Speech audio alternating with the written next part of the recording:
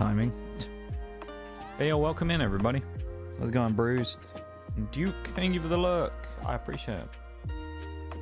Welcome in, everybody. How's it going? Hope it's going alright. Thank you for the Nox Cat. And for the random sound, which turned out to be a Pokemon level up. Okay, I need to get the YouTube.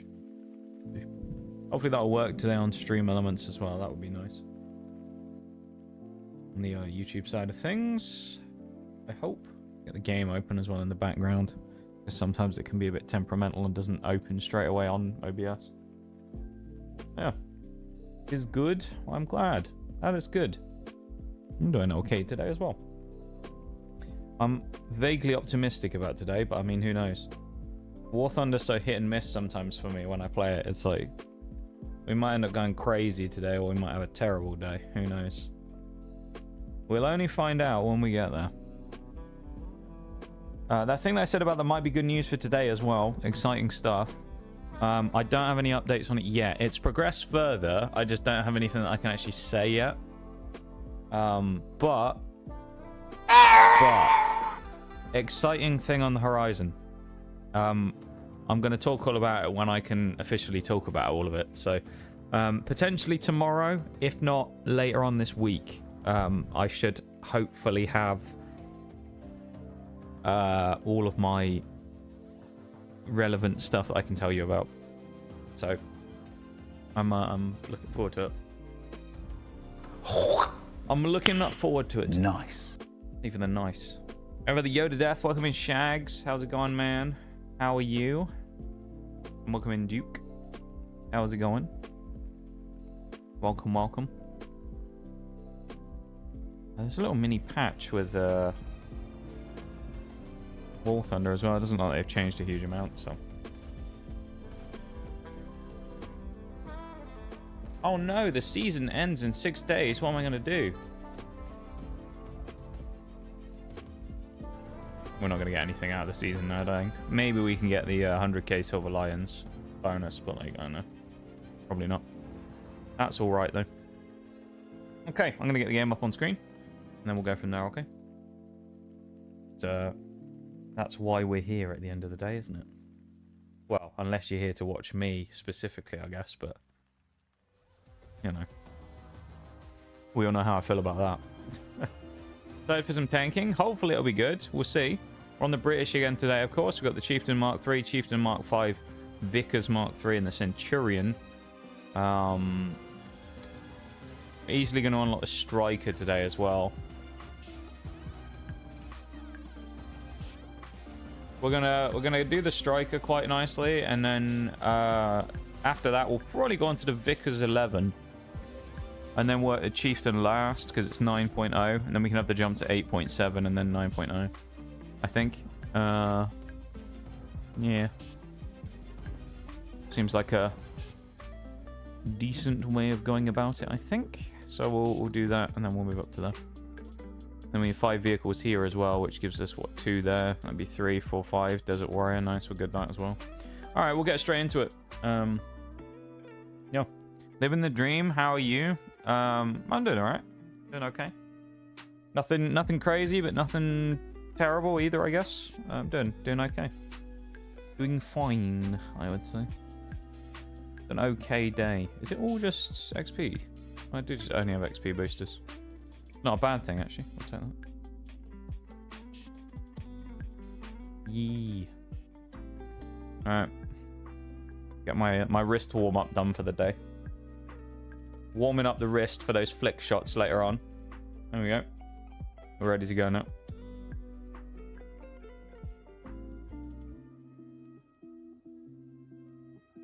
Not long till the FB 4030-/3, FB 4030/3 appears for its marks of distinction. I hate those, man. I hate those mark of distinction things. I don't like them. They're just a bit of a slog. I'm not a huge fan of the type of event that they are, you know? Anyone else just watch the spawns flip then? It said we were starting up top. It flipped. Everyone else see that? We were blue up here and then it switched. That's a load of bull. We've been ad. They flipped the spawns on us. Unbelievable. Middle of the month, Twitch payday, am I right? I think so. I don't know. I haven't checked. Probably. It's usually around the 15th that they do that, yeah.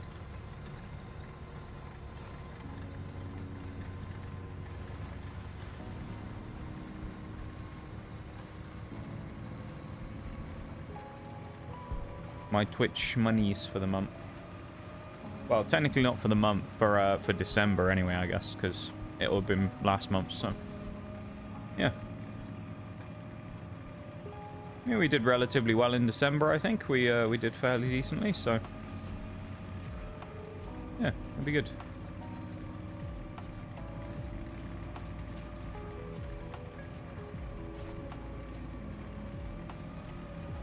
This first game's going to set the tone of the day. Well, I hope it will anyway. Been faster. I mean, I probably can, but I've only got limited space on my desk with the amount of extra things that I have here for stream, so I can't necessarily flick my wrist around that much. I probably could, though. If I was playing Siege, I could do it faster. I could turn the sense up to max and go wild. Anyone playing Arma Reforger? I have not. Such a good game. 100% recommend it to anyone. What type of game is it? What genre are we talking here?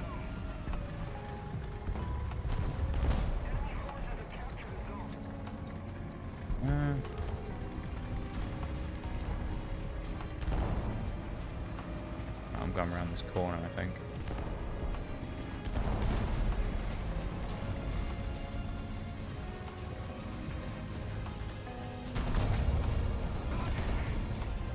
First shot of the day.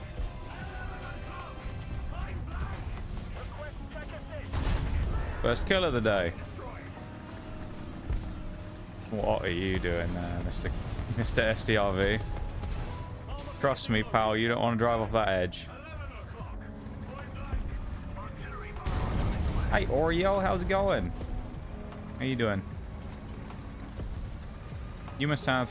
Are you in for a late one today? Or are you off today? It was risky. Sake. I should have just fired. Hell Let Loose and Battlefield together, you get Arma Reforger. Interesting. Okay.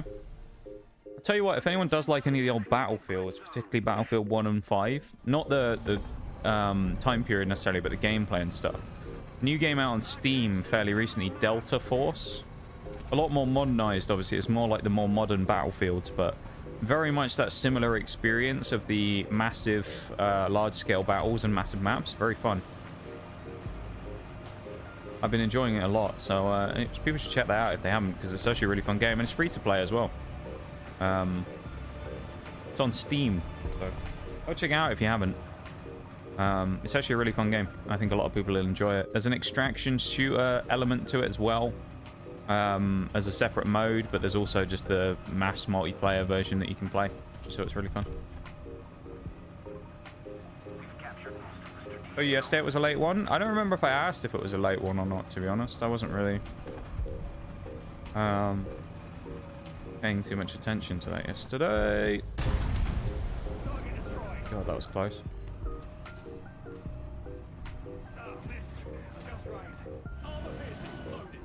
I'm glad you were able to get those drivers and things working, though. That was good.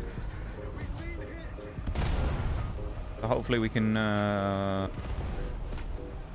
play some stuff at some point in the next week or so. That'll be fun.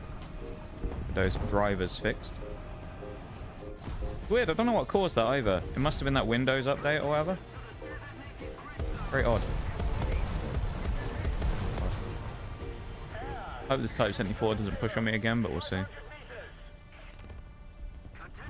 Delta Force is great. I reckon you should stream it someday. Maybe. I don't know. It's I don't really tend to stream FPSs so much anymore. I used to stream a lot of FPSs, but the problem with them is sometimes they're just not that fun to play on stream, and I'd rather just play them off. There's kind of less pressure a little bit as well. So it's a bit hit or miss sometimes for me with games like that as to whether I want to play them on stream or not. I used to play a lot of Destiny on stream. I also played Siege on stream, which is an experience. So yeah, I don't know, maybe one day. I do play it, well, I used to play it weekly with Mirage. We haven't played it for a couple of weeks, but that's just because we're changing things up a little. Oh, he's dead. But tonight, maybe, or tomorrow? Yeah, we can have a look. I'll have to get that stuff downloaded, though. I did start it off, so I think I've done 30 gigs of the download of the 165, so I'm on the way. Getting that download done.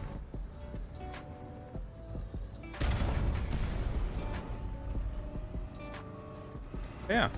How's it going, though, Oreo? How you doing?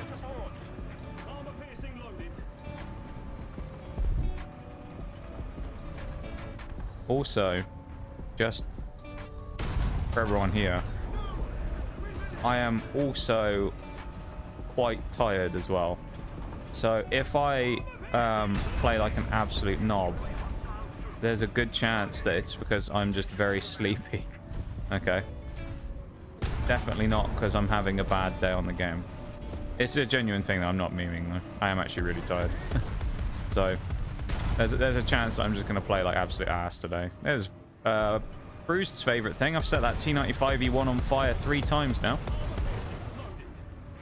So surely he's going to burn and die this time. Just keep popping his engine, and he should eventually burn. Come on. Just keep farming XP and credits, I guess. Also got Delta Force installed, so we can try that. Oh, yeah, well, nice. Yeah, we can give that a go. Someone... Oh, no, I got the kill on it. I thought someone took my kill for a minute. Yeah, we'll give it a bash. Should be fun. Hello, what have we got here, then? What's this lad? Oh, nice. T60... Oh. Sneaky Russians. What it is. Sneaky Russians are probably going to kill me as well. That's my gunner's dead. And my breach is dead. Yeah, I'm dead.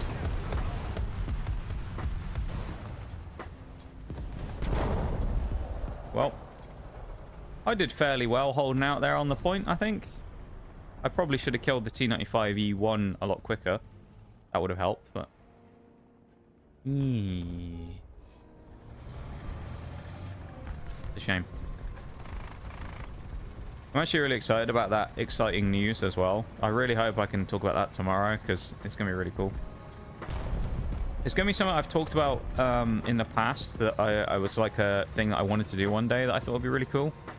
So, yeah, it's kind of making something happen that I've previously mentioned. I'm going to be very happy if I can actually get it all working and have everything in place. I'm very excited. It's quite a useful little thing. So we'll see what happens. But everybody should be excited about it. That's what I'm going to say. Yeah, fuck off, helicopter.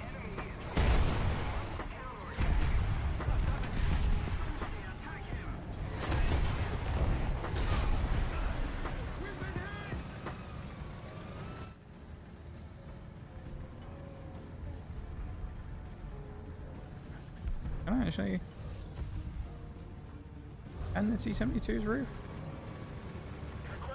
Suggesting I maybe could. What? Oh, okay, nice.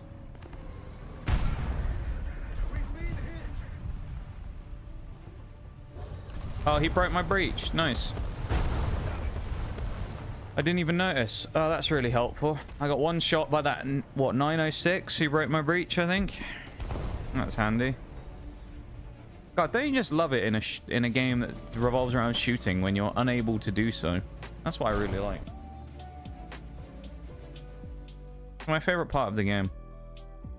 When you're unable to shoot in the shooter. Great, isn't it?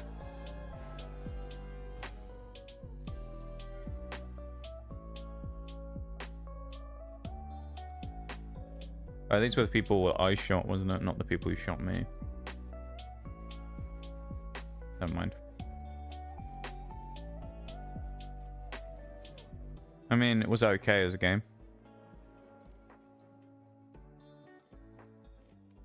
It was alright, it wasn't crazy.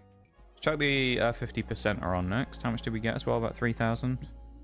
I mean, that's before the games ended, but still. We did get 4 kills or something, so it wasn't terrible. Hop in for another one.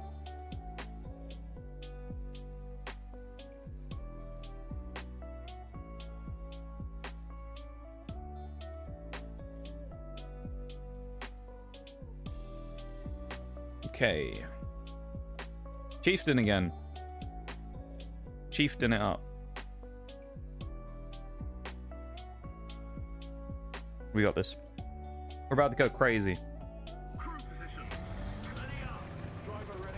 Probably not, though. I think some of this is as well. I am at the kind of like point where I'm getting into the mid-8s now, so I am starting to like move into the next tier of finding new vehicles again that I don't necessarily fight all that often. So it's kind of bit of a learning experience there as well, figuring out things like the T-72s and stuff like that and fighting them for the first time. So a lot of it's just a bit of learning really about finding the new vehicles and actually fighting them. And winning against them, and then figuring out from there, of course, what I can and can't do against them. So, Crisping enemy just means you have to stay on the field longer. It does. It's a surprisingly long time in some vehicles before they actually explode. They can be quite annoying. It's happened to me once or twice, and you'll just be stuck there, and there's nothing you can do. Unless you just choose to use the suicide button and blow up your tank, but...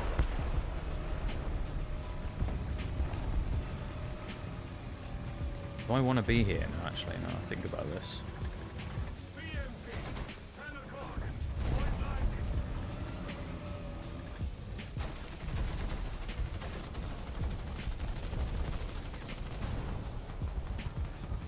If I cross, am I going to get shot in the side? Possibly. I'm going to try it.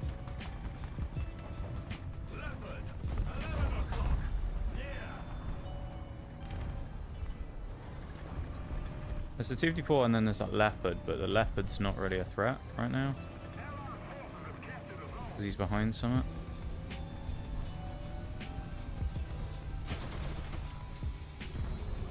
He is moving about there a little. I think this guy realizes it's probably not the smartest thing in the world to push me. But he's probably not going to, and I don't think the Leopard's going to do anything either, so we're just going to be in a bit of a stalemate here for a while. Leopard's about to get bombed, but he is moving.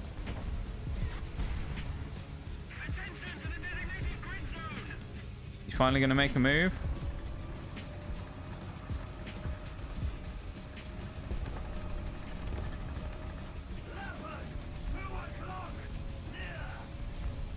This is ratty, isn't it?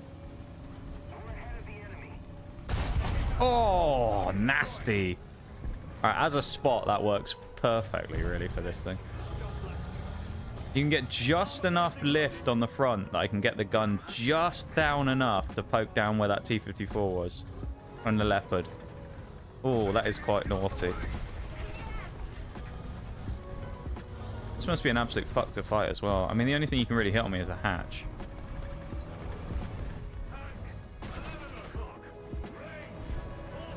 I don't want to stay here now, but also at the same time, if I do, I'm not going to get anything done, so... I reckon the T-54 is... Oh, he must have died somehow. We're leaving him, then. T-54, be damned. Or whoever he now is, because he's respawned.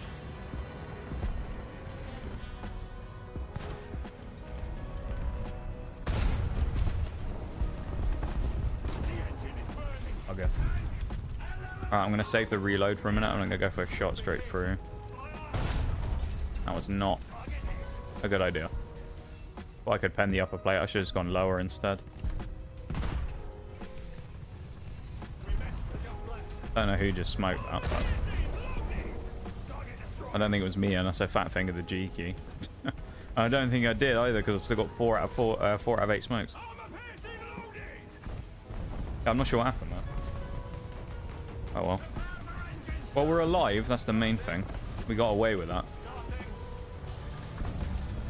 Probably could have very easily died there from just getting punched straight through the lower plate. So we did well. That building's also not able to be shot through, which is useful to know. Might be a useful piece of cover.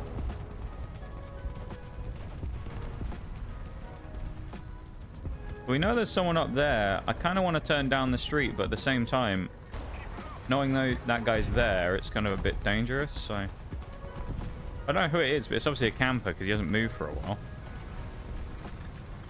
So me thinks it's kind of safe to move up a bit here and be a sneaky flanking chieftain,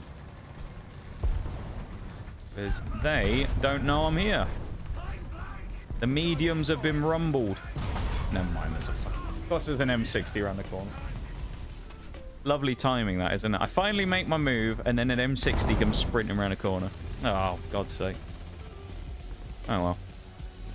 We tried. Chieftain 2, otherwise known as the Mark 5. Let's go. Round 2.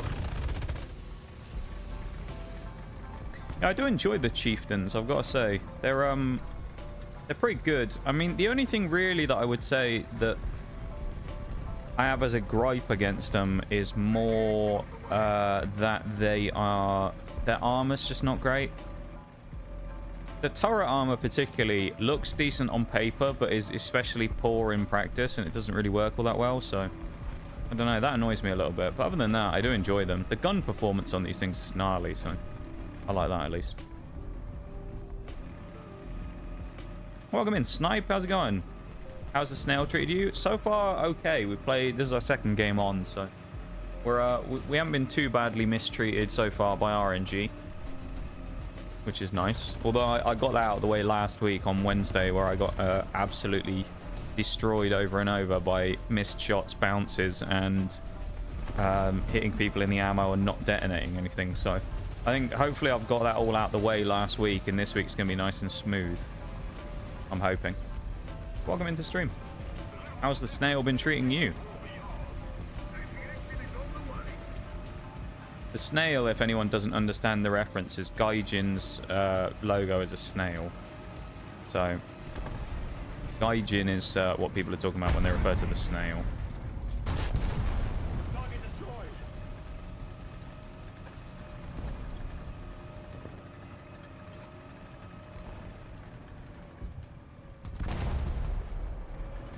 Right.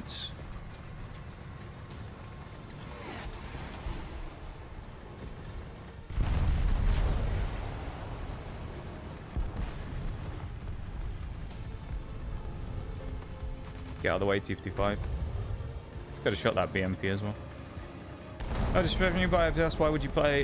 You tell me why you play arcades? Because it's the most enjoyable playlist for me to play. I enjoy it more than the other playlists, and it works best for me for stream because not really a huge amount of my community are War Thunder people, meaning that it is good for them to be able to understand what is going on as well, because they aren't being I'm not getting constantly shot by people in bushes 60 miles away, you know. So it's both kind of good for the stream, and also I just find it more enjoyable, so it's good for me as well, I guess.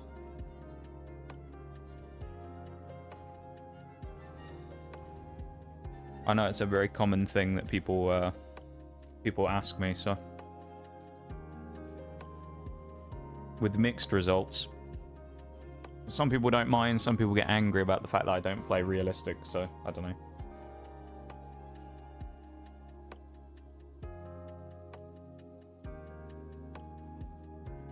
I've never really understood what the War Thunder like playlist elitism problem is, really. It's just odd. Because I used to notice it a lot as well. I'd post like random clips every now and then of interesting things that would happen, where I'd like glitch through a wall or something. And the first thing you'd always get is someone would be like, oh, this is an arcade. And it's like, okay. I glitched through a wall. That's not the point of the clip. It's not the playlist I'm playing. It's the fact that I just got sucked by like a magnet inside a building. Like that Conqueror clip I got. I drove alongside a building and I randomly... It was like someone just turned a magnet on and I just got pulled inside of it. And I was stuck inside the building, levitating, and the gun, like the whole tank was thrashing around. And, yeah, people were just like, ah, arcade. And it's like, yeah, that's not the point of the clip, though, is it? Like, obviously it is. Main reason arcades exist is more chill. Exactly. That's what I like. I don't really... As I've got older, these days, I don't enjoy so much the competitive games that are super sweaty and whatever.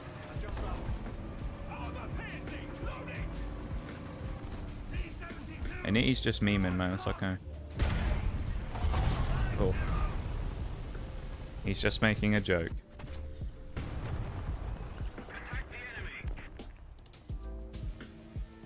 That wasn't a great start. Well, actually, it was. I killed the T whatever he was, 435 straight away, or the object, and then I immediately got caught by that guy. So I probably shouldn't have repeat there, knowing that I didn't have a lot of turret armor in the Vickers. But there you go.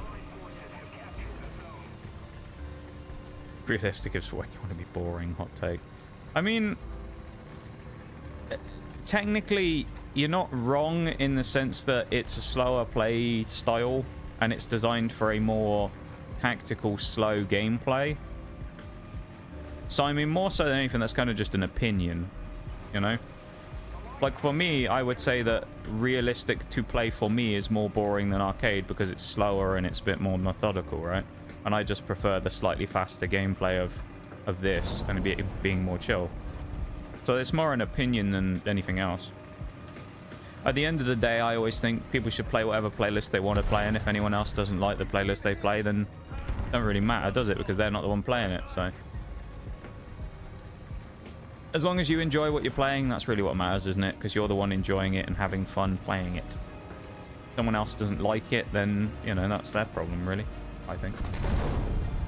Reason is realism and less rewards. I mean, yeah, but it also depends on what your reason is for playing the game, right? Because if I don't play War Thunder for realism, then am I that worried about it in the first place as a reason to play realistic, right? So if I enjoy playing the game just because I like driving around in tanks, then I'm probably not going to be that worried about realism. So it's like, it's why it's like there's no definitive best playlist, because it's all just opinion, really. Some people think realistic's best, some people think sim is best, and some people think arcade is best. No one's wrong and no one's right, because it's all just personal preference at the end of the day.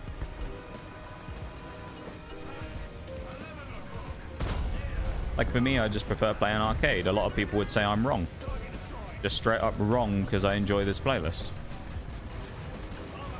You know, a lot of people have come into stream and shunned me for the fact that I'm playing this, which in itself really just says more about them than it does about me. From the fact that I'm not allowed to play whatever I enjoy, I have to play what someone else wants me to play, which is just kind of funny in the first place. But yeah, I don't know. I've never had a problem with anyone playing any particular playlist, and I think as long as everybody enjoys whatever they're playing, then, you know, more power to you, I guess.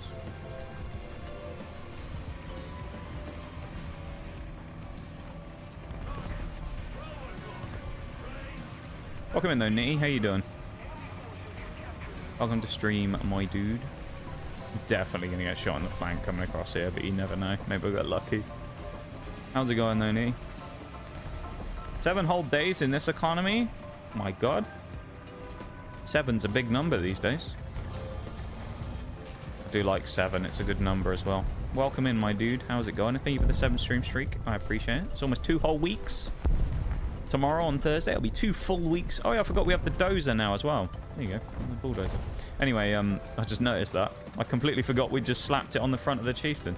But yeah, tomorrow will be two full weeks of stream streak. That'd be nice, wouldn't it? 2 full weeks in a row. I appreciate it, my dude. Oh, oh, oh, oh, oh, oh, oh, oh, oh, oh, he's killed my gunner. Of course he has. You bugger. I don't think he realizes he killed my gunner, does he? Please turn the turret. Fucking breach, and my gunner's dead again.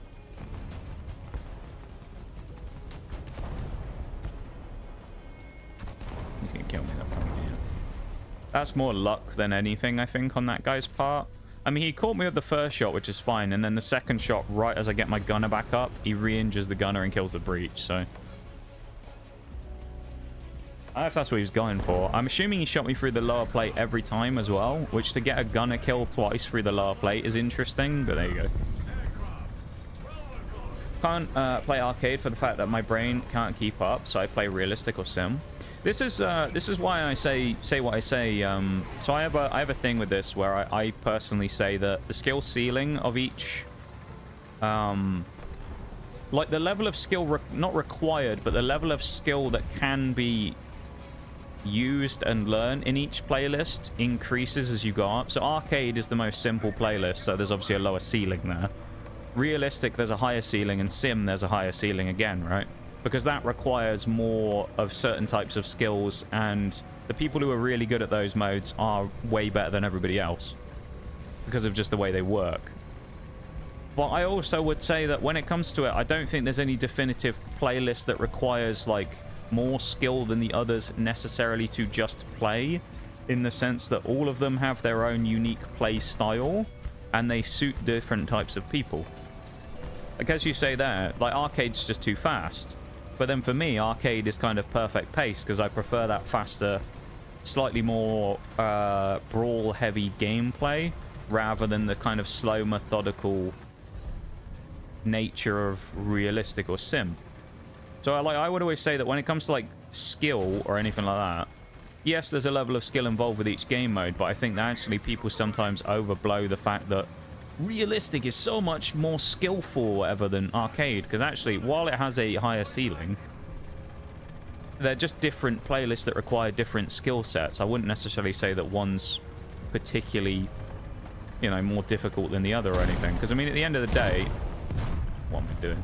You can learn how to play different playlists, and you can get good at different playlists no matter what. It's just personal preference, as I say, at the end of the day. I managed to watch the 2024 remake of Nosferatu. Interesting. Never seen it. Can't say I know much about it, to be honest. Hopefully it was good. Sure, play what you enjoy playing. Exactly. That's what I think as well. I can't believe what I'm seeing. Hey, for the follow, Snipe. I appreciate it. Thank you, thank you. Runs into his other works. This one has a lot more jump scares. Jump scares involved. Not a huge fan of those, especially if they're done just for the hell of it and doesn't add to it. There was a thing the other day, I watched a Queso video where there was a game he was playing, and it was like there was an option to turn jump scares on or off in the settings.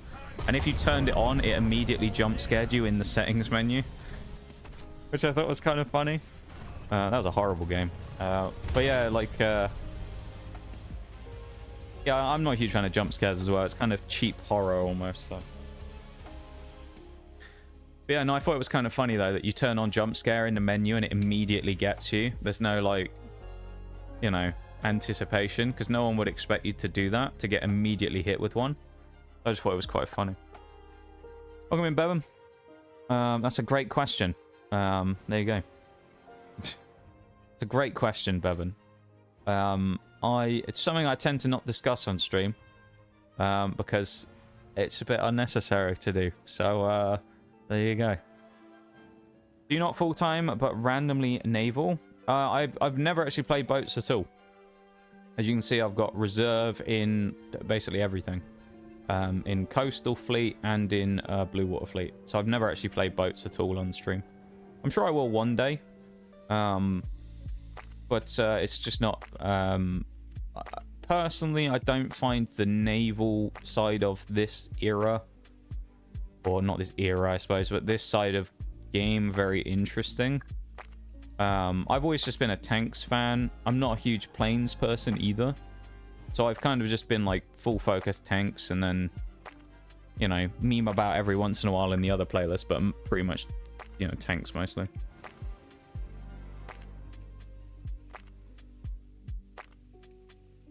But again, that just comes down to like preference-y stuff, right?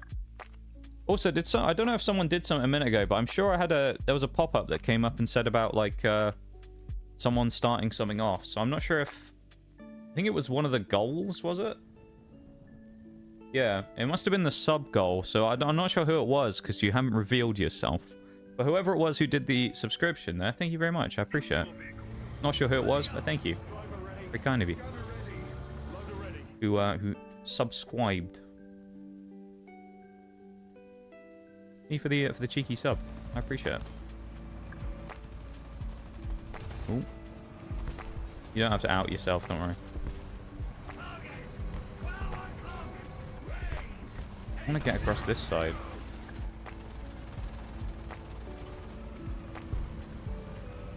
Yeah.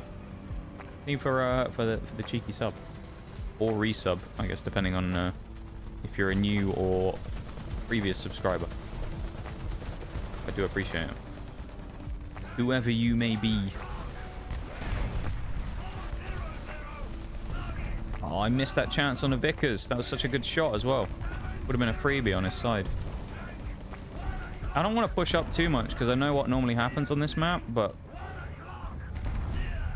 there's also that part of me that's like, well, if I don't go anywhere close, I'm not going to get any kills, am I? He says after getting 2 kills right off the rip. Okay. I mean, that's fair enough, Bevan, I suppose, trying to make sure that your friends are healthy.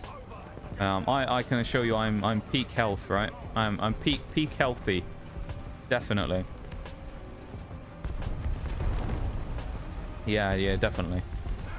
I'm the peak physical condition right now.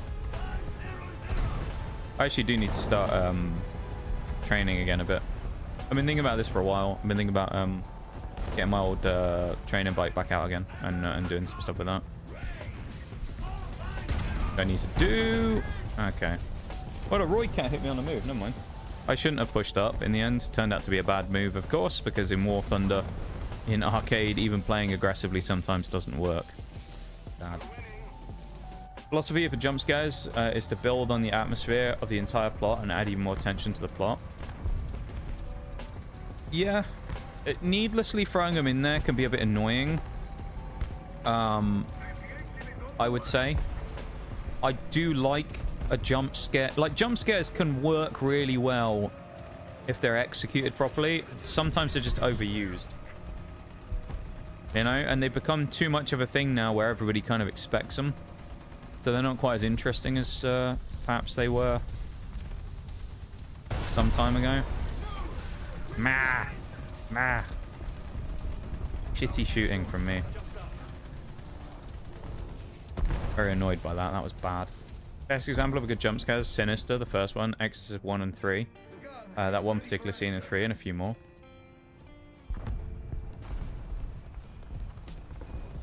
It's not The Exorcist I've watched, is it? It was... no, it wasn't Exorcist. I don't think. I went through a little phase where I watched a bunch of horror movies because Oreo wanted to show them to me. And we watched a few of them. I can't remember. It wasn't Exorcist, I don't think, was it? It was Conjuring and that one.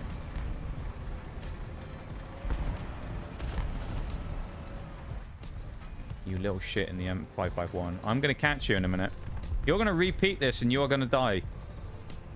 Don't do it.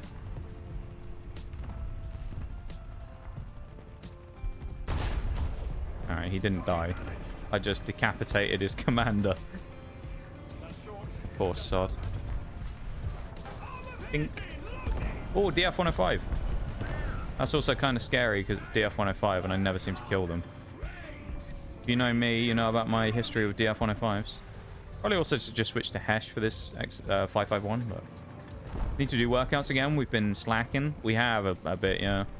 I mean, some of it just comes down to timing and stuff though, right? Because, like, you've been working more, so you haven't been as free to do them, and then... Yeah. It affects that stuff, so... Uh-oh. Don't do it. I must have knocked out his gun. Come on, 4 seconds. That's all I need, and he kills my driver. Oh, you fucking little bugger. I hate the DF-105. I hate it. Fucking hell, every time. Every time. It's just, I just never kill them. I never kill them, and they always seem to get lucky against me whenever they get me. I mean, in that case, he just caught me side on, right? And he got the tracking shot. But then, of course, he kills my driver in the smoke, right? Too bad cheaters, someone says in the chat. Bold of them to claim cheating in War Thunder, but I don't know. Maybe it's a more common problem than I know of. Who knows? Someone, I'm sure, will have more info on that than me. Who would win in a tank, a wasp or a tank crew scared of wasps? Oh, probably the wasp. Well, it depends what type of wasp, I suppose. If it wasn't one of those big, like, Asian hornets, the hornet wins, you know? This is what I'm going to say something gnarly now as well. This is a genuine thing that happened that some of you will already know about if you've been here before, because I've talked about it whenever someone brings up wasps and hornets. When I was in France years ago, I was about 14 or something, maybe. Went to France, and the house that I was staying at had a hornet's nest outside by the pool, which was a bit irresponsible that they hadn't done anything about it, but I don't know. So there was a hornet's nest there, and me and my brother, being me and my brother, decided that it would be fun to kind of not kick the hornet's nest, but be annoying. So we decided to do that, and we were annoying to the hornets, which of course pissed them off. And TLDR, I got stung through the eyelid by a hornet into the top of my eye. There you go. That's your gnarly wasp talk for the day. I got stung through the top of my eyelid into the top of my eye by a hornet in France. Strangely, this is going to sound slightly odd, wasn't as painful as you'd think it would be. Actually didn't hurt that much. It was more of one of those things where it hurt afterwards once it swelled up, but the actual puncture wasn't actually that bad. From what I remember anyway. It was more just kind of like, you know, if you ever get like a hair or an eyelash in your eye and it goes really like, starts watering like crazy and it kind of stings a little bit. It only really felt like that, and then afterwards obviously it hurt like a bugger, but yeah. Was fine for a while. Nice way to spend a trip though, wasn't it? With me eye all dinged up from a hornet. I was gonna say from a wasp. I mean, they're very similar, aren't they? They're basically the same thing. You little bugger. Yes! Revenge on the DF-105. Anyone got any holidays planned this year? I do, actually. I do. For the first time since 2017, I believe it is. I am taking a vacation in June, which I know stream-wise is obviously a bad thing because consistency is key. So me taking 2 weeks away is probably a little counterintuitive, but I'm going to be taking a 2-week vacation in June. Where I'm going to be traveling across to the US. Oh shit, this was not the play. Ah! Rakuten, go away! Oh, hang on, guys. Let me help out the bot real quick, guys. Let me... Viewers on streamboo.com, remove the space. Yeah! For all your streaming botting needs, streamboo.com has got you covered. With the best deals at the low prices. Streamboo.com. Self-help sovereign. What a name. When was this account made? 13th of January 2025. Okay. Well, self-help sovereign. I salute you for your work for the business for streamboo.com. Unfortunately, you can go shove it up your ass. Goodbye. There he goes. Poor streamboo.com. I've done him dirty there. Done him dirty. Yeah, so I'm going to the US this year. That's what I'm doing for my vacation. First time I've had a vacation since 2017. I think it's...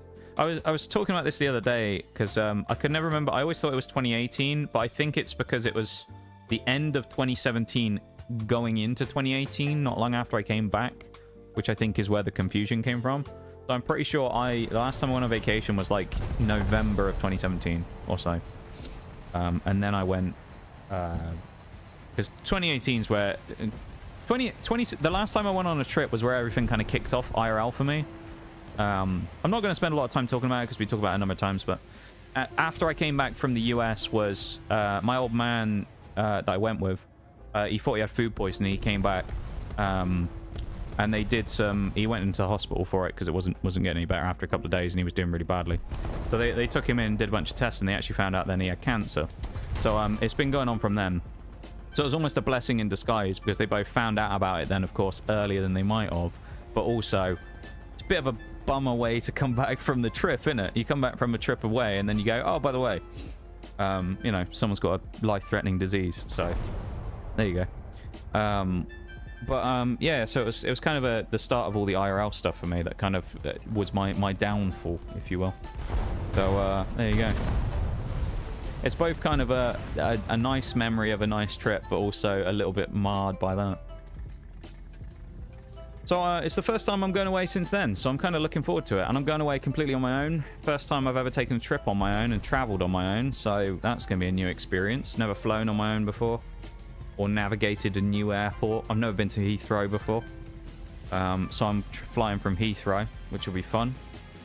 And we're about to lose this game as well after absolutely dominating it, which is amazing. A mythical bot. Yeah, I haven't seen them for ages. They've obviously come up with a new scheme.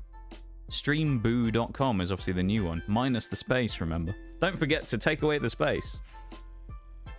Love that they added the remove the space there. Would not have guessed how to do it. Yeah, no, none of us would have figured it out otherwise, would we? We're all inept enough to realize that, to not realize that you have to remove the space from the URL, otherwise it won't work. God, they're shit, those things, aren't they? Remember to remove the space, guys. What a stupid fucking message and shit. So dumb. All right, I'm going to try and squeeze one more game in before the first break starts for the stream, which will be in about 15 minutes. So I reckon we can get one in. Might be doing a bunch of shows in cities we haven't gone to in years. The one is mostly for lots. That one is mostly for lols and not making bank. That sounds fun, though. That sounds fun. I like the sound of that. Sounds pretty nice. Pretty nice. Yeah, good stuff then, Nick. Could be good. I hope so, yeah. I get to torture him. Yeah, you do, apparently. Because I'm staying with you. There you go. I have the pleasure of staying with you, which hopefully isn't going to turn out to be a disaster. It's going to be terrible. I was talking about it yesterday where I was like, there's so much food and stuff we're going to end up eating on this trip. And I was like, God, my body's going to feel... I'm going to die when I come back. It's going to be like sugar overload, salt overload, just death from all the food I'm going to eat. Because my, you know, my British body is not going to be able to handle all of that food with all of the, you know, American, I don't know what you can call it, but all of the American type food with all of the different health stuff, of course, associated with it, with copious amounts of sugar and things like that in it. I think I might end up exploding when I get back. Food will either be ruined for me forever and it will never taste the same again because I'll be used to that sweet taste of excessive sugar and stuff. Or I'll come back and just collapse. No, he was side on. I thought he was probably facing the front, but there you go. Win some, you lose some, don't you? Handy. Torture stream when? Oh god, yeah. That'd be a time. You know what that means? His channel's mine. What, you'd want this channel? I'm not sure many people would want this channel, to be honest. Too prestigious, that's what it is. Too prestigious, this channel. Joking, of course. I'm sure there's a few people who'd love to get their hands on the channel, I don't know. Do something with it. Be kind of an interesting experiment, wouldn't it, actually? I've talked about this before as like, if anyone's a fan of Top Gear, I've talked about like a Top Gear style challenge on Twitch before. Where this was years ago, me and Oreo talked about this and said it'd be really fun. Where if like a bunch of people that you knew who were streamers made alt accounts, or had alt accounts, right? Or made a brand new account, and they could have no association with their previous accounts whatsoever. So you couldn't be in any way related to your old name or community or anything like that. But you basically had to just start from scratch with everybody having like a similar budget. So say you all had like 300 quid or something to start with. and it'd be like an old school like Top Gear challenge. You all start with £300 and a blank Twitch channel, and you get to use whatever you want of the money on whatever you want, and you have to just see how successful you can make the channel within a month, like 3 months time or something. It'd be quite an interesting challenge, I think. Just seeing what everybody did and how everybody went about it. And you could do it with people of all kinds of sizes as well. You could get big streamers, you could get small streamers, you could get, like, you know, partners, affiliates, people who aren't even either. You could get people who weren't even affiliate yet or anything. Just see how people, like, went about it differently. I think it'd be a really interesting experiment. I say it'd be like an old school Top Gear challenge, but on Twitch. Really bequeathed his channel to you. That's sweet. Yeah.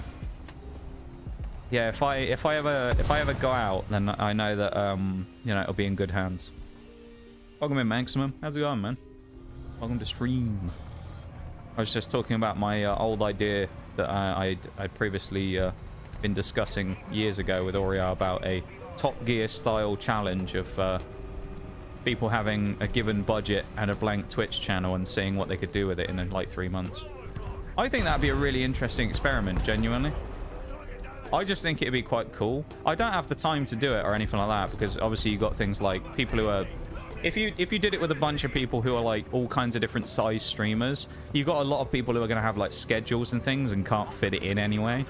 This is like with me. I already stream 4 times a week, so, and I you know, I use the other days to do the stuff that I need to do on my days off. So, like, I probably wouldn't have the time to be able to do it. But it'd just be kind of one of those things where if you could get it to work, hypothetically, I think it'd be a really interesting experiment of just setting up all these different people with different backgrounds with a stream that's effectively exactly the same, and then just give them, as I say, like a budget of, say, like $300.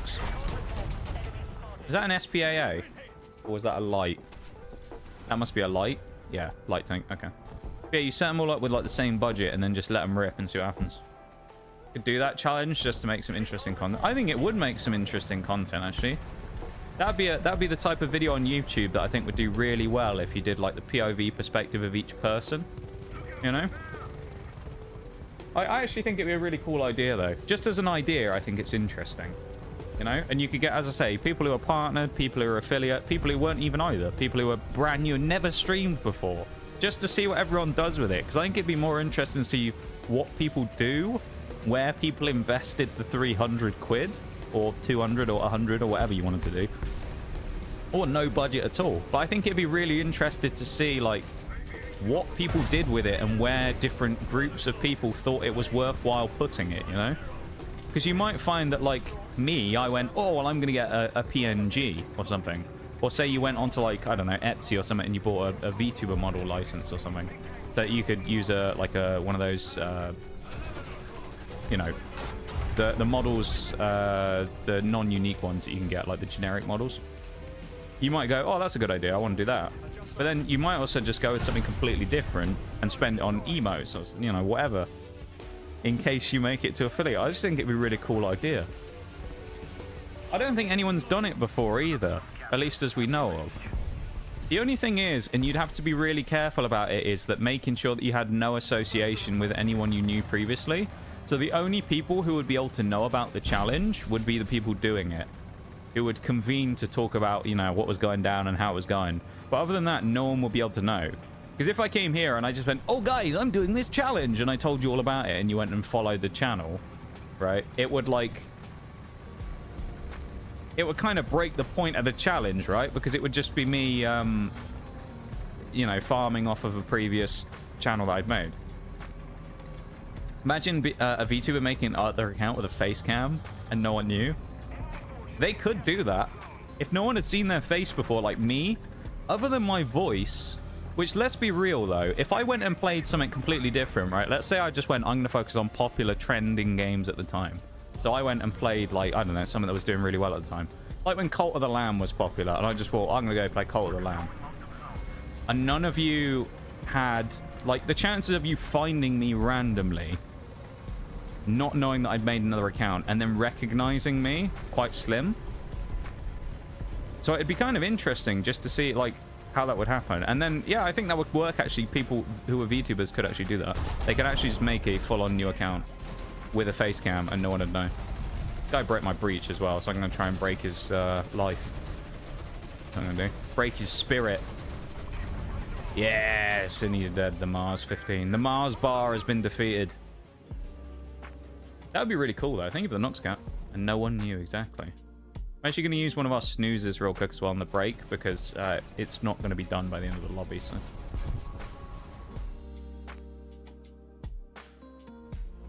That's a really cool thought now, isn't it? Could you imagine that? Do you know what would be really depressing, though? It'd be cool, but it'd also be kind of depressing. If I did that and I was like, damn, this face camming shit's way more successful than my other channel's been, and I've put years of work into it. It'd be both kind of depressing, but also nice to be like, oh, I can't believe what I'm seeing. Maybe this was the thing all along. Thank you for the follow, Rick. I appreciate it. Welcome in. Hello, hello. Welcome to stream. I hope you're doing well. Oh, there's a building. I was like, yeah, I'm gonna get the SPA. No. Thank you, Shags, for the 60 stream, man. I appreciate it. Thank you, my dude. Oh, he's behind that building as well. Oh, there he is. Come on, Fokker. Come out around the corner.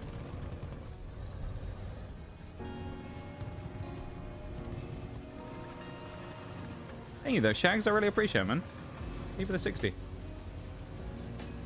After the secret challenge ended, everyone have a big collab and talk about the different experiences together. Yeah, you do like almost like a podcasty type thing where you kind of go for it and break down everyone's stuff.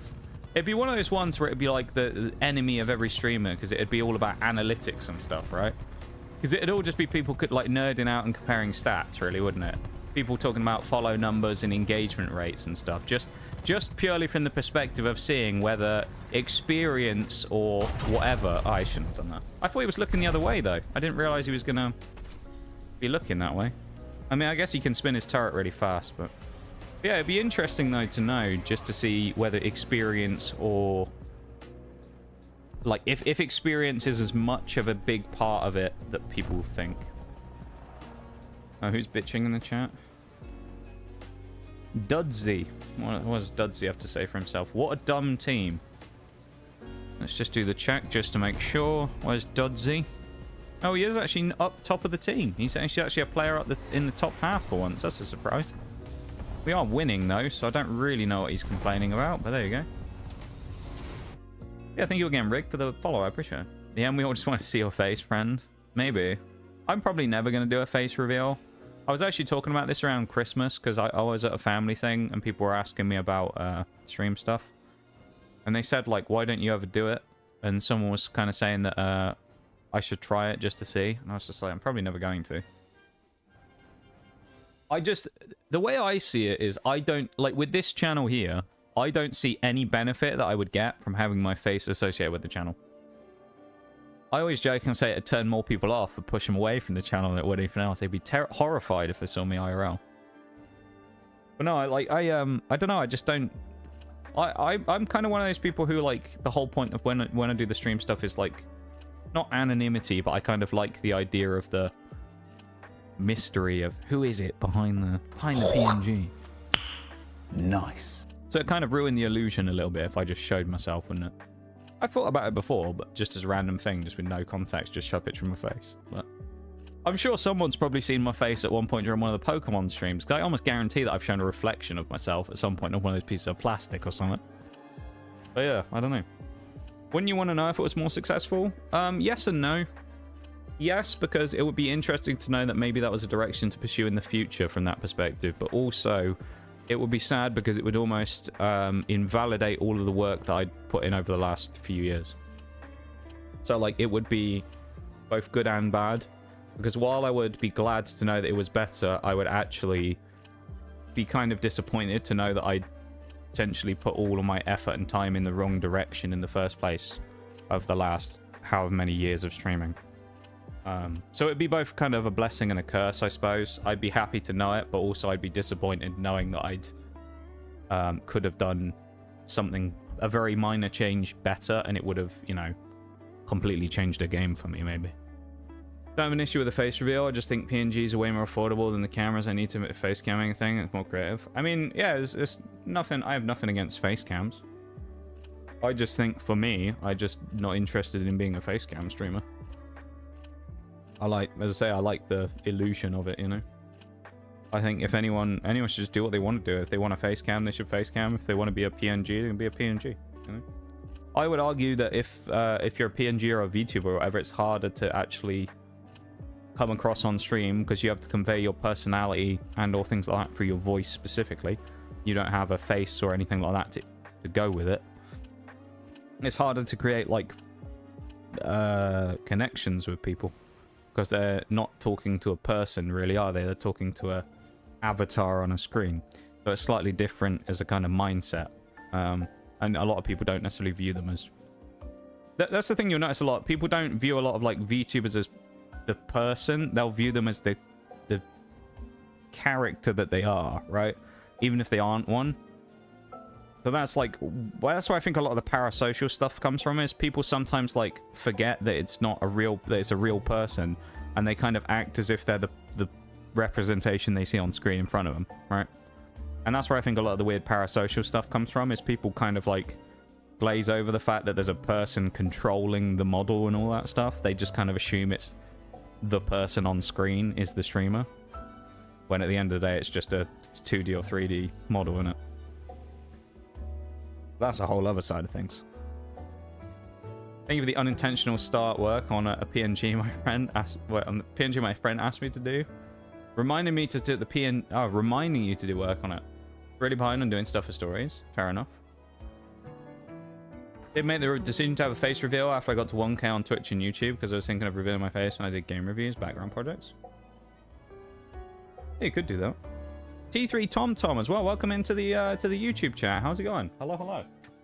How are you? I hope you're doing well. Unless you're someone who previously... You don't sub to the channel, do you, Tom? You're not someone from before who's like watched anything I've previously done?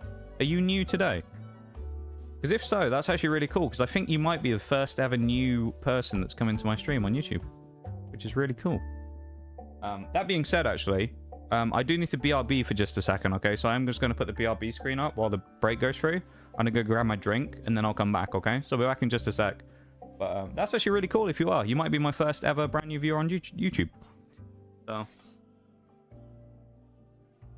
unless you're someone from before, in which case I don't know. But I'll be back in a sec, okay? I'll be back in just a minute.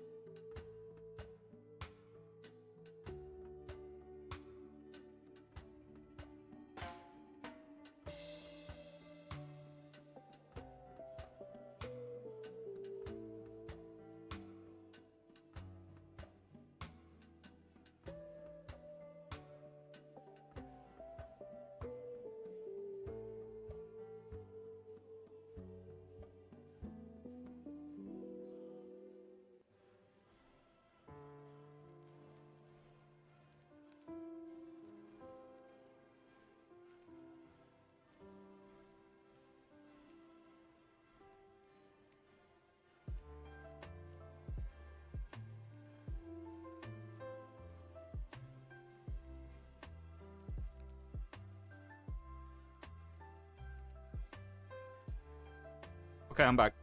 I just had to get my drink. I got some heroes while I was gone as well. Only UK people will know what heroes are. I'm sure they'll judge me by my choice. Yeah. Yeah, welcome in on YouTube though, Tom. I appreciate you taking the time to pop in. Welcome, welcome. I've got to make sure to keep my chat open on YouTube because I almost always forget it and close it by accident. Yeah. Welcome, welcome. My first new viewer anyway on the YouTube ever. Which is pretty cool. So thank you for the sub, man. If you did it just now, like you said you did, I appreciate it. Unless that was something random, I don't know. But I think I only say that because Stream Elements is supposed to pop up and tell me that you did it, but I don't know. I don't think it did. So I don't know. Thank you so much. I really appreciate it. Thank you for the redeems, everybody. If you're wondering about if anyone, Bowl, for example, I don't know if Bowl's here, he's probably lurking away if he is, but just to satiate any people over here are wondering, well, which heroes did you get? So heroes is a Cadbury, it's a thing that people do at Christmas a lot, where it'll be like a tub of little mini chocolates. And it's a Cadbury one is heroes. It has loads of different things in. There's like cream egg, dairy, regular dairy milk, there's dairy milk caramels, crunchy, there's fudge in there as well. I think there's a twirl or something in there as well. So I got a tub of heroes. I picked 3 out that I was going to eat across the space of stream. I've got a crunchy, I've got a dairy milk caramel, and a cream egg, if anyone's wondering. So judge away, but I feel like I've got some of the goats of the box there, so you can't really say anything. Yeah, the redeems, everybody. I'm eating a crunchy now. Crunchy is like honeycomb.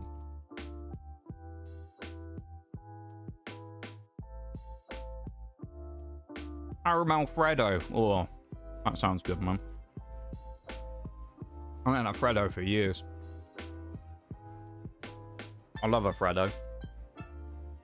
Something about them that just taste good.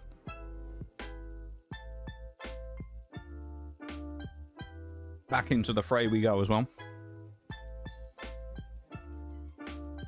Yeah. I was thinking about it while I went off on my BRB. So I asked you guys about that Twitch Top Gear style challenge. So I'm interested, because some of you are streamers, some of you are not.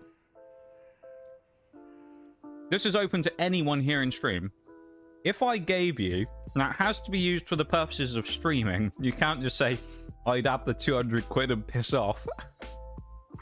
If I gave you 250 quid, and we all started, everyone here right now, started at the same time, we all made a brand new Twitch channel, and we wanted to see who could do the best with it and run with it, what would you do with your 250 quid that I gave you?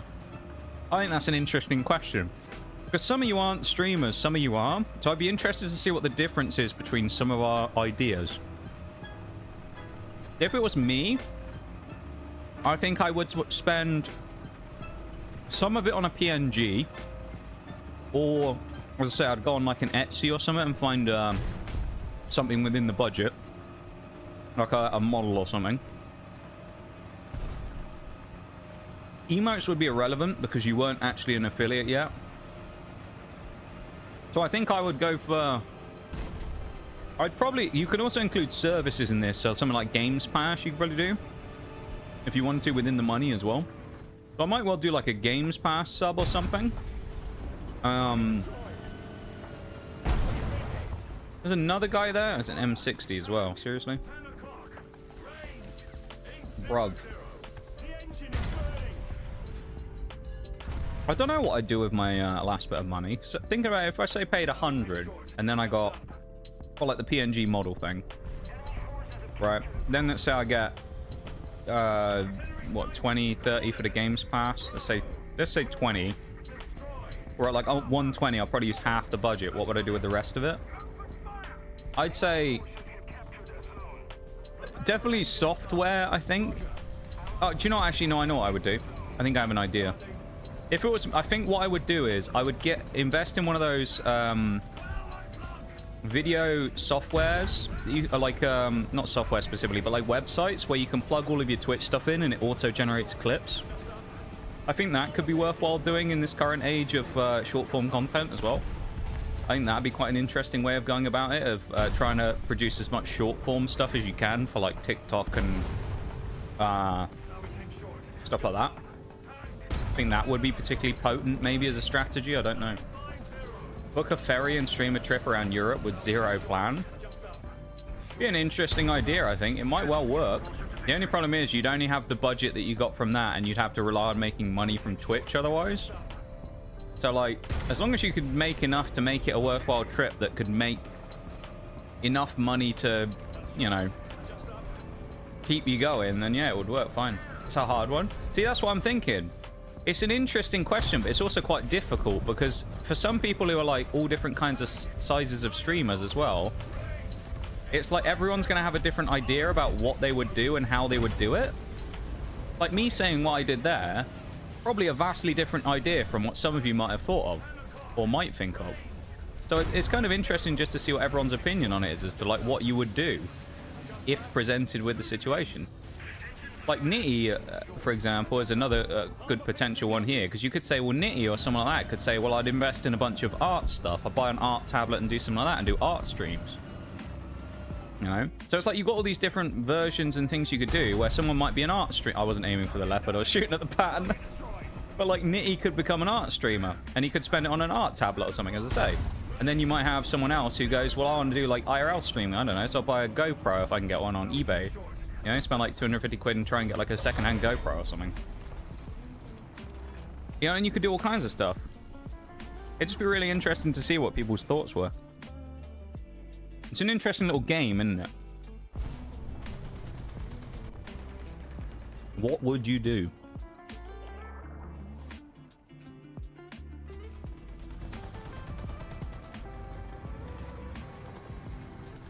The thing is, I would say it'd be annoying to organize, but I guarantee I bet a bunch of streamers would actually be down for that though. I bet there's a bunch of streamers out there which if you pitch that idea to them would be like, that sounds cool, we'll do that, that sounds interesting. Yeah. And the thing is, as I say, you could do it from people of all kinds of backgrounds, right? You could do cam streamers, you could do, yeah, like VTubers, you could do IRL streamers, you could do gamers, you could do craft people. Yeah, you could do all kinds of shit. It'd just be really, I think it'd be a fascinating little experiment just to see how far someone could go in a short space of time. And on top of that, not only how far they can go, what they do to get there. I think it'd be genuinely quite interesting just to see. And to see how diverse everyone's ideas were. Could even do music streams, just need an interface with 2 inputs and a good mic. Exactly, yeah. Thank you, Shanks, for the redeem as well. Yeah, like, same thing there. Like, if you did that, Nitty, and you managed to... You went for that route instead. You went music equipment, right? Could you get what you needed for that budget of, say, 250? Pounds, that is, of course, but... Like, roughly, you think you'd be able to get it for that budget? So if you could, you'd be able to do music streams. And I say, maybe you'd get someone who's an artist who could do art streams, or if you decided to go down that route. It's really, I think it's just really interesting as to like what routes would people go with it and how would they achieve it. I think it's just a cool idea. It will never happen unless someone else does it. I'm sure they will. Someone will steal my idea and do it now. If any of you ever come up with that idea and you go, you know what, let's do it. Credit me, all right, and I'll let you do it. You just got to credit me and say that I came up with it, all right? As long as you say, Mr. Notorious TSG was the one who said it was a great idea, and I wanted to do it because he mentioned it. We're all right, you know. As long as you do that, you'll be fine.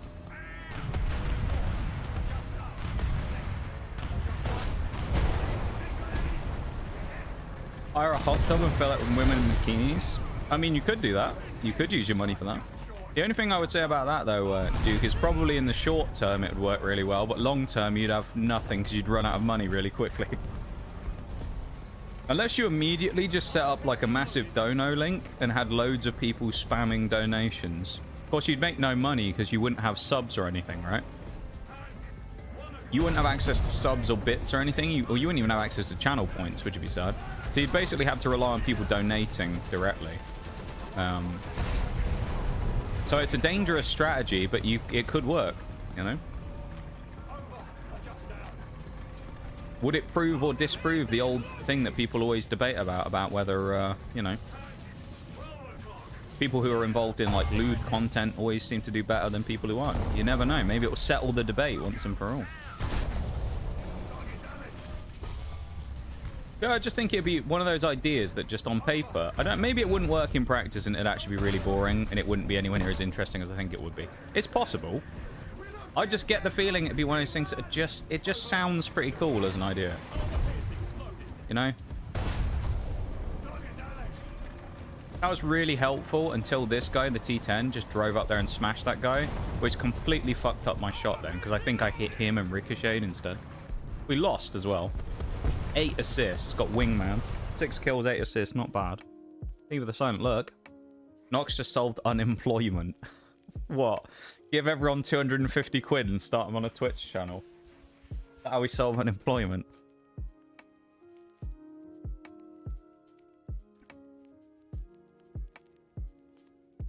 We've unlocked the striker. Yay! I'm not gonna buy it. Because why would I? I don't really want to, I don't think. I don't think I'd get it and replace anything with it, honestly.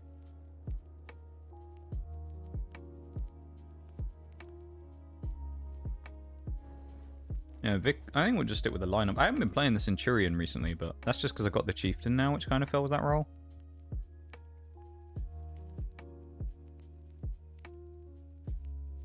And we'll unlock this thing. Probably not today.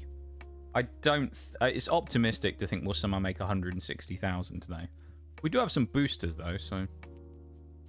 You know, not impossible we get some good XP. Sounds like a good idea. I think it is a good idea, you know? I think it would be a genuinely cool idea, and it'd be very interesting to watch. It's a long-form thing, because you'd have to do it over, like, 6 months or 3 months or something, right? You'd have to give people enough time to be able to do something. Because I think if you did a month... Depending on how things worked and turnaround times and lead times and deliveries and stuff, some people might not even really be able to get going properly within the month. You'd have to make sure that everybody... Or you'd have to give people prep time beforehand so that they could get everything they wanted set up and ready to go. And then you say, like, on the, I don't know, the 1st of April this year, right? Start of a month, say like April or May or whenever. That's when everybody starts the account on that day. But before then, you're allowed to prep and you're allowed to get as much stuff as you want beforehand. You're just not allowed to promote it in any way, and you're not allowed to stream on it, even for tests. You're allowed to set up and kind of get stuff ready so that you know it works, but you're not allowed to cheat, you know? Oh, we actually hit him. I've done that before when I was playing in the Avenger, I think it was, or the Charioteer. I fired one over the top of that concrete block and I sniped someone right at the start of the game. Could 250 fly to Australia and work on a farm, stream life, everyday life? Yeah, again, this is why I say it's an interesting idea. Because, like, we've got all these different things we're talking about now that are completely, wildly different ideas. Right? And then see if you wanted to think of it like this way, say you had, like, an unlimited amount of time to do it, rather than, like, you know, a certain amount of time. You could also then say you did that, you went down that route, and you did go to Australia and do that, right? One thing you could then do is you could also turn that into YouTube content, which I'm sure people would enjoy. There you go, that'd be another thing. You now have a YouTube channel as well that could potentially be successful off the back of it. Really, I'm on fire again? Leopard, come on now. Don't do it to me. Fuck you. Didn't even see him there before anyway. The first time. Universal basic income, but everyone is a streamer now. I probably shouldn't play the Vickers in the town either. It's not really a town vehicle, is it? Sounds like a sci-fi premise. It's a dystopian world where everyone's a streamer. I feel like the biggest popularity contest in the world. It'd probably be terrible, wouldn't it? Be interested to know what kind of antics people would use to try and get ahead. Oh, he died. The leopard. Revenge is sweet. He died to the arty. Let's go. Chew on that one, you big old German slab of metal. I don't know. I was going to come up with some creative insult for him, but I just couldn't think of anything in time. The big cat's been declawed. Hew, hew, hew. Would be interesting to try and execute, since you'll have to work on each and every element of your approach. Yeah. So would everyone else involved. I just think it'd be fascinating. It'd just be a cool experiment. And as I say, you get people of all different backgrounds, all different sizes, so they all have different ideas. And I think it'd be such an interesting experience creatively of different people coming up with completely different ideas. And I feel like you would get it. I might be wrong, but I feel like what would end up happening is the actual ideas that ended up being successful, like people's channels that took off, right? Say someone managed to get, I don't know, 1,000 followers in 3 months. They went crazy. Or something, I don't know. I bet you would have multiple people that would do really well, and their ideas would be so different, it'd be unreal. You know? Like, I bet you'd have 3 or 4 different people, maybe, that would be particularly successful, that were in completely different genres and niches and whatever, and it was just vastly different. Maybe one was a gamer, one was an artist, one was, you know, something else, IRL, travel streamer, I don't know, they got plane tickets or something and flew around. Plane reviews on streams. Using shitty aeroplane Wi-Fi, live streaming from a plane. I know, but like, I bet you would get that though. I think you would get like just a completely different thing. Everyone would do something wildly different, and I think everyone would have different wild levels of success. Some people would do really well, some people wouldn't, and it'd just be the nature of like either what you did or whatever. Maybe your approach was wrong and it just didn't work out as well as something else. And it'd be a really interesting learning experience for everyone as a streamer as well. But also it'd just be kind of interesting to see what works on Twitch, really. Nice. Oh, I only knocked out one of his barrels. That's my bad. I forgot he has 2, of course, doesn't he? Because it's the ZSU 57-2. Yeah, I forgot, yeah. Because it needs 2 barrels, doesn't it? Yeah. What's that? The ZSU 57-2 is at 5.7. I think it is, isn't it? In arcade? You're joking. And what's that? The Chinese one's at 8.0? How odd. How peculiar that the Russian one is 3.0 lower. How strange. I think this is the Chinese one, actually, isn't it? Oh, it's 7. Maybe that isn't the Chinese. No, no, it's a Swedish one. Is it? I think that's a Swede one. I'm sure the Chinese one is 8.0 though, or 8.3. And the other one, the Russian one, is only like 5.7 or 5.3 or something. It's crazy. It's kind of outrageous that it's basically the same vehicle, but it's significantly lower tiered. I don't understand that.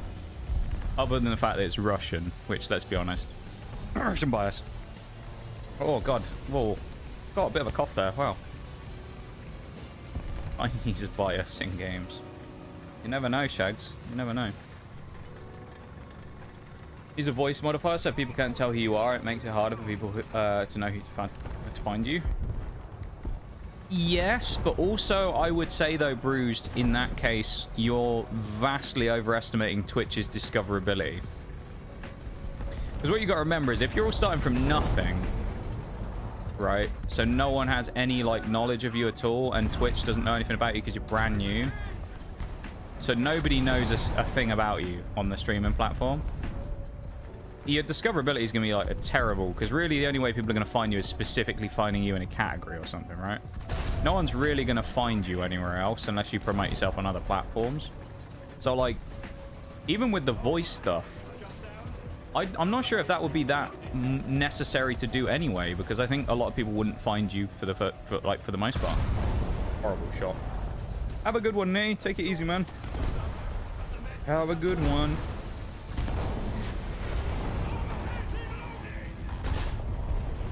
And into the Shadow Realm. That Tyrann is still alive as well. Schultzigs. And he's broken my gun every time he shot me. What a Chad. Where did he hit me? Under the turret ring? Looks like it. Or on the turret ring? I think he's there, yeah? Or is that a ricochet? No, I think that might be a pen. I'm not entirely sure. Very annoying, though. I know that much. Everyone is a VTuber at work. Your neighbor might be your best raid target, and you'll never know. Hey, you never know. Who knows? But like, you can see what I mean when I'm talking about this. I think it'd just be a cool idea, would it not? Right? Do you guys think it is as well?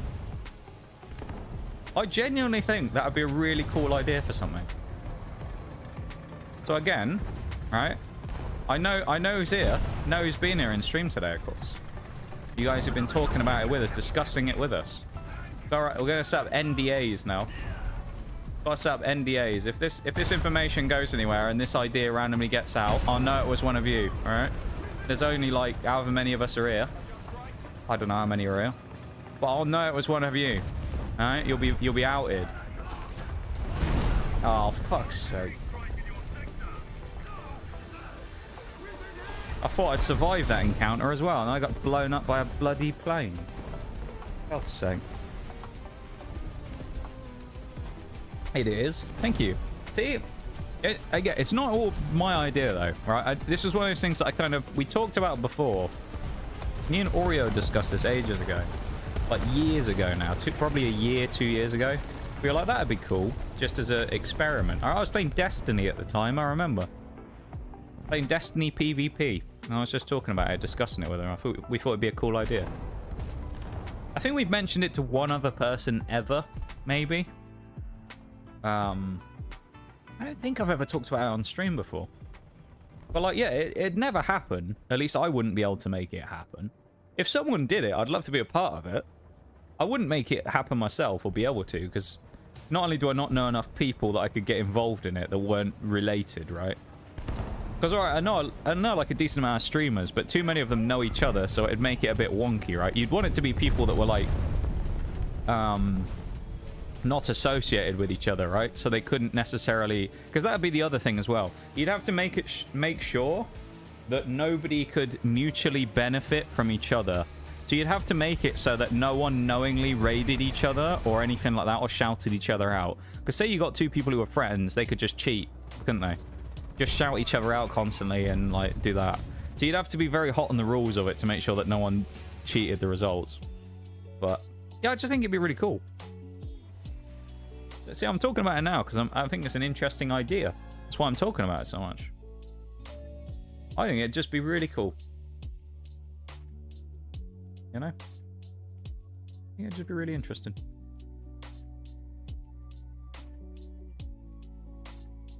Also, once again, I just want to say, whoever it was earlier, Masked Stranger, who subbed to the channel, because someone did it earlier because it popped up to tell me that the notification that the goal had been started. Whoever it was, Masked Stranger, I do appreciate it very much. So thank you for that. Even though I can't thank you in person because I'm not sure who you are, but thank you. I do appreciate it very much. So yeah, someone. If anyone ever does that where they like sub but don't pop it in chat, it usually gets outed by the goal in the top right sometimes. Especially if it's the first sub of the goal, because it will say like, oh, you know, here we go, the goal has started. So I don't know who it was, but someone did it earlier, and they never posted in chat, so they, you know, I don't know who it was, but thank you so much whoever it was for the sub. I do appreciate it. I'm not sure if it was a primer or not, or if it was a regular one, but yeah, thank you. I appreciate it. Resub or sub, depending on if you previously subbed before, I guess. Yeah, thank you.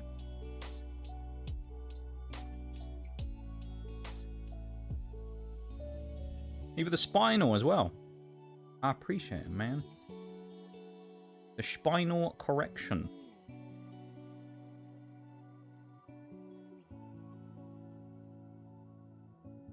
Born in love with this idea. It's a good idea, though. It's a great idea. You know, I think, and do you know what? It's the best idea I've ever come up with for, like, online content, but I'll never be able to do it. You know? Thanks for the hydrate and spinal. But it's all planned out, you know?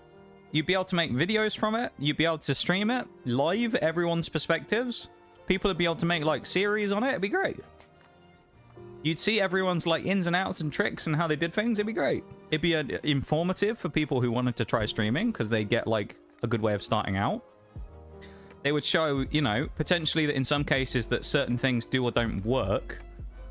You know, in terms of, like, common myth busting of, like, oh, if you want to be successful, you have to do this, you know? You know, everyone, you'd probably get like all kinds of different tech that people would use, and people would use different programs and stuff and different softwares that they found useful that other people could benefit from. It'd be great. I'm never gonna be able to do it, but it'd be great. It's an amazing idea. I need to pitch it to someone. We need to pitch this idea to someone bigger. Get like a huge person involved. That's what you need. You need to get a massive streamer involved, and then they'd get other people involved. Innit? I think. Yeah, it would. Yeah, it would. I agree. It just sounds like fun as well. I mean, again, you'd have to get people who had time to do it, right? And a lot of people, streamers and people that have busy schedules, like the big, you know, big end streamers who are like, you know, pro streamers. A lot of them have busy schedules and don't have a lot of time to do that type of thing, on top of what they already do, of course, because I'm sure a lot of them also make stuff on YouTube and all kinds of stuff, so they make all kinds of extra content and do all that off stream. But that aside, if you could actually make a time slot for it where people could do it, it'd be an incredible idea. I think. Yeah. I guess we'll never know. We'll never know who would be the most successful. Do you imagine that, though? You imagine how disappointing that would be if you were like some absolutely monstrous streamer who was really well known, you got beaten by me. Do you imagine? I'd delete my channel after that point. You got beaten by me, of all people.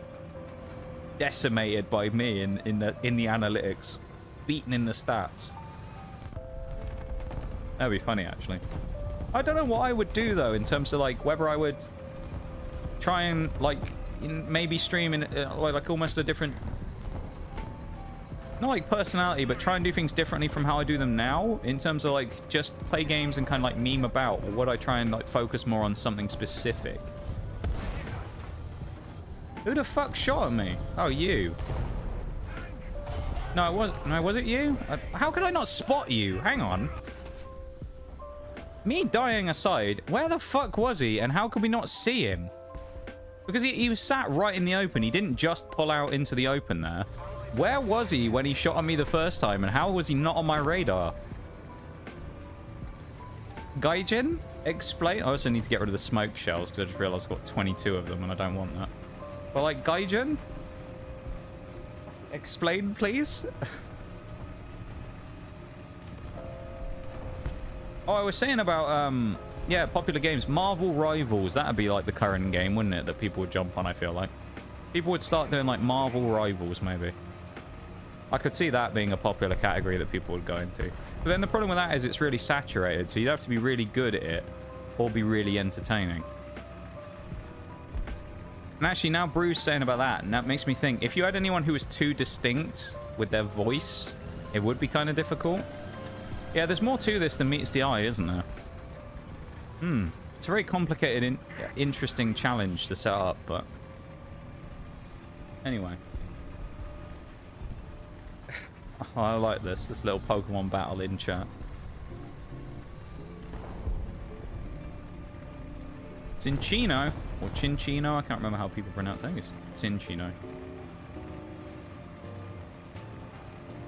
I think I ended up getting one of those the other day from... No, it wasn't. I was watching a video the other day where someone pulled one. It's one of the Pokemon illustration rares in something. I don't remember which set it's in. It's one of the IRs, though, in, like, Temporal Forces or something. Where the fuck... Why am I getting shot in the arse? Bruv.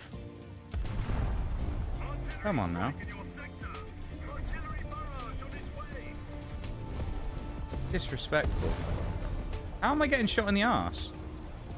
Panzer 2000. Like, why are you here? And how has no one shot you? You know? You're in the middle of the river.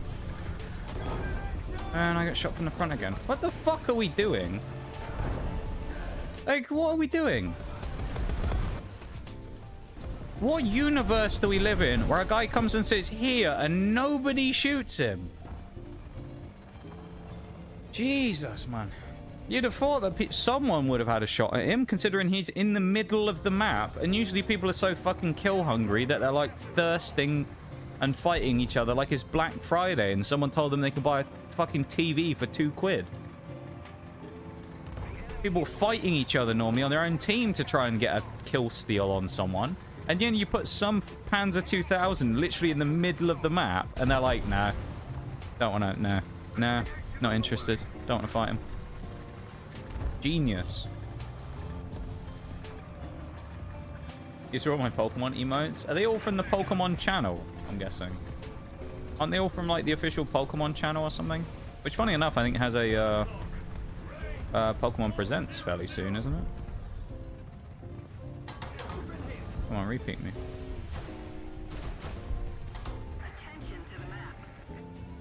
I don't want to waste my shot on the XM803. That's exactly what I did. Ugh.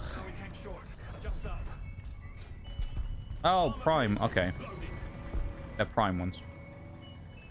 I do have a Prime account, of course. I do like Prime.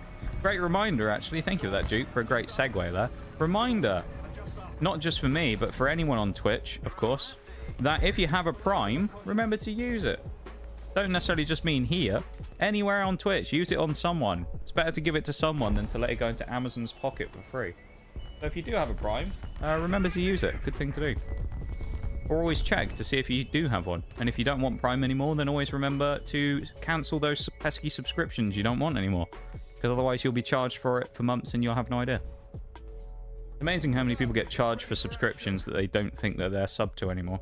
So, there you go. It's a reminder to either check and cancel your subs to Prime, or to use your Prime sub if you want to. That guy's been sat there the whole time. That's amazing, isn't it? I guess I'm just going to have to sit here now and like battle this XM803 and this Panzer 2000, because I'm so... Never mind. Did I not just knock his gun out? I thought I did. I could have sworn that I shot him through and hit his gun and knocked it out, but maybe I didn't. Let's have a look. Can I watch it on the thing? Because I swear I just hit him in the gun, didn't I? Simulate shot. Yeah, well, how did he shoot me then? I broke his breech. Huh? What's the shot? Breaks the breach, blacks it out. How does he shoot me then?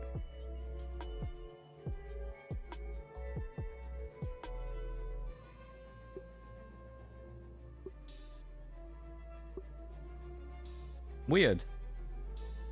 I feel like he shouldn't have been able to shoot me. That's not the first time I broke it either. Huh. Interesting. What? Don't tell me I broke it 3 times. No, the first shot didn't do anything. And then there was this guy who I just one-shotted. Huh, interesting. Who's in your team for a trainer battle right now? Wow, the emotes. Ooh. Who would I pick out of them? Empoleon, probably. Bulky Water, Scizor. That'd be 2. Garchomp as a 3rd. Gives me dragon coverage. Oh, is that Suicune in the middle?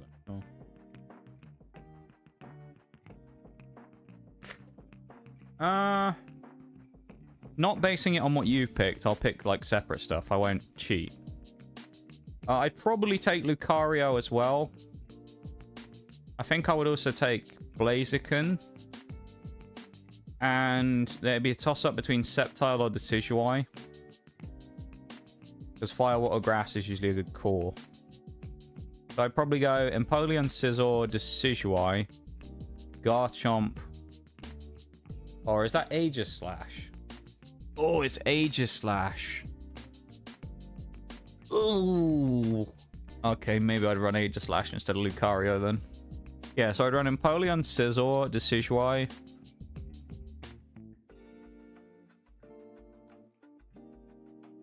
Aegislash, Blaziken. Yeah, maybe I'd run Lucario instead with that anyway.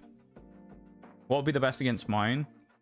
There's no ground type there, I don't think. Oh, it's Garchomp. So Garchomp would check the Pikachu pretty hard, so that would be a good pick on that. Blastoise, I mean, countered pretty well by Sceptile or Decidueye, one of the two. Or one of the Pikachus, but I personally wouldn't use the Pikachu for it. I'd probably use Decidueye for that. Then again, it is... Blastoise can be annoying, because if he has Ice Beam, he checks both of them as well, so it comes down to speed. So I'd probably still go Decidueye. Zard... Probably the best for fighting Zard there, I'd say, is Suicune. I think Suicune's pretty bulky. It's kind of notoriously annoying to kill, so I think I'd probably use Suicune as the Charizard counter. It probably also would counter the other three fairly well as well, because what's that? Mewtwo, Machamp, and Gengar. And if you want to go for a straight counter for... I mean, the Machamp is easy enough to counter with something like Gengar itself, where Aegislash. Mewtwo, again, could probably get beaten by a Ghost type, so that wouldn't be too crazy to do. So probably, again, Aegislash could beat Mewtwo. And then it'd come down to what you want to use against Gengar, which, again, probably you could use Aegislash, but it would be risky. You might even want to bring Darkrai for that. You could just sleep everything anyway. Yeah, I don't know. Aegislash, I think, would have to be in the team, really, if you wanted to beat, like, that team that you had. Aegislash would be too good against almost everything you had. Really, the only thing it couldn't kill was probably Charizard. But that's only because it's part Steel, and of course Zard's Fire, so... Yeah, other than that, I'd say probably, I reckon, Aegislash wins that. In my opinion. I could be wrong, though. I'm not a Pokemon expert, but in my non-expert opinion, I would say I think Aegislash is probably the key to that whole thing. Okay, I think I'm going to get too aggressive here as well. Okay, well, I got the BMP. So what I wanted to do, I committed to it, and I probably shouldn't have. What I wanted to do was get across to this road, because you can sit right under the road on the ridgeline. But probably given the circumstances and where they were, that was just silly, and I shouldn't have done that. So I think that was probably just me being stupid and overcommitting there. Having fun? What, in War Thunder, or talking about stuff today? Yeah, the thing is, this is my philosophy when it comes to stream, right? Genuinely. My philosophy when it comes to stream is that the talking makes the stream, and the stream looks after itself. So, like, a stream is exponentially easier to do when you have something to talk about. If you don't, it becomes really difficult in a lot of cases.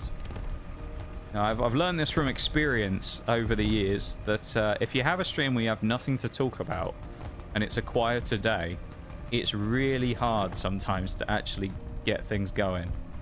But on a day like today, while we're just kind of talking about random stuff, talking about, you know, TCG, talking about whatever, you know, talking about this stream idea with this, you know, Top Gear challenge style thing, gives you something to talk about, and it's something interesting to, you know, have in the background while the gameplay's going. And it engages people in the conversation, right? If there's no conversation going, then it's, like, hard to get stuff going in the first place. Especially for someone like me, who's not much of a conversationalist, should we say. Not really much of a talker, for the most part. So it's quite difficult, I find, to get, like, a chat really talking. But it's like gold dust if you can get it to happen. Like today, as I say. On a day like today, where we're talking and having an interesting time talking about things, it's like absolute gold dust as a streamer. Especially to someone like me, who, as I say, is not great in terms of conversation. So it's like gold dust, man. Yeah, go away. Little bugger.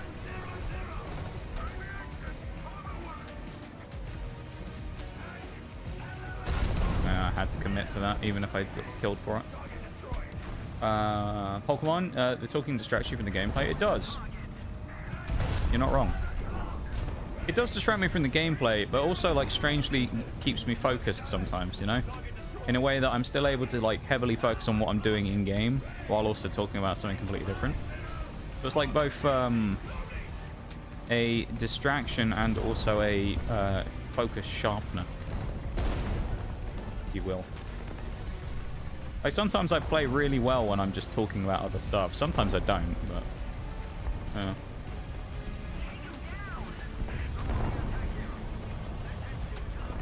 Oh, as a viewer. I mean, yeah, as well. That's fair.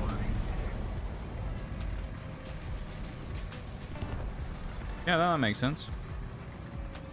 I mean, at the end of the day, the way I always see it is, like, I think the reason that most people watch streams rather than something else is because of the engagement factor, right? Because if you watch a YouTube video, you can pause it whenever you want, you can do whatever, you don't have to talk to the person actively. Versus if you're watching a stream, of course, it's kind of the advantage you have over the YouTube video. The difference is that it's interactive. Which is why it's like always one of those strange things where I find it interesting, and I do this myself. But I find it interesting that you find so many lurkers on Twitch, because you think in reality it should almost be the other way around, right? Where all the lurker type people are the people you find on YouTube, and the people on Twitch would be the ones that you think would be the super interactive types. That's kind of an interesting little backwards way that it is, isn't it? Where the interactive or perceived interactive website is the one where people tend to be more quiet and just kind of chill and watch the stream.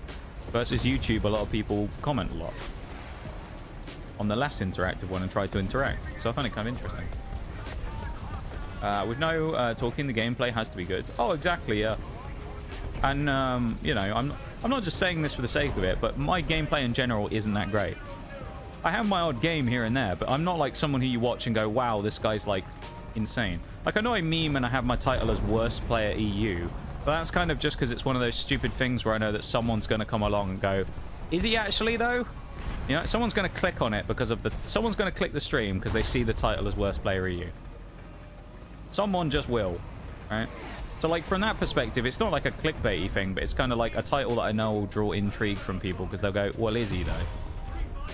Is he actually that shit? I mean, the answer is no. I'm not insane, but I'm not terrible, you know? You'd be mistaken for thinking that after some of the games I played today, in fairness, but... yeah. So, I don't know. I just... I agree on that front that, like, the gameplay has to be decent. Or it has to be better, anyway, I think, if you're not talking as much. But then the talking inherently just kind of happens. And I think it has to be what you're talking about as well. Because, like, if you look at it back in the day, everyone says when you start out streaming, you got to talk constantly, right? Because the idea being when someone says when you start out, you got to talk constantly is that someone could come in at any time. And say if you're brand new to streaming, you got 0 viewers. You see it got to 1 viewer. You get really excited. 9 times out of 10, that person has probably left by the time it's updated to 1 viewer. That's just, like, the sad way it is. So, like, you've got to constantly be switched on and talking about stuff, but you've also got to be talking about the right thing. So when I first started streaming, I used to play a lot of R6 Siege, and I used to talk about the strats I was doing, right? Which is kind of a specific niche, because, like, your general person who's going to come in ain't going to have a clue what I'm on about. But, like, if you're a Siege person and you're specifically looking for that, then maybe that's what you want, but... You know, it's got to be like an engaging thing that you talk about to get people interested in engaging with it in the first place, I think. People do engage with things that they don't understand necessarily. Otherwise, say, like the Pokemon TCG streams that I do, where I do the pack openings, wouldn't be as popular as they were. They're fairly popular as a genre of stream that we've done. And a lot of people will be like, oh, yeah, that's, you know, I enjoyed watching that. But they aren't TCG people, and they don't go out and buy TCG and play the TCG. You know, they just enjoy it on stream and for what it is. And we can all kind of, like, collectively get behind it because it's a fun, engaging thing to watch. What opening packs. Especially if we get something good. If we get a load of shite, you know, not quite as fun to watch. It's still decent. Haven't been on my TCG app recently. I need to log in on it again, actually, as well. I'm quite close to completing the Mythical Island set, actually. I've got most of the base set. I think I need a couple of hollows and a random magma, and then I'll have all of that. Yeah. Wonder if I'll pull anything good. Hopefully. You might, because you've been away. You never know. I don't know if the pull rates change depending on if you're actively playing or not. You never know. They might kind of benefit people who haven't played so much recently and give them a bit of a boost. What I mean, entertaining? Yeah. Yeah. Well, you kind of get like two categories of people on Twitch, right, don't you? You either have people who are really good at a game or people who are very entertaining to watch. Now, you can get crossovers in those categories, but it tends to be that one's really good at one and one's really good at the other. A lot of the people who are like hyper elite at a game, generally, you watch for the game because actually as a streamer... I'm not, you know, bashing people when I say this or specifically mentioning people. But, like, generally, like, if you watch a pro player of a game, you like watching them because they're really good at the game, not because they're really entertaining to watch and they have great chat. Right? Like, you're watching them because they're good, not because they're entertaining, necessarily. Right? You watch it because it's, like, cool to see them pull off some outrageous stuff. And then you have the flip side of it, where you have the people who tend to be not great at the game, but they're really, like, fun and interesting to watch. Who have great chat, but their skill... Fucking loser, man. Honestly, we had ZSU 57 too. Get a life. Hammers, mate. Anyway. But yeah, you have, like that, where it's the opposite way around, where I think you have people who are really entertaining, but just lack the gameplay. And they have two different groups of people that watch them. You either have the hardcore people that come to watch the game, or you have the people that watch people for personality. In my case, as a variety streamer, more people watch me on the personality side of things, because you can't really watch me for a game specifically, because I do jump around to other things, right?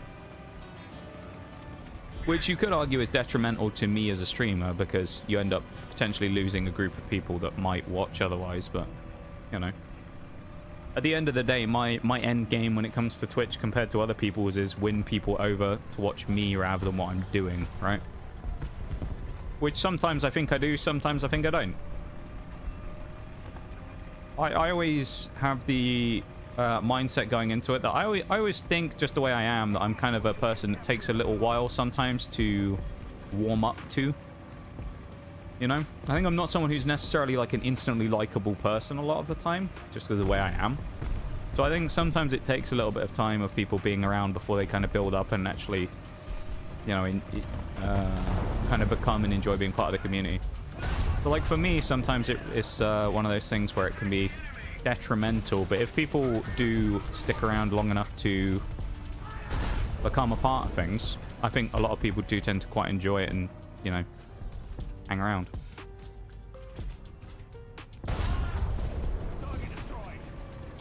But like the barrier to entry, I guess, is slightly higher maybe. I don't know. Hard to describe. He's going to swing me, the ZSU. Or at least he's going to try, maybe. Give the boop, Shanks. Where are you, you little rat? Yeah, of course, you're sat right around the corner. Fuck off.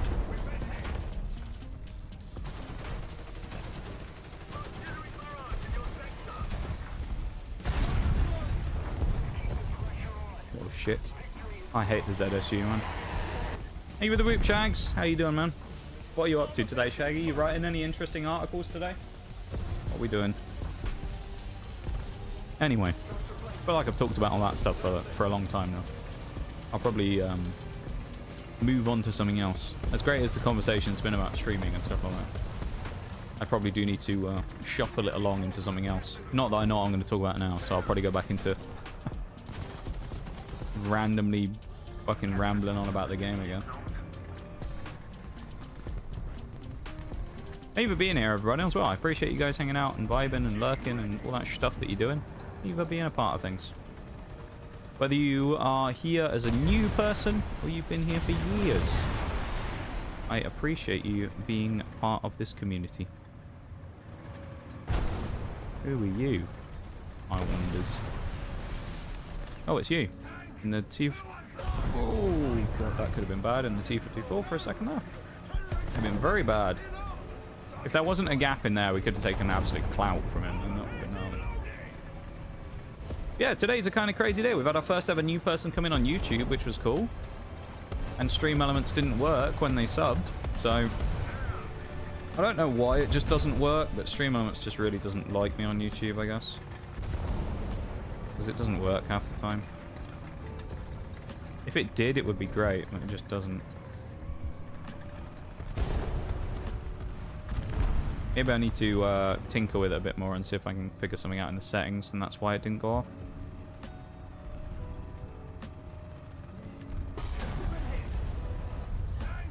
I don't think it's like a browser source issue or anything like that. As the Stream Elements alert should still go off in chat. I know it won't be unless I link it and make a shared chat, which is something I could, I guess, do.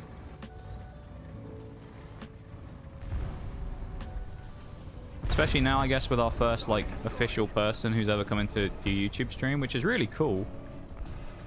Because, I mean, you know, YouTube's very different with the streaming space, and I didn't honestly ever think that anyone would, like, new would randomly find the stream and come in. So, I'm very happy with that. Hopefully the first of many. Who knows?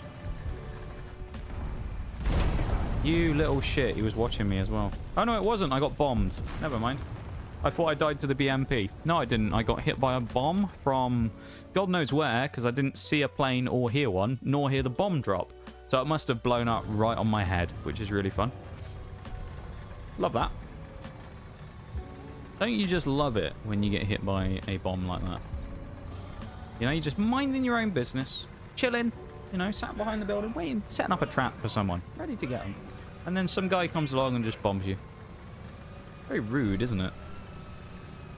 Very disrespectful. Can't believe it. Cannot believe I've been disrespected in this way by a Minotaur or whatever it was. What was the name of the guy who bombed me? I didn't see it. I was gonna say, watch it be the guy in the bloody ZSU again. Can you see my YouTube comment? Did you just post it in chat? Or did you post it on a video? If you just put it in chat on stream, no, I can't. I may need to scroll down a touch there, but I don't think it's popped up. I don't know if there's a delay on the YouTube chat either. There might be a delay on it. Don't know. So I'll have a look in a sec. Because I have the YouTube chat up now for live, so it should work. Unless something weird's happened. Find out actually all along that loads of people have come in on the YouTube chat and it's just never shown up in chat.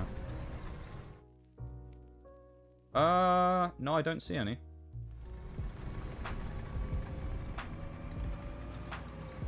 I have the last few messages I have in chat.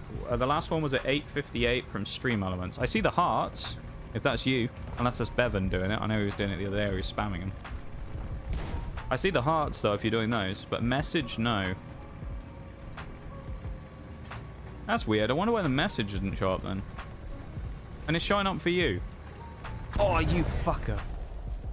I thought he was around the other road. I didn't realize he was there on the inside. Spartan. Not Spartan. Panzer 2000. I saw Spartan come into chat. Those Panzer 2000s I hate. There we go. I see you now. That's weird. I don't wonder why that didn't pop up the first time. Welcome in, though, Duke. In YouTube as well. Thank you for going over to the YouTube stream. I do appreciate it. I'd say now. I don't know if you already are. But if you're not, subscribe to the YouTube. You know? See what happens. See if the notification works. It probably won't. Stream Elements is broken. But there you go. I appreciate it. Appreciate you taking the time to pop over and say hi in the stream on YouTube. 5 messages later. Really? I wonder why. It's not like it's been auto-modded or something. Welcome in, Spartan, by the way, as well. Thank you for the Doritos. Yeah, I wonder why it didn't work. It's really odd. Maybe I'll tell you what, I'll open the stream rather than having it popped out in chat. Maybe it'll show up there? No? So your message is officially sent in the stream, right? They aren't just like stuck in limbo. They actually sent.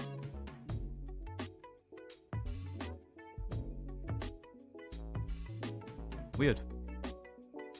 Yeah, that's weird. I can only see the one. Very odd. Anyone else see it in the YouTube stream?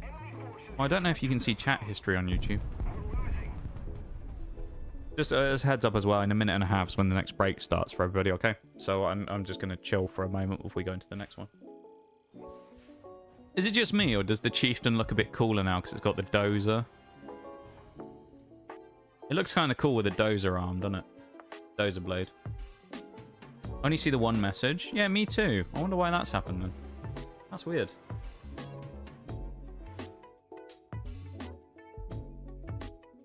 Oh, that's in it. Oh, that's kind of interesting. I've never clicked on anyone's name before, but you can. These are the features you can do on YouTube. You can look at people's channel activity, look at their channel, pin a message, report, put them in timeout, hide the user on the channel. That's kind of interesting. It's like shadow ban. Add as a mod or remove. I assume that's just delete the message. Interesting. Yeah. Well, that's kind of cool, isn't it? Try remove this. Well, you want me to remove the message? Alright, I'll see what happens if I click remove. Oh yeah, message deleted by me. View deleted message. There you go. That's kind of cool. So it works. Yay. Yeah, I've never used any of this stuff before, so that's kind of interesting. Hide user on the channel. It must be ban, effectively, but they just don't say it as aggressively. Thank you for the for checking, Oreo, as well. I'm off to work. I'll catch you all later. Have a good one. I hope it's not too bad. And we will see you later, okay? Thank you for hanging out, as always. I appreciate you being here and lurking away. And I hope you have a nice day, okay? And when you get back later, we might be able to play something. So, yeah, you'll be stuck with me. Haha. You have as good a day as you can, okay? We'll see you later. Mess around with my account on YouTube if you like. I'm not gonna. No, I'm only gonna do that one. Don't worry, I won't ban you. I won't go in for the bans or anything. That's kind of cool though. I've never used the YouTube features before, so that's kind of cool. I don't have any mods or anything on YouTube either, so.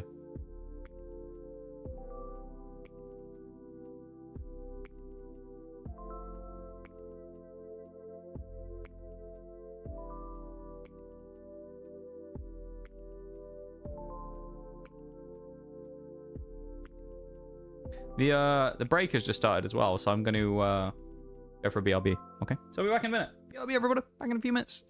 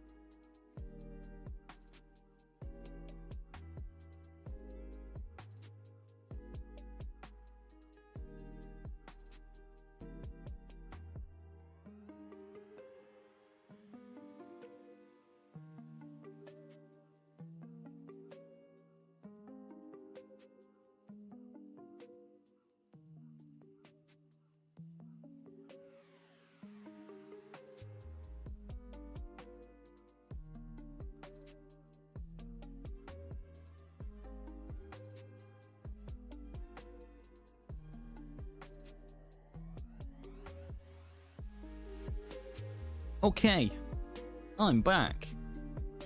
Much to your dismay, I have returned. Welcome back, everybody. Hopefully you enjoyed those sweet, sweet ads. I swear, not that the channel does a huge amount on this anyway in the first place, and we use them to get rid of the pre-rolls, but the ad revenue side of things on Twitch at the minute, it may just be because it's January and people aren't spending any money on advertising things.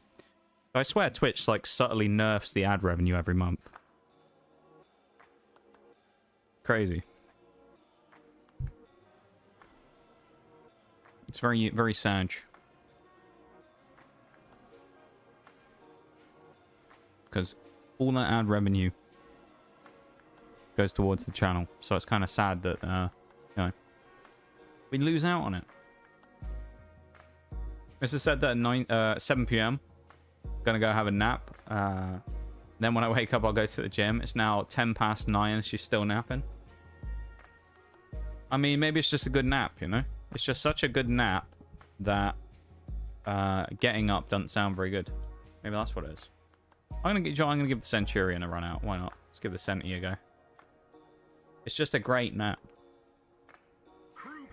I'm actually one of those people who I find it very difficult to nap. Yeah, I'm not much of a napper. I sleep during, you know, just regularly, but napping is difficult. I can't nap. I can't sleep on planes either. That's something I can't do either. Yeah. Thanks for the boost, T-54. Nice turret in the air. Gun in the air. Oh, hello. Oh, no, he's pushing me. There we go. We're good. We're fine. We're back in the straight and narrow. We're sliding off to the side then. This IS-4 is... How is an IS-4 faster than me? Oh, that's so sad. Oh, Leopard, mate. What are you doing? That's actually just kind of sad. An IS-4 is faster than this thing. This thing's relatively mobile. It's just like...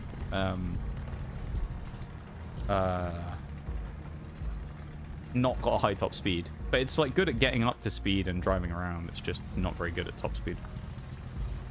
Has been working hard, bless her. That's what we love to see, you know. Deserves a good rest. Deserves a good rest after working hard, you know. We can respect that here.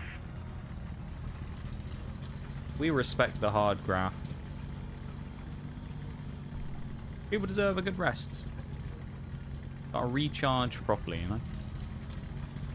After a hard day or a hard week or month or however long, of course. Really out of my depth in the town here on this. Centurion should probably not be here, but we don't have a choice, do we? Please. Mate. Yeah, that's what you get. You sneaky bugger, though. He's waiting. Ah. I was gonna say, I really hope we don't run into anyone immediately, and I was kind of hoping there wouldn't be anyone there. Because I was thinking, yeah, we can get around the corner, be nice and safe, and hopefully we'll be fine. No, there's someone waiting for us. And of course, there's a Panzer 2000. Which are everywhere at the minute. This is... No, I wouldn't say this is risky, but this is like not exactly a great position to be in right now. The SPAA obviously is around the corner, and then the medium's just gonna punch at me as well. Oh, it's another one of you.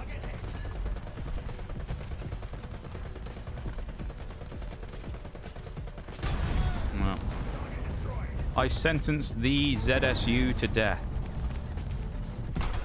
And you. Never mind. Ricochet! Bruh!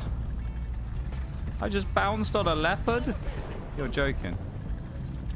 I think it ricocheted anyway. It looked like it did on the model.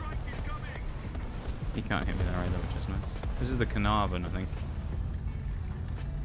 He's probably backed off into the street, so I doubt we can actually see him, which is good. It means he can't see me either.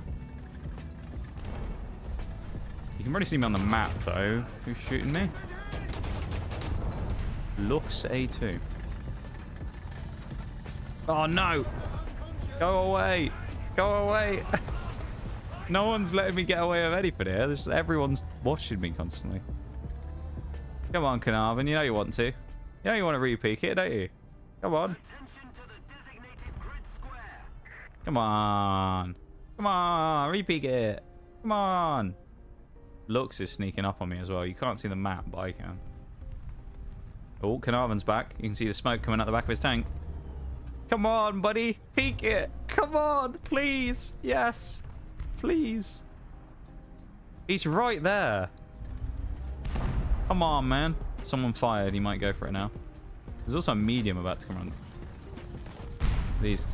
No. Rather unhelpful that everybody else decided to drive up behind me, but there we go. Let's turn around and go somewhere else now, because I don't really want to be sat right up behind everybody else. I was having a chat in the chat.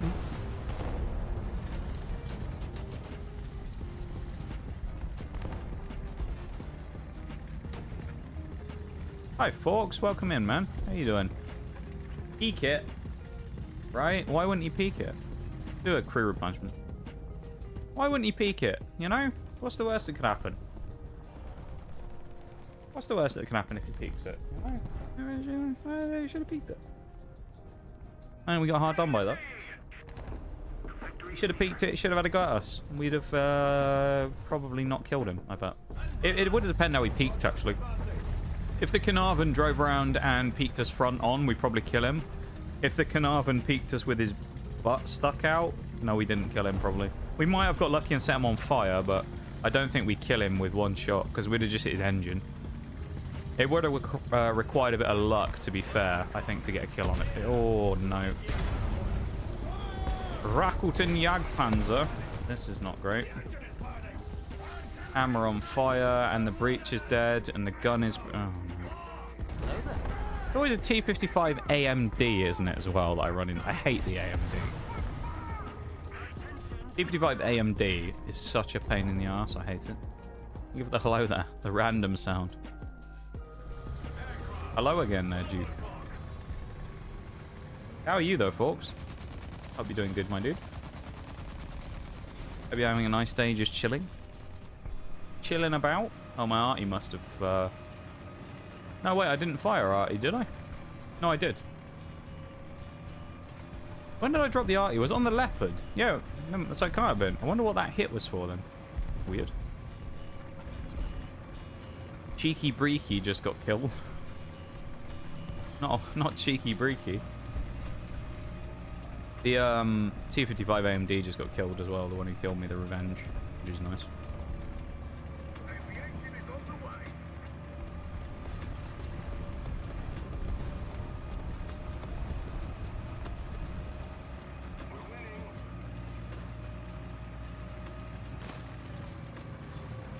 Come on, Chieftain.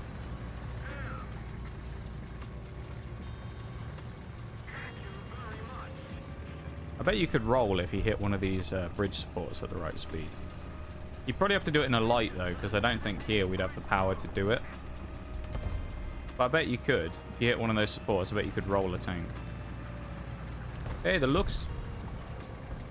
Wait. Oh, was there two Luxes then? Because didn't we kill one earlier? There must have been two. Friendo number 2 just died. Oh, you're lucky. You're behind cover. You... Sneaky bloody Russian. He's on fire. Doesn't matter. It's nice knowing you, T-54. Ah, Christ.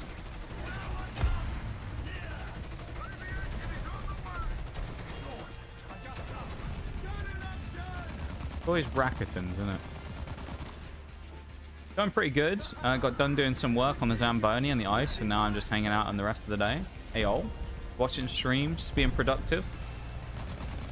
Minus the productivity.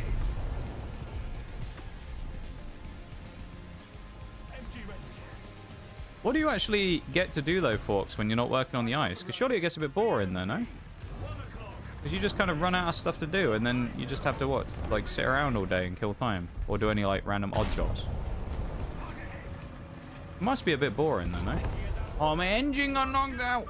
You... Yeah. Evil. Evil T-55. Peek it right now. Do it. Oh, we bounced. That was awkward. Reload. Reload. Reload. Reload. Reload. Reload. He's broken my gun. It's a Rakuten fucking automatic again, of course. That was the peak of fun, that was. Oh, that was lovely. And the Vickers. That was really annoying. I knew that Rakuten was going to turn around. It's just something about it. I just knew that the Rakuten was going to turn around. You know? Something about Rakutens. They're just always... If you get spotted, they're so fucking thirsty and kill hungry that they'll just swarm after you, you know?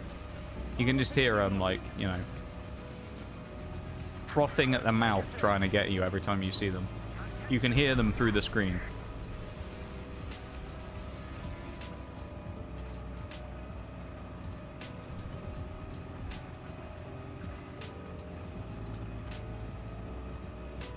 Zooming along now. Oh, now we're good.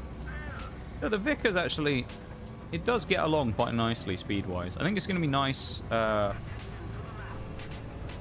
you are, you little rat. Nice. Do you know what? I should have just backed up and tried to shoot him instead of going for the second one. But of course, you know, Rakuten. I think the thing I don't like about the Rakuten, my problem with it is, it's the fact that it can discharge all of its rockets so quickly. Right? Because, like, in itself, if it just had missiles, it'd be annoying. But it's the fact that it can just go bang, bang, bang, bang, bang, bang, and just fire like 8. You know? You can just dump, like, its whole mag in a couple of seconds, and you can't do anything, because inevitably its first one hits you, which breaks everything. And then it just sits... I mean, look, 0.5 seconds between shots. 0.5. And then I'm assuming it has probably a long reload afterwards. You probably dump the whole mag and then reload like a magazine for 20 seconds or so. But like, geez, man.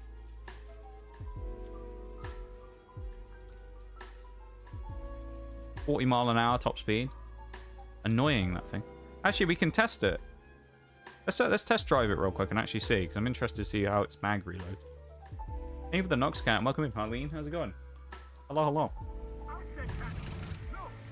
So, that all the zoom we got.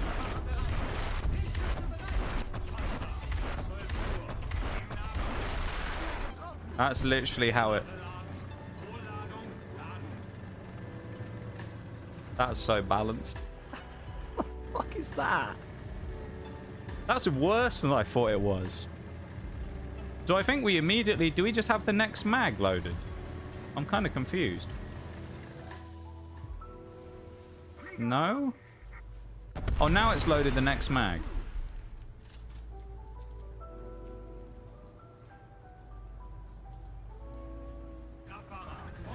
Right, so, yeah, okay, so it auto-loads the first 8 shells, and then it has to individually load the rest of them, I'm guessing. Right? So this should put, in theory, 1 shell in on the HE, which it does. And then it starts reloading again. Right.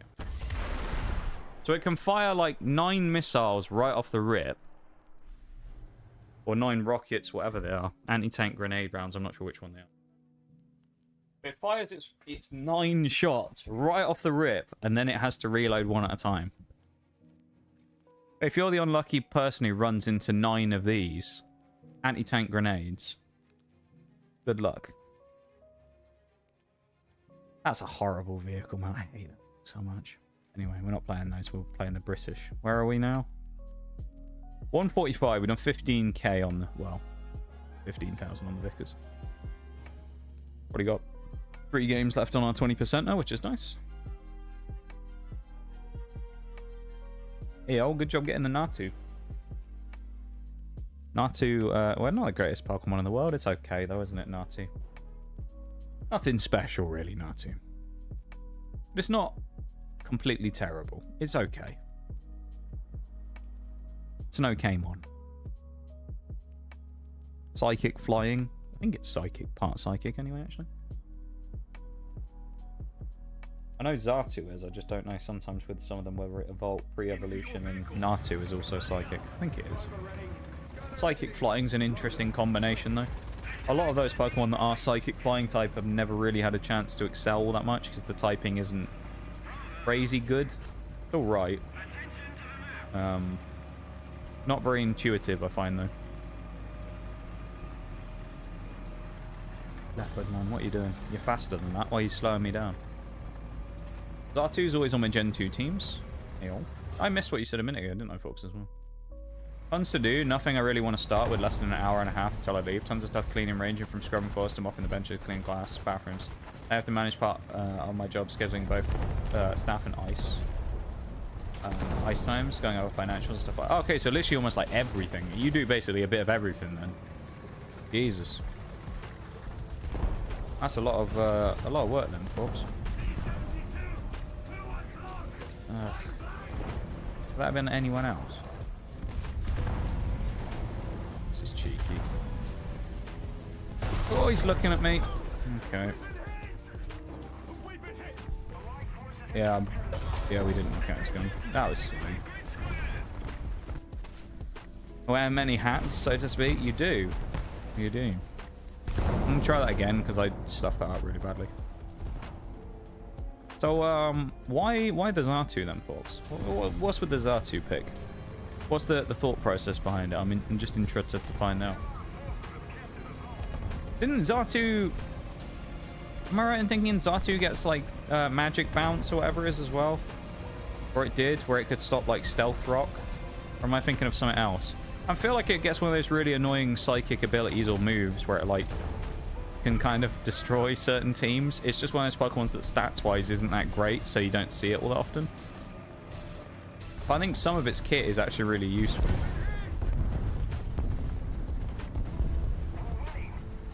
There's something down here. There's this guy as well. And a T55A.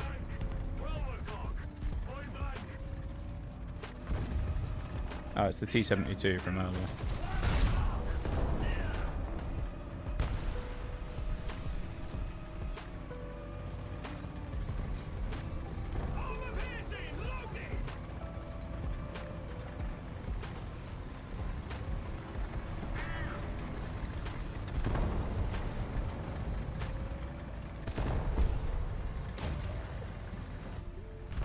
Oh. No way was someone in... That's not a T14, is it? I think it might be. Why is someone doing a T14 in this level?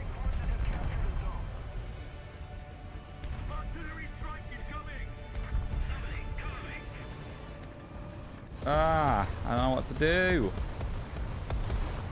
Dairy milk chocolate buttons or Milky Bar chocolate buttons?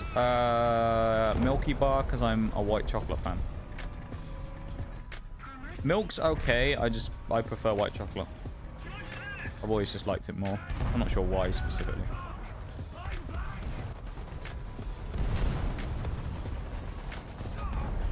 Even vote AMD. Rather hold my shot and make it successful rather than snap one early and fuck it up, you know?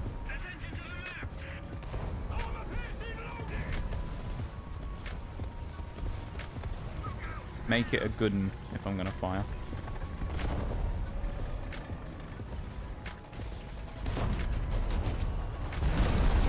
Nice. Reverse! Reverse! Reverse! Oh, go good. Never mind. Never worried. Calculated.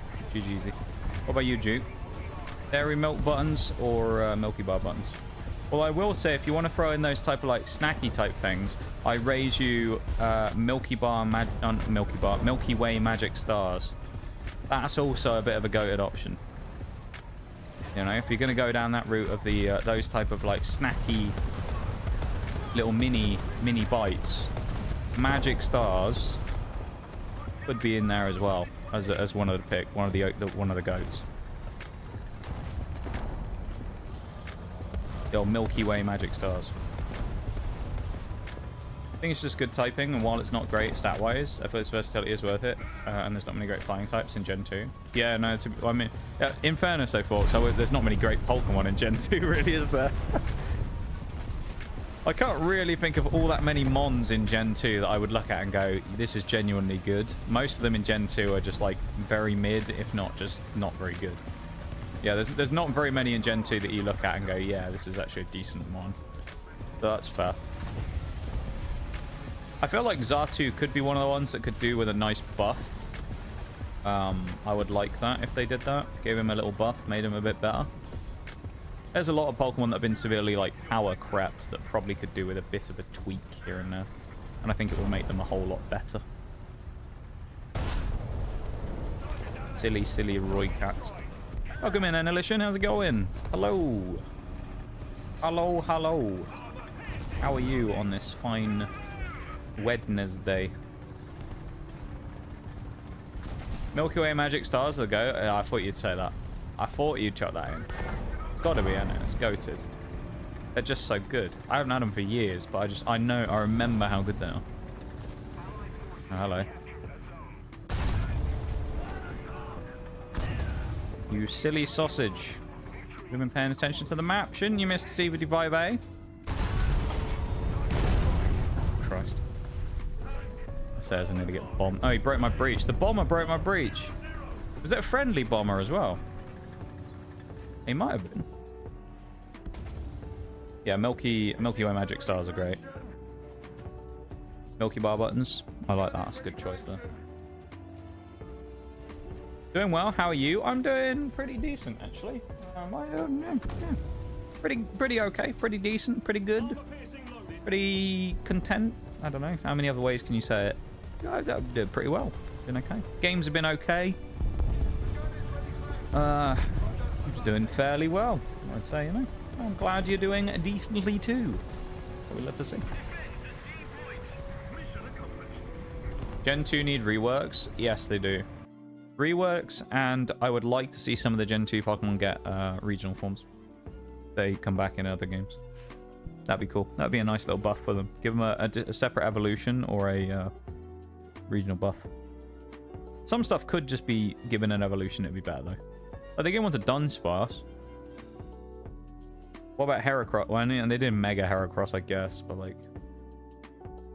Yeah, there's just a few things that I think could have some tweaks. Custard Creams Bourbons or Chocolate Digestives? Ooh. It's between the first two for me. If I had to pick... I mean, I'd eat any of them. Chocolate Digestives, they're alright. Not the biggest digestive fan in the world. They're good, but like, I'm not mental about them. I think I'd go Custard Cream. If I had to choose. The biscuits.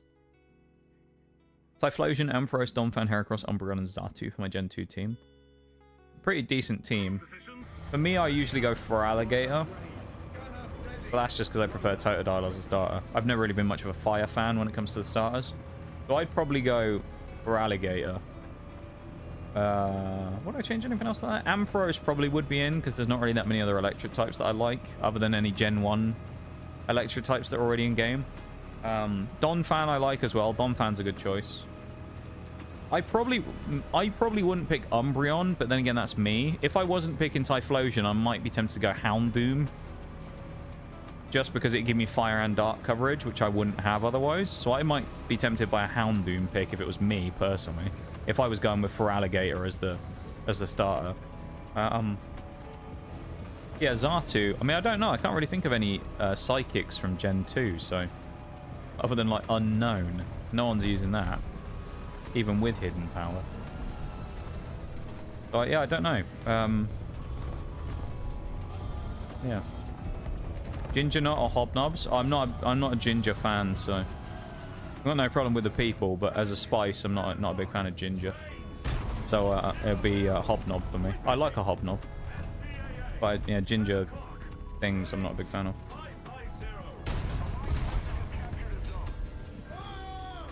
That didn't do what I was hoping it would. That shot. He's going to kill me now unless our MBT kills him. I think. Non-pen. Okay, he saved me. I think I might switch to heat as well, actually, here. I think it might be better. Yeah, I got HE'd in the hatch, didn't I? Or did he hit my machine gun? Oh, he just smashed me in the turret. From over there. Oh. Never mind. Almost a coughing fit. Well, that was a bit shite, wasn't it? That seems to happen on every vehicle today. My first vehicle, I just seem to get a little over-aggressive at the start of the game and then just die really easily like an idiot. And then spend the rest of the game recovering. So, same again. Same old story for me. I never learn. Sapphire or Ruby? Ruby, because I prefer Groudon. Groudon's a lot cooler to me than Kyogre is. Issue with Houndoom is that you can't get one until all of the Johto badges. That is true.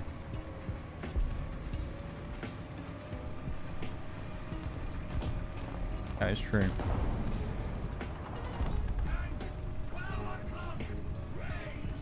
No, that was the guy who shot me as well.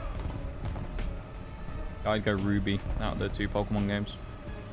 If you threw Emerald in the mix, it wouldn't change things either, because I never played Emerald. So I know a lot of people prefer Emerald, but for me, I didn't play it, so I can't comment on Emerald. Keep on getting a Fire Star, you're basically with Growlithe, Slugma, or Fire type coverage. Growlithe would be good. If you can get Firestone, Growlithe is great, but yeah, it's getting one. Oh, you can't drive through that, can you? That didn't happen, alright? I just randomly lagged and drove into the wall. It's so weird, though, wasn't it? Wow, we all saw that. You see how my ping spiked? It lagged on stream, didn't it, everybody? Right? Right, everyone in chat? Right? Leaf Green or Fire Red? Oh, Leaf Green easily. I hate Charizard. Charizard could suck my ass. I hate Charizard. Charizard's just overrated. I'm not a Charizard fan. Me not being a Charizard fan makes it funny though, which is the reason why I find it kind of hilarious that I got those 3 gold Charizards from the Obsidian Flame set of the Pokemon TCG. I pulled one of the chase card Charizards 3 times. I always meme about it and say like, oh, you know, I'm gonna pull another one here because I pull it out of every box. I do literally pull it out of every box. And I don't want it either. Because it's Zard and I don't like Zard. Venusaur for me all the way. Venusaur and Blastoise are both ahead of Charizard. As to which one's better, it kind of depends on the day when you ask me. I probably generally prefer Venusaur. But I also do like Blastoise. Blastoise is cool. Charizard, overrated trash. Undeserving of getting like 50 million buffs and alt forms and mega evolutions and all kinds of stuff. It doesn't need it. It's already got enough. Even Pikachu gets less stuff than fucking Zard. It's ridiculous. Bet Charizard can make a good steak. Flame grilled. Probably. You could cook a steak with Charizard. That's all it's good for in my eyes. I would say. Really don't want us to have nice things. You don't get stones until late. I forget in the old games, of course, that they didn't give you any of the Evo stones until really late, but in the modern... Oh, really? That knocked me out with a shot on the driver.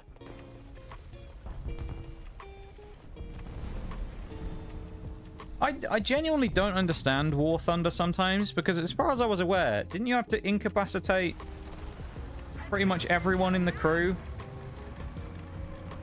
for a kill? And unless I'm being silly, I don't think we'd taken a hit yet in the Chieftain, had we? So we had a full crew, and he killed my driver, which was the only module that went off, and we died.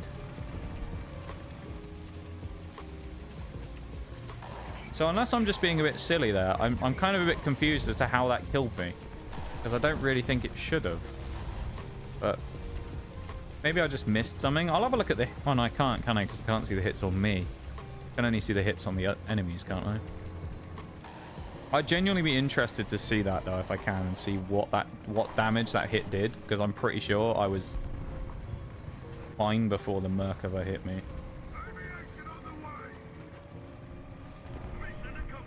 Yeah, Charizard's really overrated if you ask me. Actually, funny enough, people have asked me before about grading cards. I've always said I probably wouldn't. I've actually been vaguely tempted to grade those 2 gold Zards that I have, purely for one reason, right? The only reason I would grade them, right, is because both of them actually sell fairly well. So I'm kind of like, well, actually, that might not be a terrible thing to do, to put back into other stuff, to flip some of the gold Zards that I have. You know, grade them, hopefully get a 10 in them if I'm lucky, and then flip them. And, you know, buy more stuff with them. So, you never know. Maybe I'll grade something one day. Pikachus could be used as batteries until they wither away and you stick another one in. Yeah, exactly. Real world applications, you know. Venusaur, you could use it forever. Could just keep producing plants. You know. Think about the environmental impact. Blastoise. Constant source of water. Charizard, I mean... Nah. Not that good. Let's go with the Chieftain Mark 5 as our up front. Would a vegan eat a plant Pokemon? I would say no, because it's still sentient. Even if it was plant orientated, Venusaur, I guess, is still a lizard. I guess that the more questionable one would be, would they eat something produced by one? So if Venusaur, say, sprouted bananas from its back, would they eat a banana from a Venusaur? Because it had come from a Venusaur. In which case, I'd say the answer is probably no again.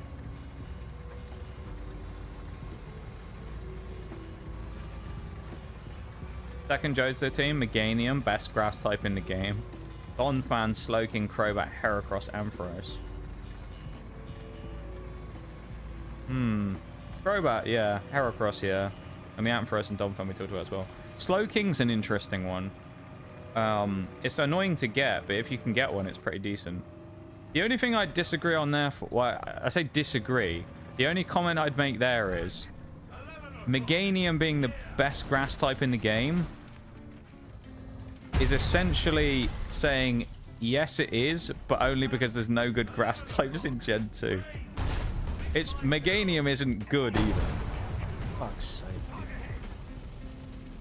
I died to some camping cunt on the back of... Oh, 3 of them. Lovely. Good job, boys. Good job there, enemy players. Really fun of you.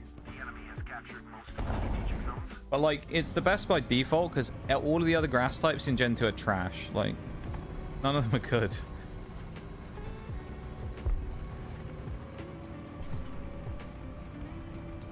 So, yeah, I mean, it gets it by default because it's slightly better than the rest of them, but, like, none of them are very good.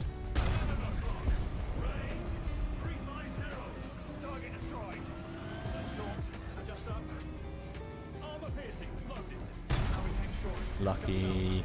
Well, maybe not. Attract him.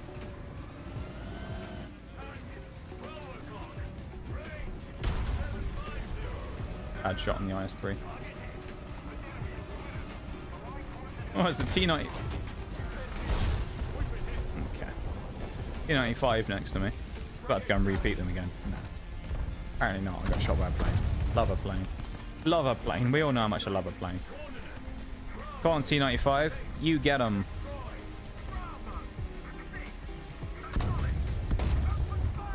T95's getting hammered. I feel like it's going to be the same fate for me when I peak the ridge, but also we'll see. The Chieftain would have been great here. This thing with no armor, not so much, but we'll see. Oh! Okay. Didn't mean it. Where's a better position here? Maybe behind that rock? That could work. It's so weird to see the jump from the awful grass types in Gen 2 to the amazing grass types in Gen 3. Dude, Breloom... I mean, Sceptile, Breloom... What else you got in Gen 3? Those are the 2 main ones anyway. Sceptile and Breloom are both really good. There's a lot of really good mons in Gen 3. I think Gen 3 was one of the best gens ever for consistently good mons. They had a large number of mons in that generation that were just really good. I'm not peeking the Tyrann.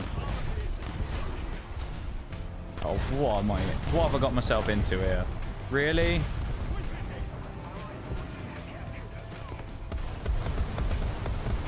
That's the second time I've been set on fire now by a plane or a chopper. Let's fix the engine again, or the fuel tank, I think it is, isn't it? Fuel tank? I think so. My dead crew still operating the tank. They're fine, don't worry.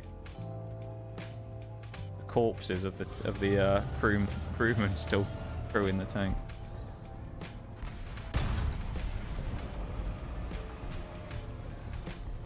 He's on fire.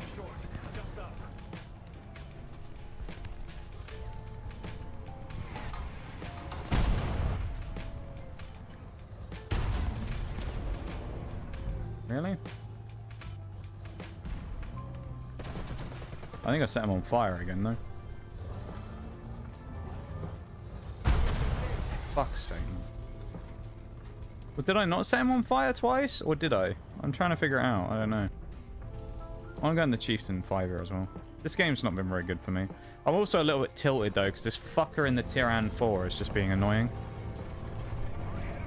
Like, I got sniped off the spawn by him right at the start, and then now he's just sitting on that corner the whole time. So I can't really peek the people ahead of him, because he shoots me in the side. And if I peek him, he just shoots me through the turret. And he's pushing up now, of course. Or is he? No, I don't think he is. Someone just killed him. But this whole push has now been shut down. No, he's still there. Fucking game, dude. Honestly.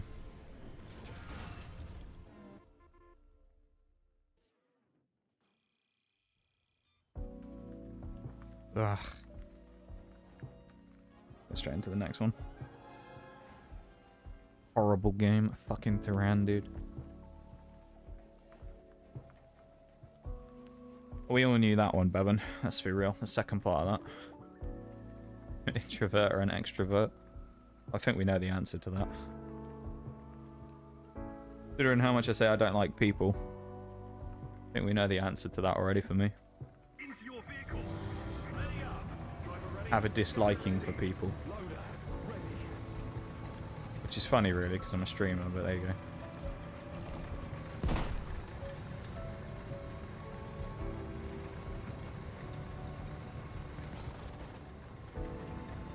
Nice guy Bevan called out live on stream. Unbelievable.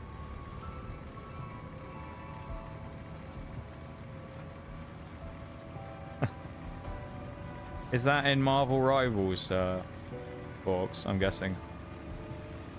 There's some sus skin, isn't it?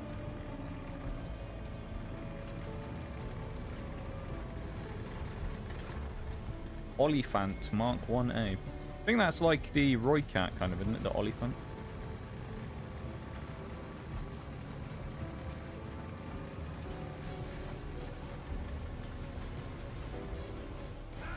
Epic music right now in game, though.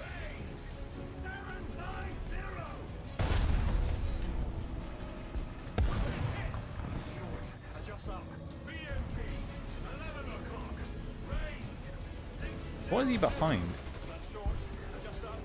I hit him.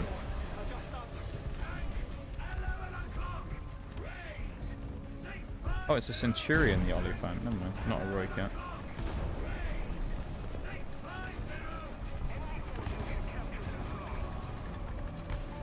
Bites me. It's super effective. Can't sit down. That'd be awful. Not being able to sit down and do anything. Spend a lot of time sat down doing things, so it'd be a bit of a pain in the arse. If you'll pardon the pun. Ha! You bit me on the ass in the pipe. Yeah. I don't know why you people come here and watch me, honestly. This is just dire. So I can sit here for the next 5 years and repair again because I got shot by a M41D. Where did he pen me? Not there, I'm guessing. Not sure where he penned, actually. Oh, come on. Fuck off, dude.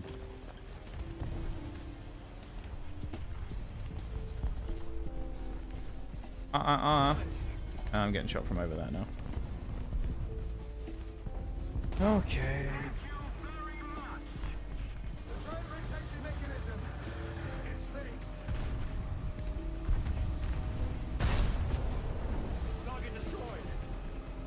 I don't know who it was shooting me. I'm gonna hazard a guess it was the Vickers, but genuinely don't know. There's a lot of people it could have been.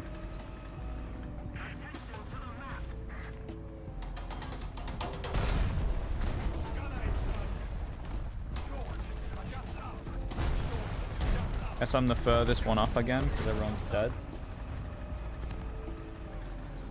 Blaziken, Swallow, Gardevoir, Walrein, Camerupt, and Shiftry. That's an interesting team.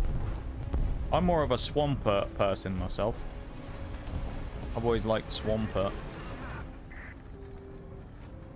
Misfire? Did I not repair that off a minute ago? I thought I had. Oh, lovely.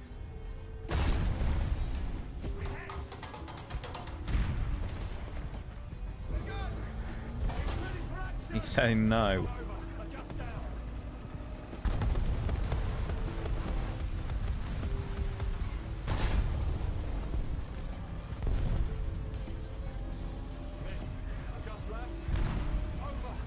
I don't think he's that happy that he's been... Yes! Death to you! God, that was annoying. Yeah, I like Swampert a lot. I'm not talking very much at the minute because I'm kind of trying to not die like a moron again. Real quick.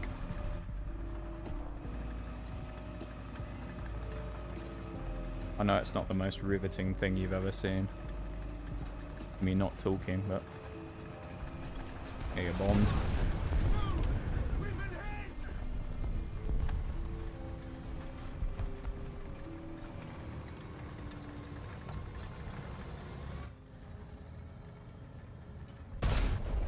No kill, that's a bit sad.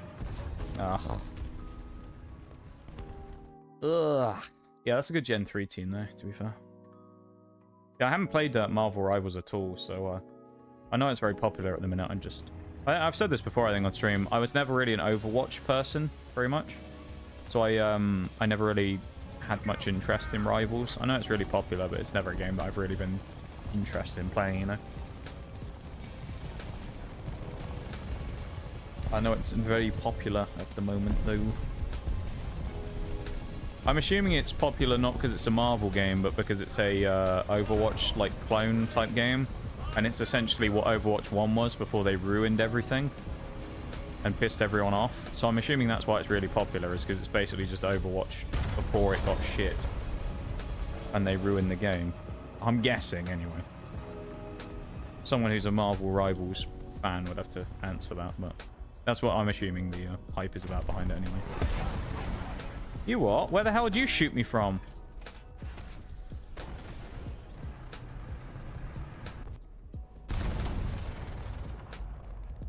He must have looped that over a ridgeline or something. Jesus. Fucking T55 AMDs, honestly. Am I right? I really wish that T55 AMD players would go and step on a piece of Lego in the middle of the night. Really nice. Just accidentally clip the toenails too short when they next do it, so it fucking hurts when they walk. Not that they get up and do that, of course. They spend the whole time sat in their parents' basement, but still.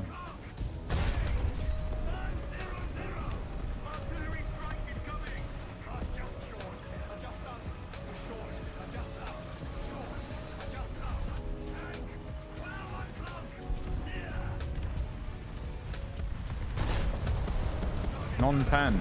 Oh, I wonder what's going to happen now. Oh, look! Wow!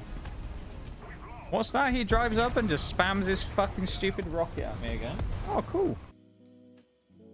I love the T55 AMD. Let's have a look at it as well. I don't think I've ever had a look at it in the thing. I got a Canadian maple leaf symbol. That's kind of cool. Let's have a look at the AMD. I'm pretty sure it's a premium, isn't it? Almost certain it's a premium. Oh no, there's the AMD 1. There is a premium version of it though, is there not? It's the AM one, not the AMD. Right.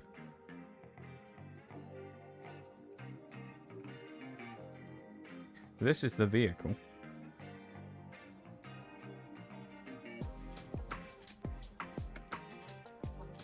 What has it got on its modules? Have a look. Yeah, this. The Sabos, man, I swear. Well, it's got loads of stuff. I mean, it's got, look how many ammo types it's got. APHE, Sabos, anti-tank guided missiles, and it's got Heat FS.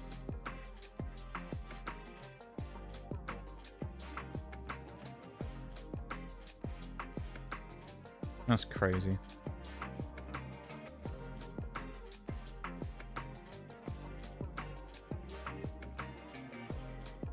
That's actually wild that that thing has that much util.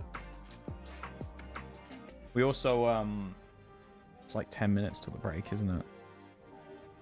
I guess I just play another game and see what happens. Even though it's, yeah. We'll play another game because the break got delayed, so we're not going to sit here for the next however long.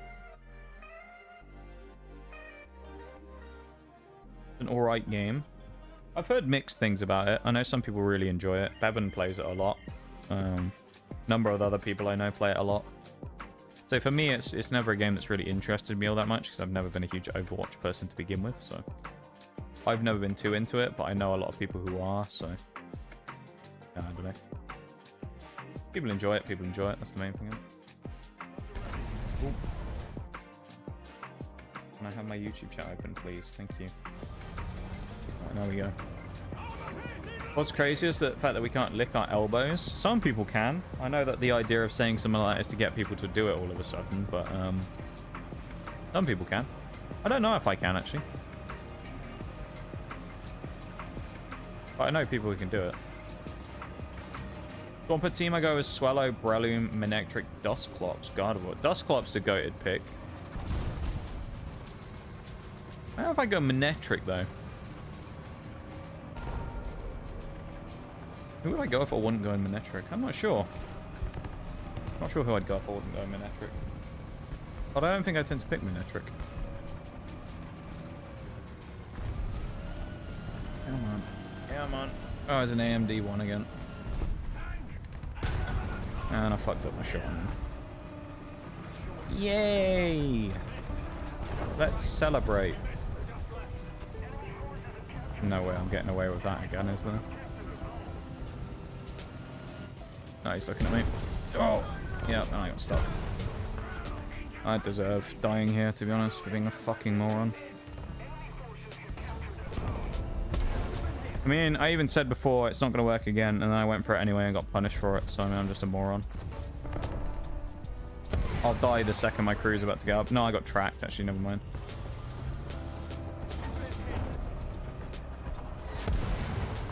We'll do the base repair and then try and skid off the hill, but I honestly doubt I get away. Yeah, there we go. I'm just an idiot. What the fuck was that? Stupid. Ah, that's so dumb.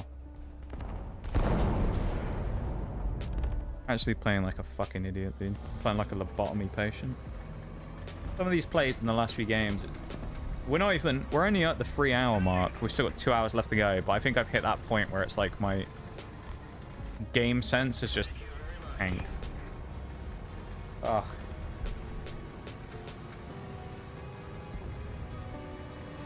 Gen 3 is an electro type problem. Yeah, there's not many. Was it like Plusle, Minum, and then Manectric's pretty much it? At least out of the Gen 3 mons. I'm sure there's others that are there that are non-Gen 3, but out of the Gen 3 new mons, it's probably only those three. At least in the base game, anyway. Not sure if it gets fixed in Emerald or not. Probably does, but in Ruby Sapphire, I know there's not very many.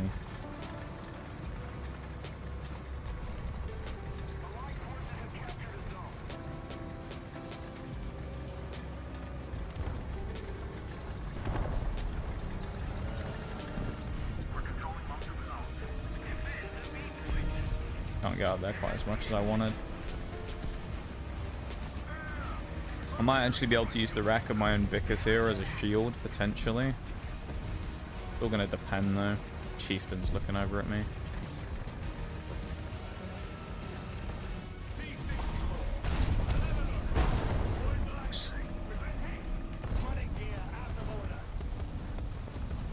Can't wait for that BRB.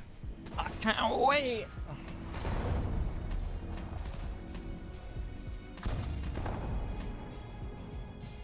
This is getting fucking annoying now. Just fucking Russian mediums everywhere. Russian mediums, and then the other thing is it seems to be only me who ever gets fucking shot at by one. Doesn't help.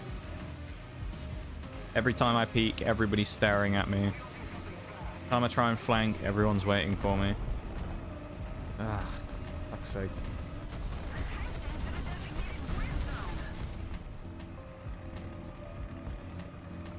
I need to go and try and deal with these mediums, but it's going to be difficult. I can't get around the bottom of the hill, so I have to go from here. Imagine if I rolled over. The Khalid is basically just another one of the chieftains. This is not a spot to go to. We can't get up high enough.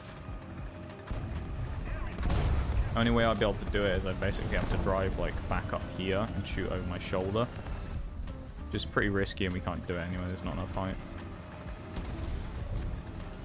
Whatever that MBT is, will probably just swing down on me in a minute, I suspect. I think it's an MBT, I think it's the same guy who was there earlier. Whoever he is. He's on those rocks on the corner.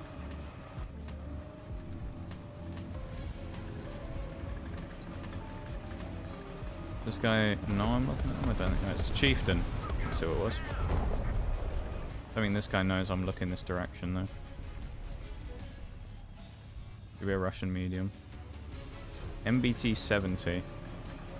American one, isn't it? I think. Chieftain's gonna push up on me now as well because he knows I can't do anything. Nice. I've just been rocketed in the back. By what? Helicopter. Nice.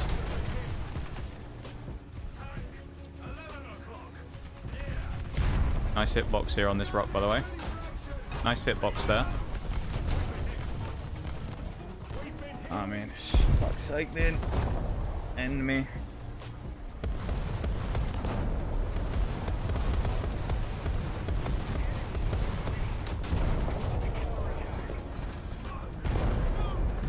Great hitbox on that rock, by the way, there, where the chieftain can shoot me around the corner, but I can't hit him because shooting underneath that lip of the rock is considered an invisible wall. Really nice there.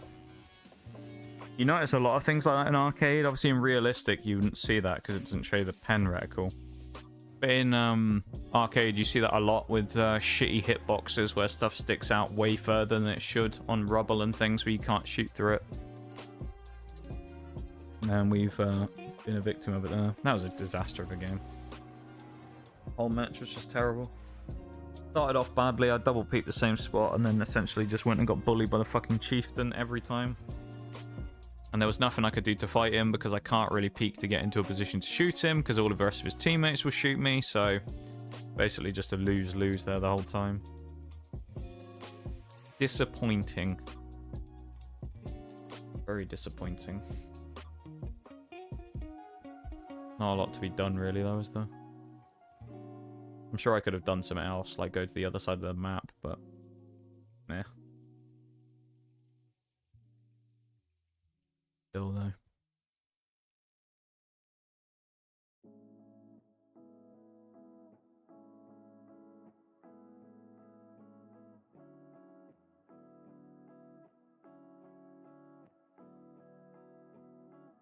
We will be going to the BRB in a moment, and then from there we'll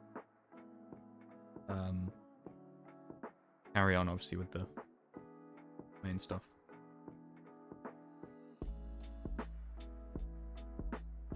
I need to take a minute to go be annoyed.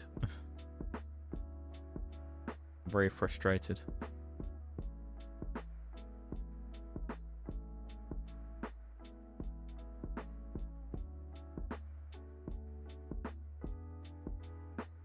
About 1 minute and the break will start.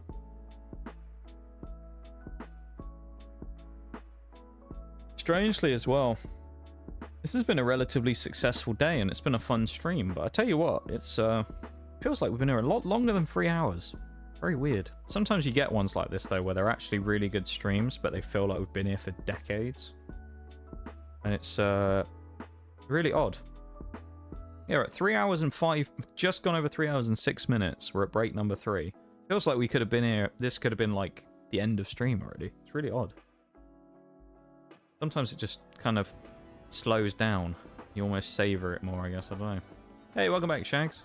Released from chat purgatory. Uh-oh. What happened? You just got locked out again like normal. Anyway, I started blasting. Bang, bang. That was you breaking your way out, wasn't it, Shags? You went blasting, breaking your way out of the chat hell.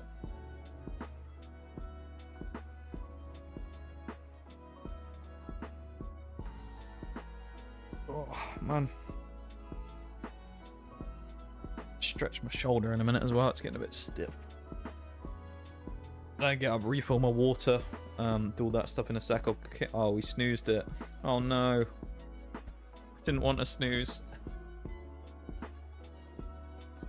No. I was counting down the seconds till that break because I wanted to go and take one. Now I've got to wait 5 minutes for the ad break. Alright, I guess we'll go sit in the firing range.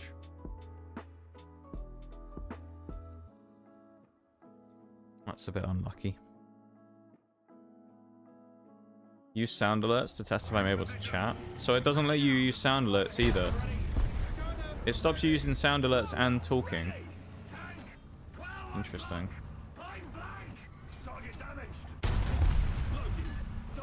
Yeah, I was waiting for the break because the last few games have been really poor. So I just wanted to like take a...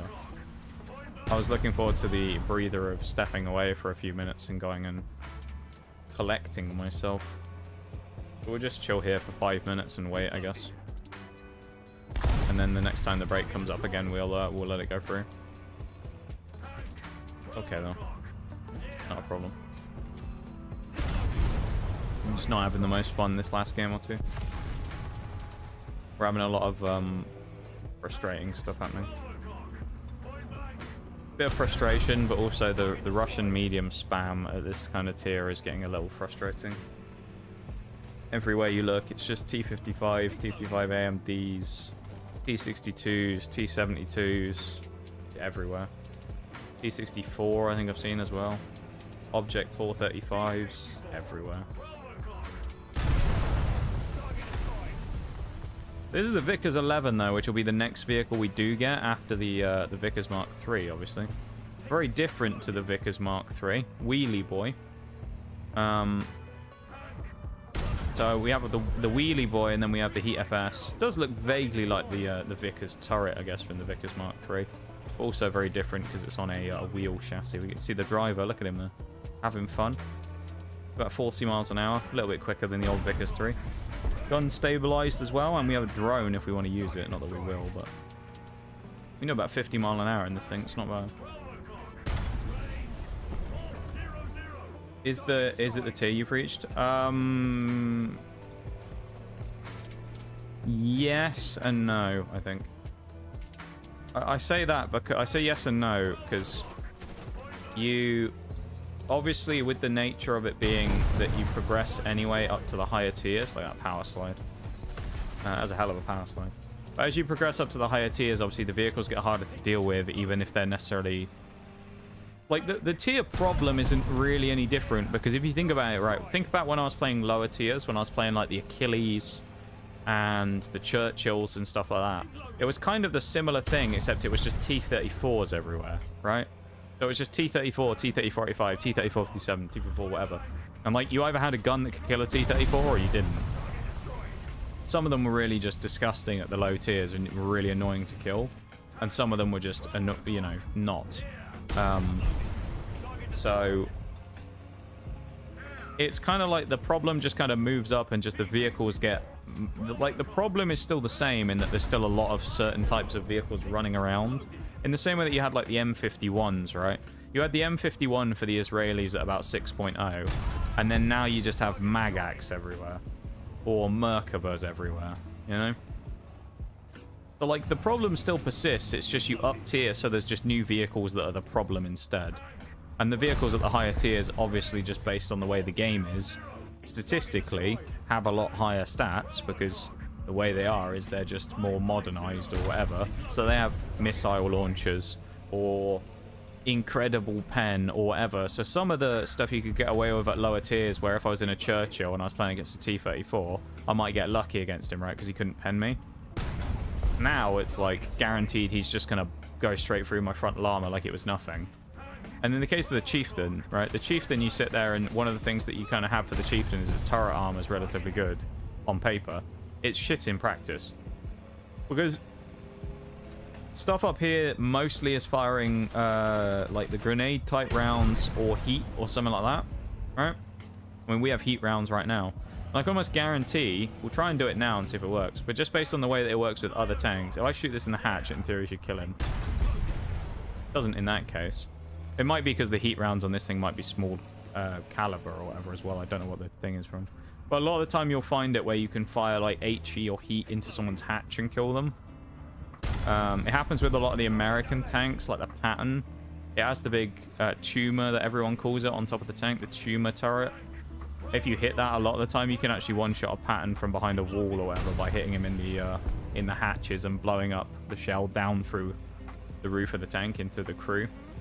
It gets really annoying. This thing I don't think is the gun that's kind of capable of doing it. It might just be too small caliber or whatever. But when you start running into guns that, as I say, have a lot of those really strong, like, stats, and it's also just really high pen and explosive rounds, you just run into a situation of things like the Chieftain's armor just being effectively useless because people will just hit you in the hatch and blow you up anyway. That doesn't matter. That being said, I'm going to pull us out of this now, and I'm going to go BRB, and I'll be back in a minute, okay? That's a matter of XP you've gathered and not, like, gold, platinum, competitive rank. What specifically, Shags? You mean the vehicle's getting better? I mean, there are some premium ones that are going to be overpowered, but for the most part, it's just the regular vehicles, yeah? But they're just really strong. I'll be back in a second anyway.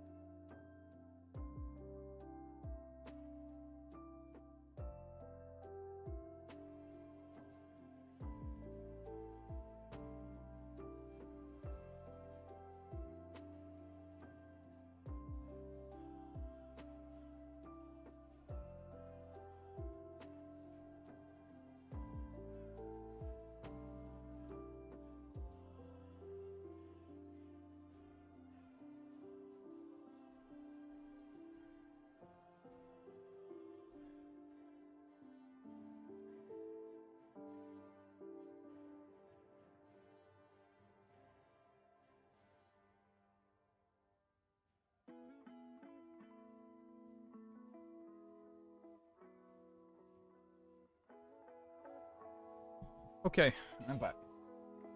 Tell you what, I didn't think I'd be saying this after the weather of the last couple of weeks, but it's actually a bit warm in here. Pretty warm. Almost too hot, you know? Bloody warm. Yeah, we found one of these a minute ago, didn't we? The Khalid, which is like a foreign chieftain. Guessing it's basically the same as the other one, just a premium chieftain. Looks like it's got the, I'm guessing that's a... Is that a fume extractor thing on the top? Might be a fume extractor to blast the stuff backwards, maybe. I'm not sure. Might be a Mark 10 in this one. Or at least it might be one of the higher Mark chieftains. Mark 10's got the weird Conqueror like front shield on it again as well. Anyway, let's get into another match. We've got the 15% booster on for 10 more games. How much have we done so far? We've done 35,000. Meaning in total we've done about 70k today, I think. Maybe? No, I think 80k. Now we usually do about 20 per hour. 20k an hour. But 20 per hour with no boosters. We did have some boosters on, so we've effectively done like 4 hours work in 3 hours. I think. Which is kind of good. So, yeah, but welcome back, Shanks. I don't think anything happened while I was gone, did it? No, I didn't see any stream elements messages or anything, which is nice. Very good. YouTube's looking fine. Thank you everyone for being here and hanging out through the break. I do appreciate it. Thank you, thank you. Side of the map I don't like. It works well sometimes, I just don't really like it. I prefer this side because there's a hit, I think it's here. I like sitting on this little nub. Oh, there's a mouse. I haven't seen a mouse today, I don't think. Don't tend to find many mouses anymore. Any meese. The meeses. Yeah, thanks for the welcome back, Shanks. Yeah, exactly. Chieftain, but with the filters on, yeah.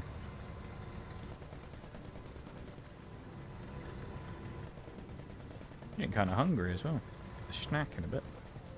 A wee snack. Of some, well, I say a wee snack. Something that'll keep me non-hungry. I feel like I'm rather unhealthy these days in the way that I don't really eat a lot anymore. It's probably not a good thing.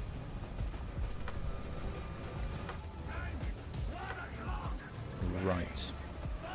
If I go over this ridgeline, am I going to get shot by the Bradley with his annoying fucking rocket? Maybe. Let's hope that Falcon burns to death. Please feed the streamer. Yeah. I try and eat when I can. I just don't eat all that much. Oh, of course you're... Of course, of all the people, you're already looking at me, though, Leopard, aren't you? You know? Like, fuck off, man. You've got all these people to shoot at, and you're just like, nah, Chieftain. Nah, I'll go for the Chieftain. And he penned me as well. Cheeky fuck.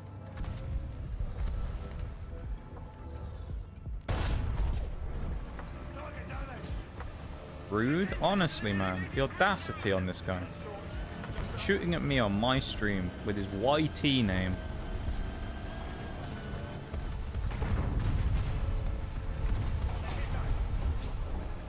That was him again, I think. Unless it was one of the Panzer 2000s.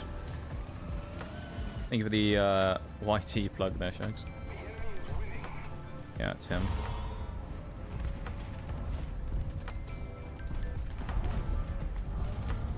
Getting a little jumpy because of the 2000.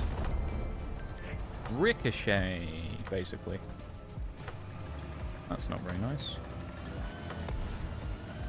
Mirage opening Apex Legends. Wonder how his games will be tonight. Hopefully they're good.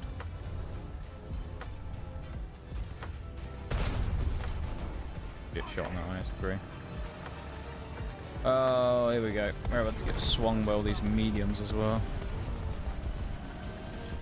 There's the Falcon as well. He's still alive. I can't get the gun down without getting shot by them. I'm going to have to move across probably to where this smoke is here and then get on the other side of this wreck. And now they're pushing up this side as well. I need to punish that pattern first, I think. If I can keep my side safe, I might well be able to keep my front safe as well. I'm too late, though.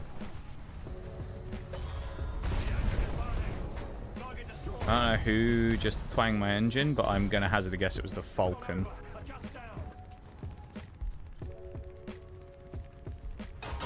Yeah, it's the Falcon.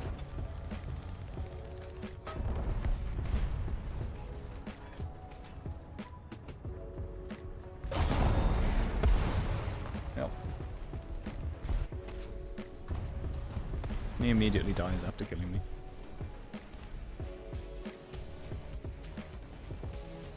That wasn't so nice, was it?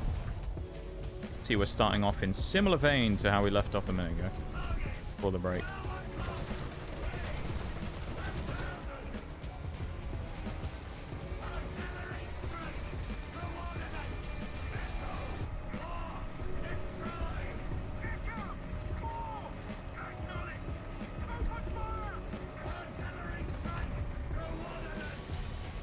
The Falcon dies to the artillery, that'd be nice. Me shooting there is probably not super smart either, because I suspect they can see me now. What is wrong with you, man?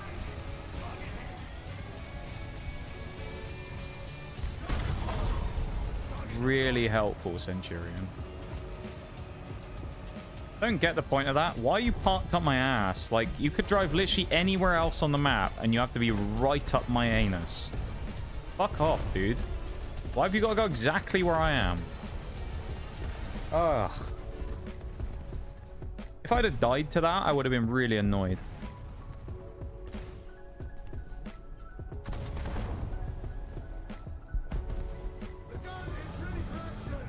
At least he repaired me. I'm like, fuck, man. IS-7? Ugh.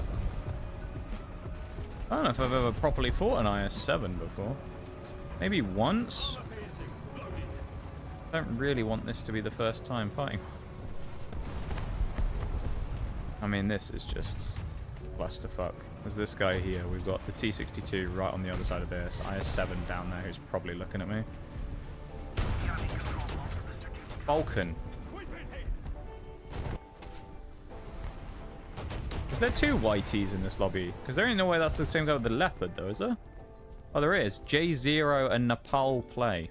There you go. 7 kills with the Falcon, he has. SPAAs, everybody. No more than a flesh wound, yeah. No more than a steel wound. I don't know, hull wound. Oh, I don't know what you want to call it. What are you doing? Oh, I forgot. I'm touching the wreck, so my gun has to go all over the screen because I'm touching a corpse. My bad. Hey, watch. Look, I'm touching the wreck and my gun just starts going. Like, fucking hell. Why can't you stay stable? It's not moving. I'm just touching a dead fucking tank.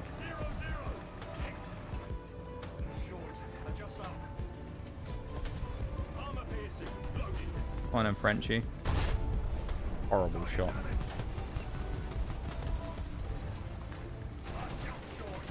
Yeah, I knew I was going to get punished for that. I should have just stayed where I was instead of moving up, because the shot I fired was so terrible.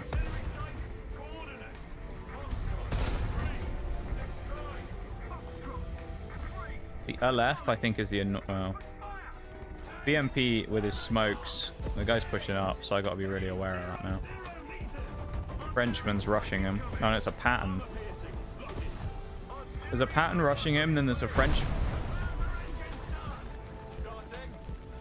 behind him, and there was that Leopard who just double kill. My artillery just killed the guys. Oh, we got choppered. I got killed by a helicopter. Oh, we won, did we? No, we lost. Never mind. Can't even take solace in the fact we won. What a joke. That was horrible. The nicest part about that was the last shot on the Leopard was vaguely satisfying. The rest of it was just something. That was not a fun time. That game was just atrocious. Ugh. Yuck, dude. Frenchman, don't look at the chat now. Well, he won't be able to look at the chat, Shags. He's too busy running away. I had to. I had to. Come on now. Too busy running the other direction.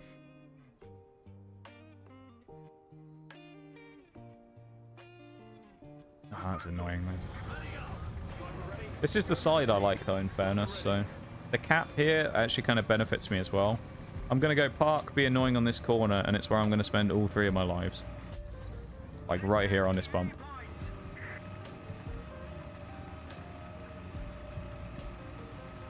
K-Pans are 70. Mr. Boom there is hopefully going to go spot everyone as well. That'd be even more helpful. Here we go, as the Welsh would say. Oh, he's already dead. Didn't take long for the opening kill. You lurking around, leopard. Can see ya.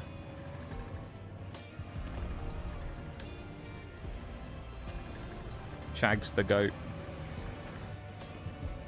Yeah, we like Shags. Shags is he's a great mod for us, this Shags. We appreciate him very much. Was that the T6? That can't have been the T62 that hit me then. How the fuck did he get a shot off there if that was him? Must have been one of the other ones. There ain't no way it was that guy. If he did, that was outrageous that that T62 hit me.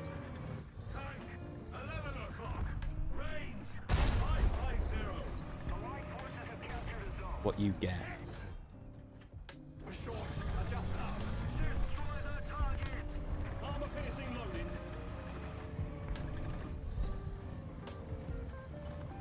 You want to try again? 255? Oh, he's dead. Never mind. Oh, it's Nepal Plays on my team this time. Hold up. We ain't moving up yet. No, he's dead. Do I push up or do I not? If I do push up, I get exposed. But if I don't push up, then I think I need to. I'm pushing.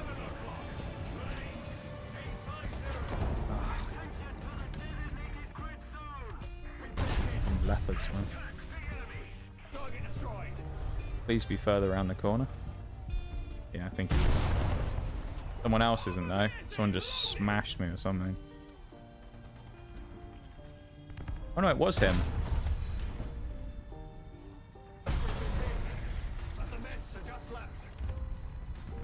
Not a shot that's gonna pen, is it? Yeah, good. I broke his track. That's all I needed. Oh, is it another one? Jump me in the front. Naturally.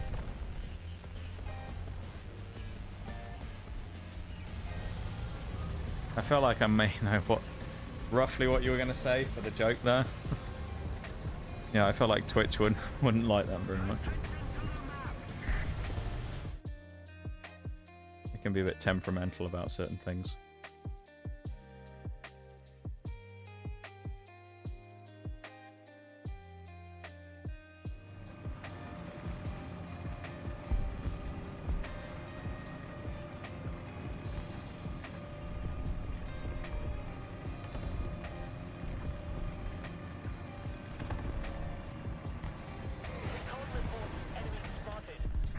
Boom with the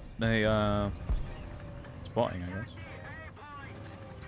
Yeah, I want to go here, but like, meh. I went last time and I got caught by that T64B who was up there, I think. I want to push, but I don't want to push, because if I do push, I'm gonna get exposed. Ah, I think I've got to go, haven't I? If I can get into this next bowl, allegedly, then I'll be safe.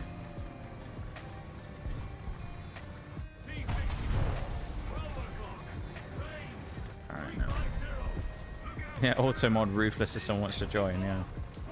Yeah, I did make it so that the banned term is now can I join the game or whatever is like a banned term in the chat. Oh, it's you.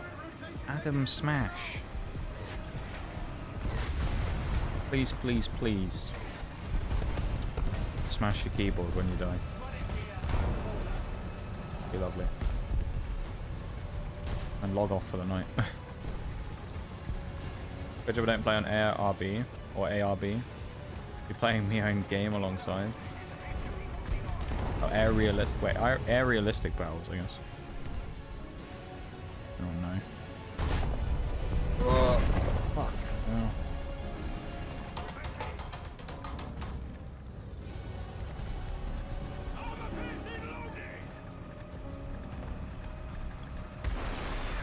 Most people who are so keen on joining could have done it during the Marbles era. Yeah, they could have. They could have, Shags, you're right. They could have. If they were here during the Marbles era, they'd have been able to join all the time. They're here in the wrong time. Wrong place, wrong time.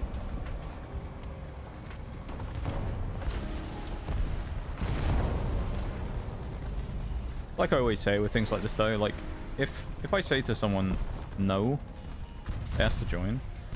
It's about, like, for me, if they respect me saying no, then it's fine. If they don't, then it gets annoying. Okay. I've never fought one of those things, but, like, not never fought them. I've seen them on the battlefield, but I've never actually had a go at one of these things before, so I'm not sure exactly where I'm supposed to shoot that. Obviously not where I did. Oh, ground arcade, I see. Stream race to their heart's content, yeah. Yeah, exactly. They could have played Nitro Stream Racing with us, but they chose not to. They weren't here for that era of stream. They only want to play War Thunder and join.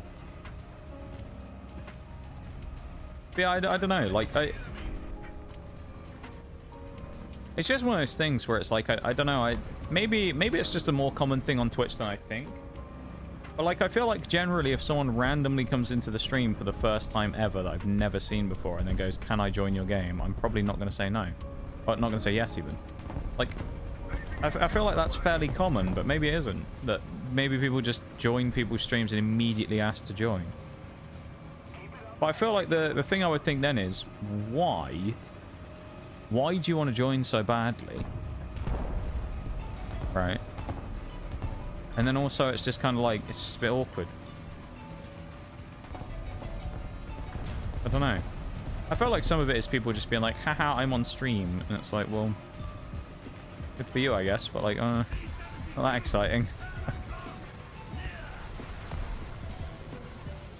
He's looking at me, isn't he? No, he's not.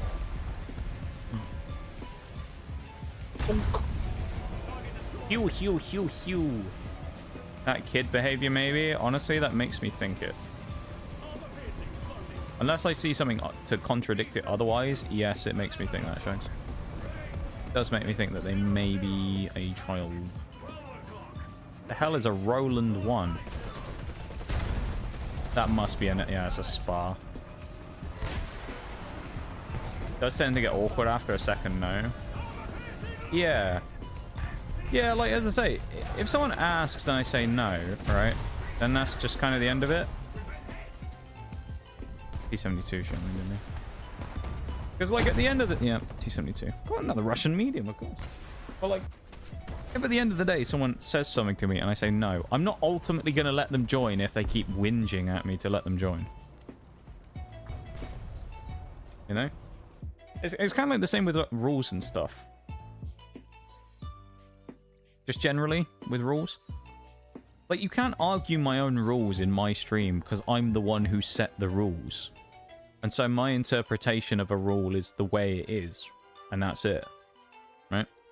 It's like you'll get some people sometimes that will, like, come in and go, like, oh, yeah, I'm streaming later. And you'll be like, can we not self-promo, please? And they're like, no, I didn't. I didn't do that. And it's like, you can't argue the definition of self-promoing with me in my stream when I'm the one who set the rule. You know? If I say you've done it, and just stop.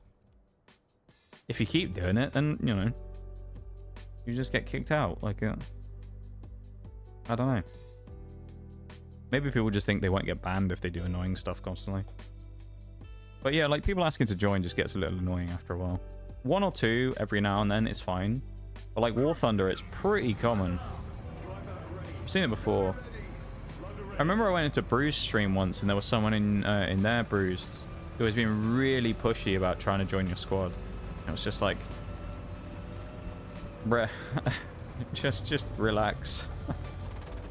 Kid or autistic adult, I mean no disrespect by that, it's just a condition that commonly inhibits social ability. Yeah, no, 100%. As you say, no disrespect by that. But yeah, no, I know what you mean. I mean, there's a lot of people out there on, well, not necessarily with any form of condition or anything, but there's a lot of people out there on Twitch who are just socially not very good. Just in general, just normal people who don't have any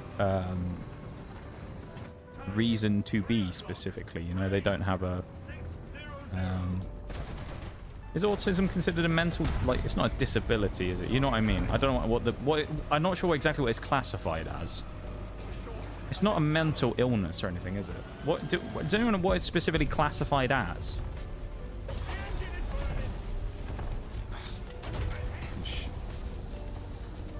Did I get tracked by an SPAA? No, MBT something. Who's in this spawn? Neurodivergent. That was one of the words I was looking for a minute ago. Neurodivergent as well as like the umbrella term, isn't it?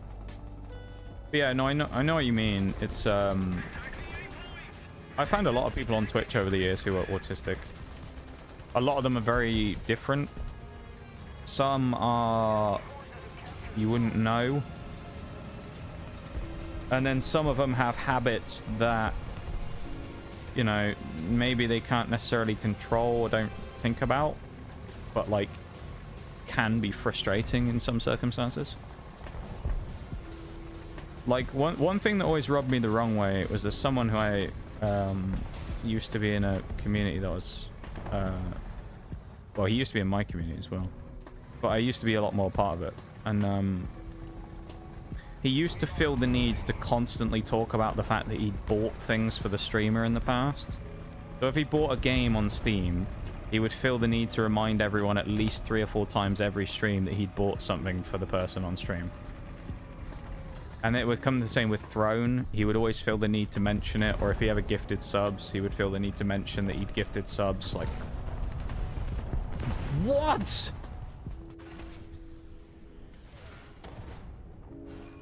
Really? That... I don't even think I was far enough over the hill to get shot at yet by them. Jesus fucking Christ. 279 again. Ah. But like, yeah, it's one of those things where it's like difficult to really talk about though, isn't it? Because like there's behavior that people exhibit when they have things like that they don't realize that they're doing, but the actual behavior itself is inherently irritating, right? Like it's not something that they necessarily like control, but it's like the thing itself, the actual action itself is really annoying, but it's kind of like it's not a lot you can really say about it either, because in some cases the person's not doing it oh my god. I love getting out of spawn. That's my favorite part of the game, is being able to get out of the spawn without getting fucking railed by some cunt 5,000 miles away. Jesus Christ, dude. Can I play the fucking game, please? Fuck me. Every game, 279, fucking T55 AMD, some prick in an MBT. Every game, I just get sniped out of spawn. Fuck's sake. Ugh. I want to play the game, not get sniped by some... This is why I don't play realistic, because of shit like that. Part of my thing about not playing realistic is about how people are boring and just fucking camp the whole time. And what's happening in half of these games today? Died to some prick spawn camping. Ah, yeah. Many different types of behavior associated with the spectrum. Yeah, exactly, you know. I mean, it's kind of like a difficult thing to, like, moderate, though, isn't it, right? Because like, you'll have situations with people in streams before where I've seen, like... where... But it's a difficult grey area to, like, moderate things, right? Because say if you had a look at, like, something...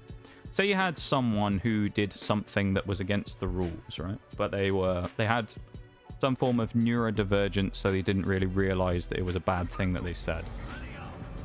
Now you're faced with an interesting situation, aren't you? Because if you don't do anything about it, or you don't say like they didn't get banned, someone else who's in the stream is like, well, nothing happened, so I can do it now. So it's like an interesting question now of like, do other people start adopting said thing because the one person did it and didn't get punished for it, knowing because they, you know, can't control it or don't understand why the thing they said was bad, for example, or what? But then if you ban them, it seems harsh, right? And everyone will get on your back about it because we banned the person without even asking. It's like, it's just a big grey area, I don't know. It's why I'm glad I don't mod, really, for very many people at all. Because, like, no matter what you do in situations like that, you're basically fucked either way. If you ban someone, everyone will get on your back for banning someone. If you don't ban someone, people will get on your back for not banning people. So, I mean, I don't know. It's a difficult one. That's why I'm glad I don't have to do moderation on my own stream all that much. But he felt like he was owed something, maybe just a bit of a favor from the streamer for the amount of money he'd spent, and he thought he was dropping hints, but it's really obvious. Maybe.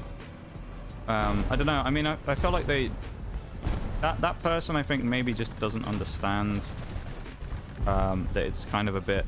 Fucking tree, get off me! Oh my god.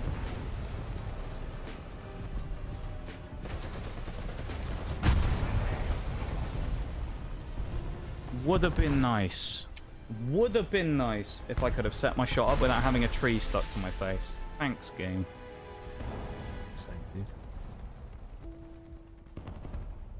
That's so annoying. That shit when it happens when the tree falls on you and it blocks your fucking scope. It should just be that if you're that close inside of a tree that's not on the ground anymore, it should just disappear from your vision, from your sights. I don't know why they feel the need to have it still appear, because all it does is just inhibit the person who gets stuck with the fucking tree. Ah, delicate balance, exactly. Unlike me right now in this game, where I feel like flipping the fucking desk over. A lot of speculation I can make. It'd be generalizing using my experience with similar people, which, you know, can be biased and such. Yeah. Let's say it's a difficult decision to make with things like that, you know. I just tend to... I mean, the way whether it's right or wrong, the way that I generally tend to do things when it comes to modding and stream is I will treat basically everybody the same. Because at that point, no one can really complain about anything if I treat everyone the same, right? Now, there are a few exceptions to that, don't get me wrong. Because, like, let's be honest, and people would be lying if they said this wasn't the case, some people who've been around in the stream for a long time, say like a bowl or someone like that, could probably get away with something a little bit cheeky that someone else might get a slap on the wrist for, right? Someone might say something that I go, let's not say that again. Versus another person I might be a bit more annoyed by, right? If they said it, if they were just like a random person, right?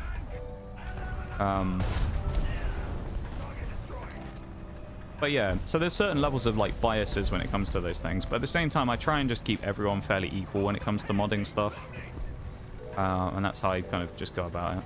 I always say that I'll treat everyone like an adult as long as they behave like it. That's kind of the way that I go about it when it comes to that. If you act like an adult, I'll treat you like one. If you act like a child, I'll treat you like one.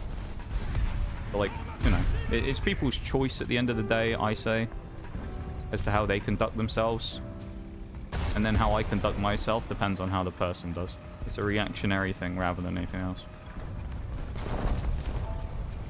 Tends to be a line between I don't understand X or Y due to a neurodivergence, and then she's using it as a cover to get away with something that knows wrong. Yeah, I mean, that's the thing, you know. I suppose you don't necessarily know, do you? Maybe someone does know something is bad or wrong, but they just choose to do it anyway.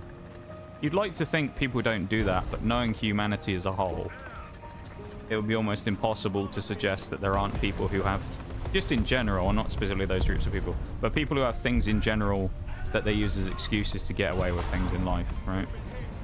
People in general just do that, because let's be honest, not everyone's that great of a person. Most of the people on the earth aren't really in it for much else other than themselves, right? So if they can use something that they have as part of them as an advantage, some people do. Not everybody, of course, but some people do. And so you can't guarantee in certain situations that someone wouldn't do that.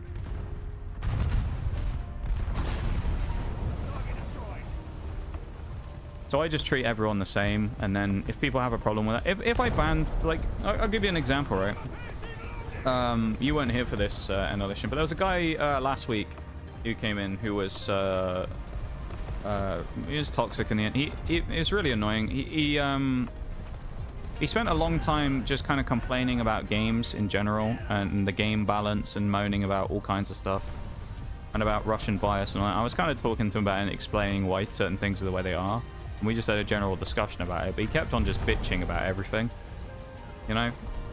And I was kind of a little bit done with it at that point anyway, because of course just constant negativity is one thing compared to like making the odd comment of just being vaguely annoyed about things is fine. But if all you want to do is just constantly bash everything, and that's literally the only thing you ever say, it just gets a bit annoying after a while, and you know, kind of everyone has enough of that shit.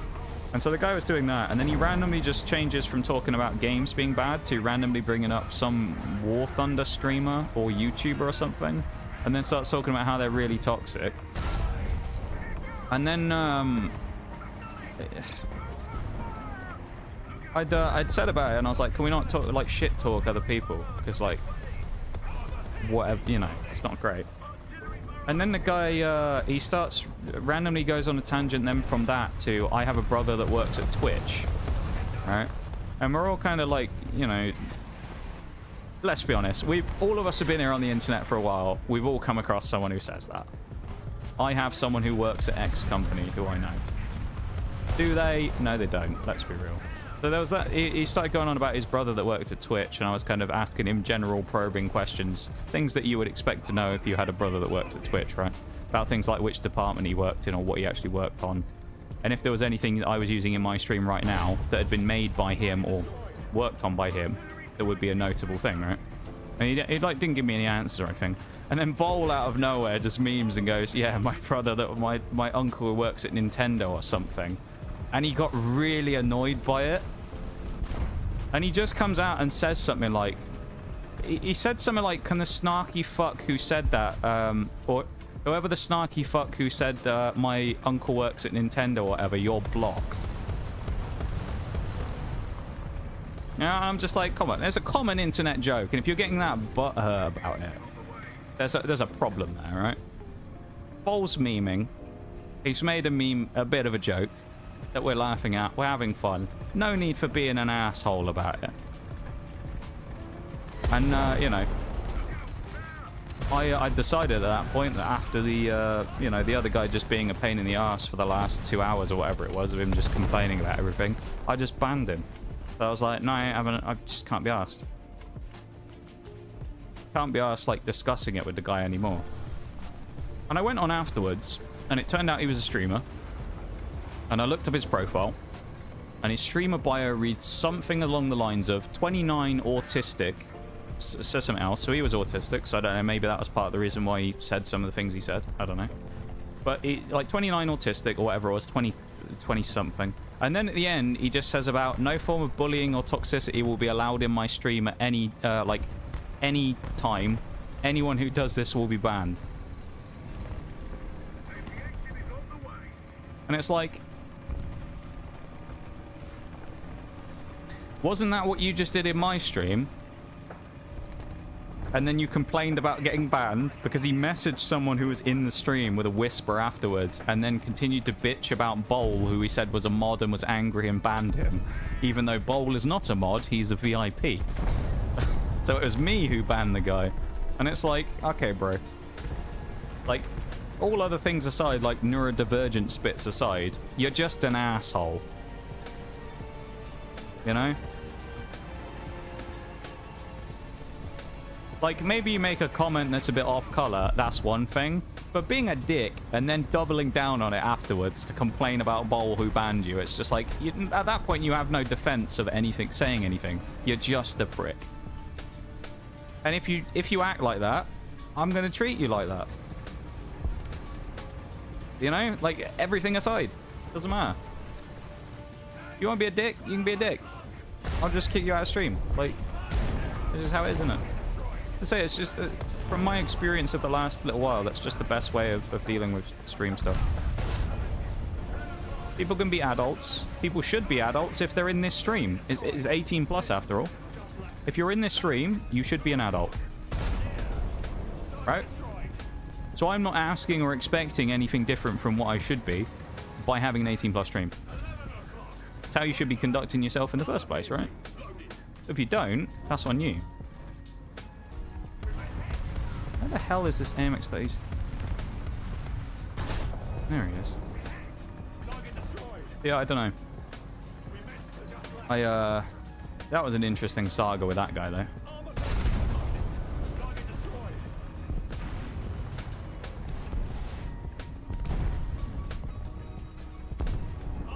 Treating everyone as an adult is more respectful than presuming some aren't worth the that treatment. Exactly. As I say, like, I'll react to what people give me, right? If someone wants to be a little shit, then they can be a shit, but I'll treat them like it. If they want to be respectful about it, it's why, like, you'll get people, right? So we get people sometimes that'll be under 18 that'll come into stream, okay? They'll be under the age of 18. Now, I'm very strict about my 18 plus policy. I know some people aren't. They won't care, right? They'll just say, don't talk about your age, and it's fine if you are. Which is, you know, kind of the thing that people do, right? It's like Shaylay said something the other week where what was it he said? He said, like, on the internet, I've been 18 since I was 12 or something. Yeah, because we've all done it. We've all made accounts under the age of 18 and been places where we shouldn't have been when we were under the age, right? But, like, if someone's not a dick and they're vaguely, like, respectful when they're in the stream, I will literally just say, look, my guy, you can't be here. It's an 18 plus stream.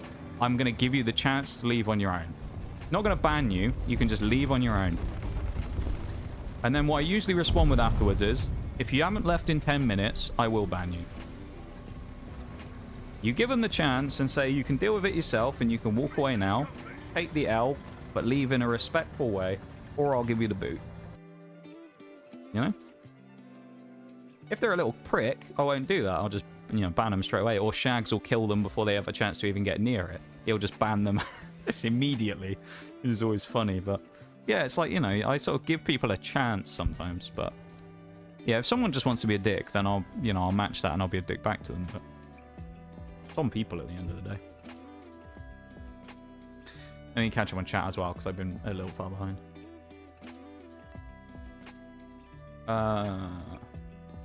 This is a very good reason you should never play with me, because I'm always angrily bashing on everything and everyone when I'm in game. Yeah, but see, there's a difference between doing it in game though and doing it like that guy was. And the thing is it's like, it's one of those ones where he would make an argument about something, right? So say like OP Russian top tier premiums. He was complaining about OP top tier Russian premiums, and the thing that I said to him was, and he was complaining that there were so many of them about and they were all being played by Russian players, right, was the thing. And I said, do you not think that the reason they don't do anything about it is because as a free-to-play, the top-tier Russian players are the big spenders in the game who are spending all the money to keep the free-to-play alive for people who don't pay any money to play it, of course. And thus, they aren't going to nerf a vehicle because the Russian big spender money people... What the fuck? Are you joking? Are you fucking serious? Object 279 again. That's Object 279 is on my list of vehicles now, where if I see one, I just automatically assume that the person probably is just a piece of shit, apparently. But like, back to what I was saying anyway. Fucking speaking of top tier Russian people, he's not a Russian person, I guess, but Russian tank. Yeah, and I just said, like, well, the reason that they won't nerf that shit is because if the Russian people are the ones who are spending all the money on the game, right, and they're keeping the free-to-play alive, if they nerf and make all the Russian top-tier vehicles trash, no one buys them, how does War Thunder stay afloat as a game? Right? And it wasn't even a discussion at that point, because you'd say something like that, and you come up with an argument or something to say to the guy. And he wouldn't respond, he would just move on. Oh, what the fuck is this, dude? Remember when I said about dying in Spawn earlier? How much fun it was? Still feeling it. This is real fun right now. It's always hour 4 of this stream when I play War Thunder that goes to shit. Always this one, I don't know why. Yeah, it's like there are certain things that, like, whether we like it or not, we have to understand that they're the way they are because that's how it is, right? Russian top tier, like, premiums probably aren't going to get nerfed because the Russian players who buy them are the ones who are big spenders in the game and keep the game afloat for free-to-plays. Is it justified that they do that? Not really. It's pretty shitty, right? Is that the way it is? Because at the end of the day, they try and keep the game afloat and they're going to do that. Yes, it's wrong, but they'll do it that way just because that's how it is. Gaijin are going to do stuff in their own best interest before they do anything for the players, because at the end of the day, they're the ones running the game, right? So they can do what they want, and they will do what they want, whether it's right or wrong. It's the same with like Bungie and people like that. People complain about Destiny 2, and I said the same thing when he complained about that. Like, not only does Bungie not set the price because Sony does it, but there's other parts in play that aren't just they refuse to nerf X thing. Some companies don't do that, but some do. Welcome in, Lever. How's it going? So real. Lever Razgriz. There's a lot of names with like Razgriz or something similar to that in that I've seen before. Is that a common thing that I've just never come across? Is that like a reference to something? Because I've seen names like that before. Or are you someone on another account or something? I'm confused. Maybe I do know you. Who knows? Welcome in, Mirage. How's it going, my dude? But yeah, I don't know. It's just strange to me. Like, I'd say Destiny has like its own problems as well, and people will sit there and moan about it, and it's just a bit kind of pointless. Because at the end of the day, though, it's the same thing I say with it. Is people complain about games all the time, and they complain about certain things, but they still play them, right? That's the thing. Nothing changes in games if people still keep playing them, because why would the games company change it? Because people are still playing it. Destiny, the perfect example. They didn't change the seasonal model for ages because it was making money because people were buying the seasons. Whether they were good or bad or indifferent and people hated them, loved them or whatever, or didn't care, they were still paying for them. And all those, like, you know, keyboard warriors on Twitter who wanted to go on there and constantly go, oh, Destiny's the shittest game on the internet. They still bought their season passes and they still played, you know, every week to get the seasonal story. And it's like, if you keep doing it, they will keep doing it as well. Why would they change if their player numbers are still as good as they've always been? You know? They don't have to do anything if they're still making money, and why would they? If their objective is to make money, they're going to do what they can to make money. I think sometimes people don't necessarily always realize that. And it's like, most of the reason why stuff doesn't change in a lot of games that we hate is because us as the gamers don't do anything about it. We just still continue to play it. We just sit there and complain, right?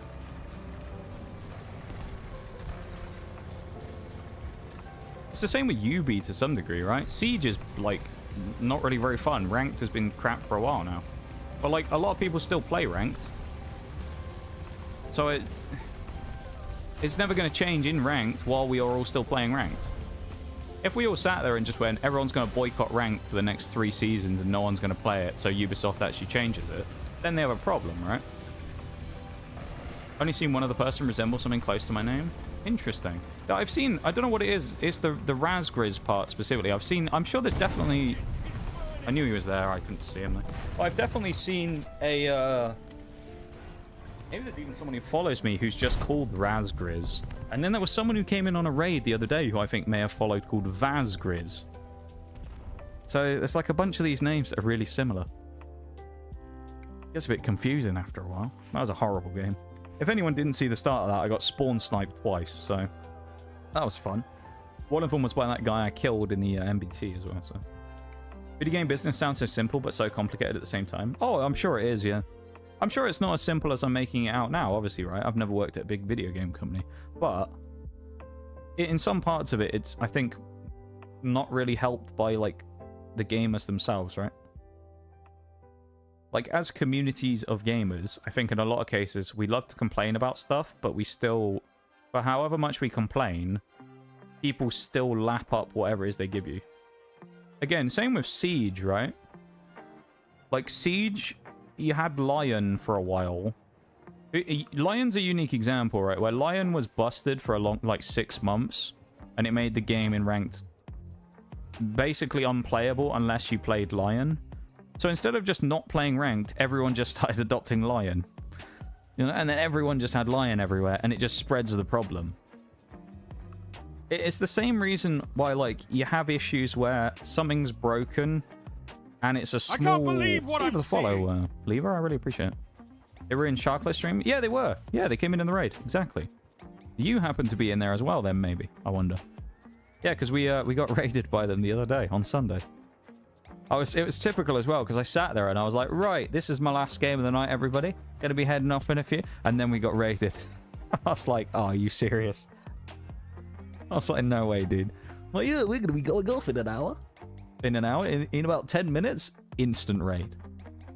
Which, speaking of, I'm gonna put the raid block on now so it doesn't happen again today. Because we've got about an hour left, so... It was amazing timing, but at the same time also died a little on the inside. That was a huge raid as well. That was a crazy day, that stream. That was a wild stream on Sunday. Probably the craziest stream I've had for a while. We'll chill here for a sec. Actually, when's the break start? The pre-roll's 8 minutes. All right, we'll go in the test range for a minute again as well, because the ad break is going to go off in a minute to get rid of the pre-rolls. So we'll just let's take the. Have we taken the? Let's take the striker out. I don't think we've ever taken it out. But yeah, thank you for the follow, then, man. I appreciate it. We lack that. Say class consciousness. Yeah, to some degree. Is it only missiles? Onlymissiles.com. It is. Yeah, so there's a break that starts in about 8 minutes. We always stop for the breaks if we can, so that nobody misses any of the actual game. So in order to not have it happen in the middle of a match, we'll sit here for a few minutes and we'll just kind of meme about and chat while we wait for the break to go through, and then we can play the last games and not have any impairment from the break, right? This thing looks kind of wild, doesn't it? Looks like a shoe.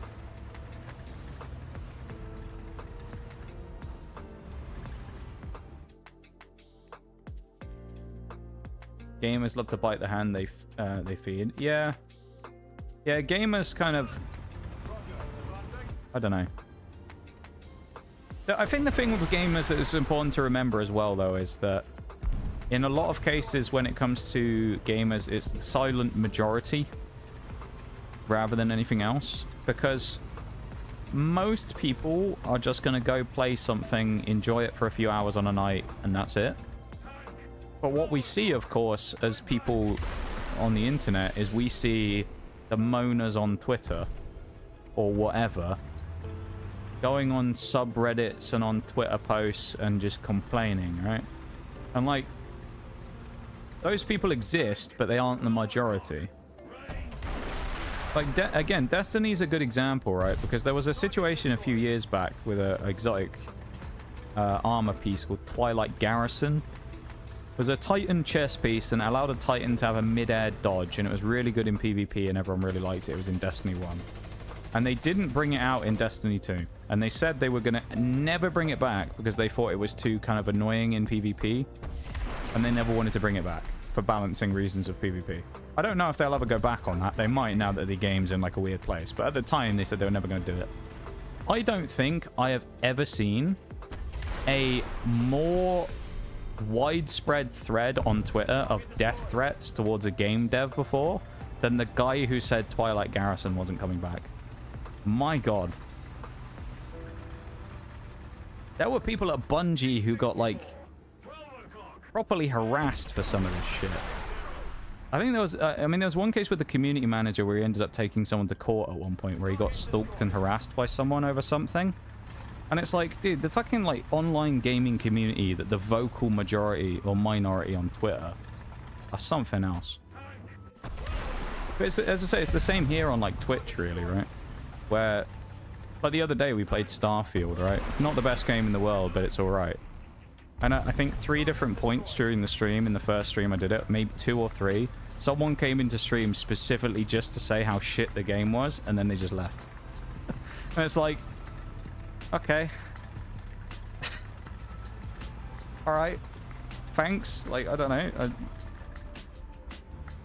Yeah, I'm not going to stop playing it because you told me you think it's bad. Like, what do you want? Like, you know? I don't understand the point. EU scene is more present compared to the NA scene for streaming? Oh, I have no idea, to be honest. I actually, weird thing for me, genuinely. I don't watch War Thunder on Twitch at all, no. I don't really know anyone else who streams it. Nor do I, particularly go out of my way to watch it. I think it's one of those things where I get War Thunder out of my system during the week when I play it, and I have no interest in like watching content on it after that, you know? That's just me though. I know some people, you know, enjoy watching it, but for me, I don't think I could really go out of my way hugely to watch it just for the sake of watching it. If someone was playing it that I knew when I went to watch it, then sure, but like I don't think I'd go out of my way to watch it specifically just because of the nature of you know, already playing it myself. Entitlement makes me sick. Yeah, like online gamers, dude, are some of the worst. The super toxic people are super annoying. Not everyone's like that, obviously, and some people in the Destiny community are great, but there are too many people like that in things like Siege and you know, UB games and stuff like that. And do UB deserve criticism, and do Bungie deserve criticism for the things they've done wrong? Oh, by all means, yes. Criticize them till the cows come home, because if they do something badly, you should tell them, because more than anything, they probably want to know if you don't like something. If it's something broken or something that people don't like, tell them. It's a good thing to do. Same with me, right? With like stream. If I have like audio broken and no one says anything, audio's broken the entire stream. It's like a common thing you get on Twitch where people find it, they think it's like going to be disruptive if they tell the streamer that like shit's broken. And it's like people want you to do that because it stops the rest of the stream being broken.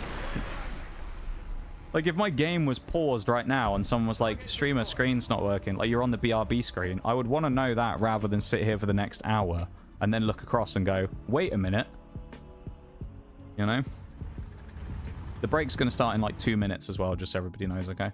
So we were just waiting for that before we did anything else.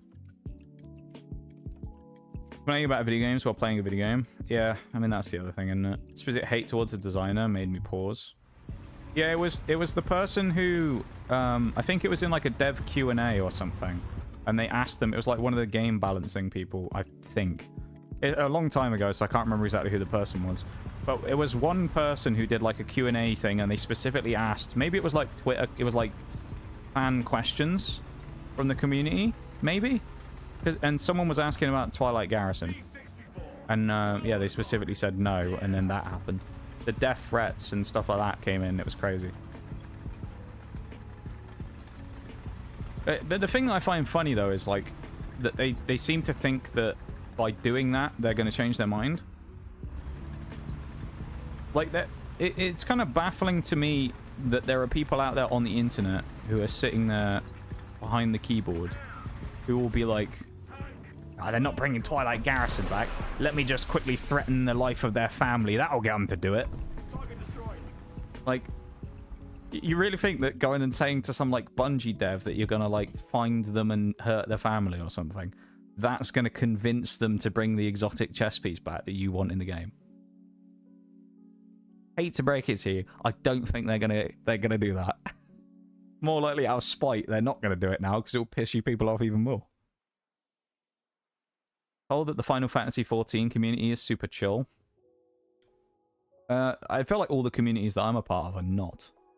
Siege or D2, I'm not really a part of anymore. But best era of gaming communities is when Destiny's first raid came out and Help from LFG came out. Yeah, and then that died as well, because then it just became an elitism thing of just booting people who didn't have certain weapons. The problem is, right, when it came to like the Destiny side of things as well with raiding, is people were accommodating of certain people sometimes, but people just lied anyway. The amount of times we did one where we said like have some experience or have like a clear, right? And people would join, or we'd say like know what to do, just so we wanted to get it through quickly. And people would join who clearly didn't know what they were doing. And you'd just be like, right, before we do everything, everybody actually know what they're doing. If you don't, it's fine, we'll explain the mechanics, but let's just get it done. All right, let's get it done, let's get it done quick, let's get in and do it. And you'd literally give people an out to say, yeah, I'm not, even if they just went, I haven't really done it for a little while, I'm a bit rusty. You give people a chance to say something. Crickets. Gets into the first thing, something goes wrong. I will reset, it's fine, we'll wipe. You do it again, something goes wrong. Do it a third time, something goes wrong. Does everybody know what they're doing? No one says anything. You fail again a fourth time, one guy randomly leaves. And it's just like, you just said you didn't know what you were doing, we'd have told you. Like, you know? So you get like people who do that kind of thing, and then the other side of Destiny was just like, must have maxed weapon, otherwise you're not allowed to join. or must have like 5 million clears of the day 1 raid on the second day it's been out. Otherwise, you're not allowed to join the team. And it's just like, I don't know. I'm going to switch to the BRB, though. I'm going to go stretch my legs, grab some water, and prepare for the last bit of stream, okay? So, breaks 3 minutes. Everyone go stretch your legs, get a drink, go bathroom break, do whatever you need to do. Because I'm not playing the game in the background. I'm actually going to just leave out of the range real quick. And then we'll come back and we'll start playing when we get back, alright? So, take a quick chance to have a break, have a stretch, have a drink, do all those things you need to do. The thing there. Must have Max Galleon Icebreaker. Honestly, yep, it was exactly that one. The same thing happened in Final Shape with Warlocks as well, where if you were a Titan, you were practically booted out of a raid squad. Because Hunter and Warlock were just better in the new raid when it came out. So if you were a Titan on the day 1 raids, you literally couldn't get a raid team if you were trying to join an LFG team. Anyway, I'll be back in a sec, okay? BRB, everybody.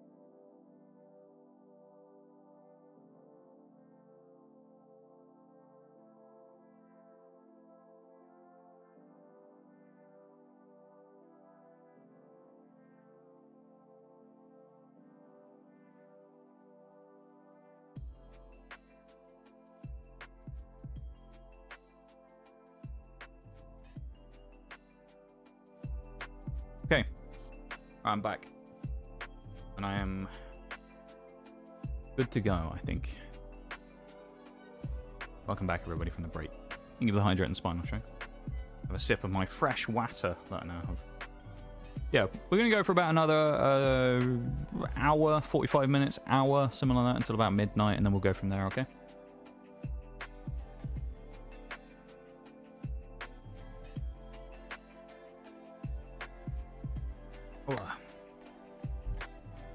Reminder for everyone in chat as well who is a fan of the particular game franchise, tomorrow is Variety Day, of course. We're going to be playing Mass Effect 1 again. So if anyone is interested in Mass Effect 1, tomorrow, Mass Effect 1. Keep an eye out, or an ear out. Stream at the same time every day whenever I stream, though. 7 PM GMT. So, there you go. I do have a schedule in Discord, although I do need to change the time zone on it, as it was pointed out to me, because of course it's still in BST. But that's because the last time I did one was before Halloween, when the clocks changed. So I stopped posting the stream schedules, mainly because the schedule was the same every week anyway, so yeah. If anyone is looking for the YouTube stream as well, we also stream on YouTube and Twitch at the same time. Multi-streaming, that's the word I've forgotten. Anyone wants that or just wants to support the channel, there's also a link there to the YouTube, as well as the Twitter and the other stuff. Yeah, feel free to drop follows on there if you want. I guess you can help support the other channels as well if you'd like to. If you want to find stuff while I'm not online. I upload all my VODs on YouTube. So I have a list of I've seen them. I think my channel on YouTube has something like 500 uploads now, if you count all the shorts and VODs.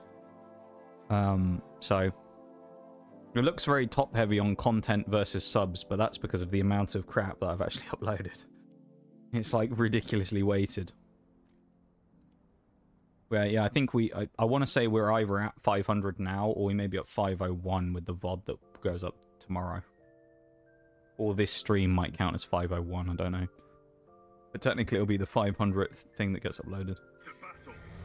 The views per that 500, I don't know how crazy it is, but considering my channel has, what, 148 subs or something?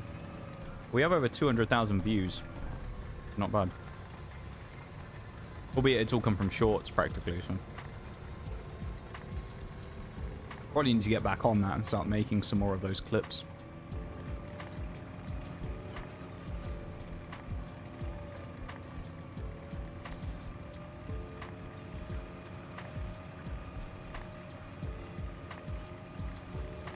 Maybe I will. Who knows? Maybe I'll get back on the clips grind again. If I have any good clips to post anyway. That is. If I have any high enough quality clips, maybe. We do have some clips though. Ooh, whoa. Where was that from that he died? Over there. 906 and a T55 AM1. Uh-oh.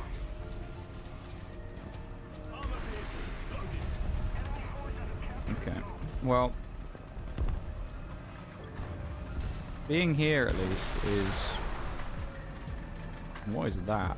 I think that's bugged. It's fired like his tow rope with his missiles.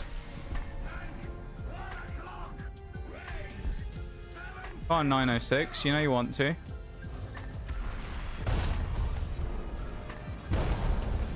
Oh, I drove over the ridge line where it's happened and it bonked my shot. My shot flew high because of that.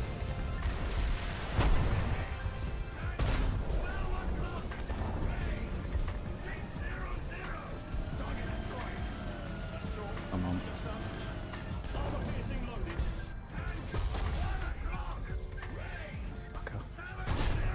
You little fucker! Ah, he keeps backing up every time I fire. God's sake. How long have you played War Thunder for? In terms of, like, when did I start playing? Or in-game hours? 906 is dead now as well.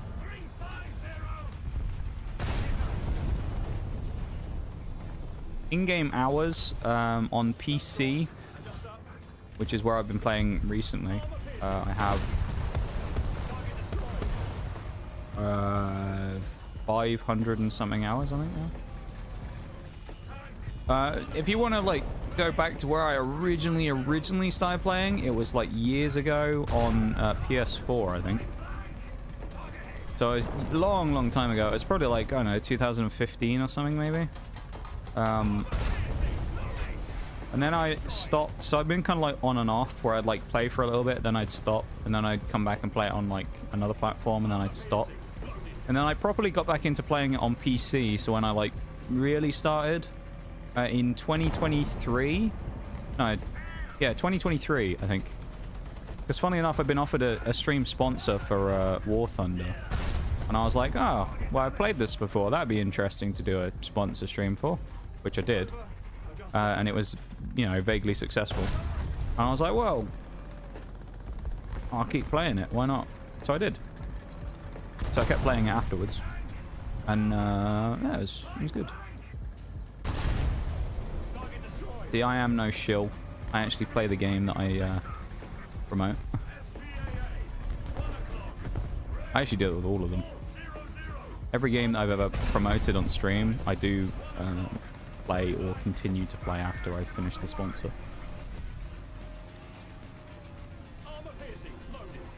which we will have a sponsor at some point, actually, in the future. Because after that trip that I've got sorted for the summer, not going to lie, could do with a bit of money. So, I mean, I'll probably find one that's a game that we find enjoyable and we could have a fun time with, but yeah. To be very, very brutal about it, your boy's a little strapped for cash at the moment after paying for some flights, so it wouldn't be the worst thing in the world if I did that for myself. Because at the end of the day, I do have to live as well, of course. You've knocked my gun out, you swine. I shouldn't have done that.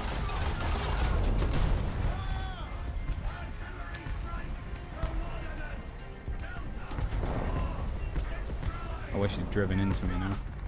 I shouldn't have gone around that corner. I also didn't realize until now, looking at the map, there was actually loads of people behind me and we had no teammates next to me. I thought there was someone kind of vaguely nearby pushing up with me. There wasn't.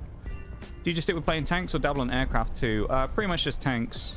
I used to do aircraft every now and then on stream, but I haven't for a while.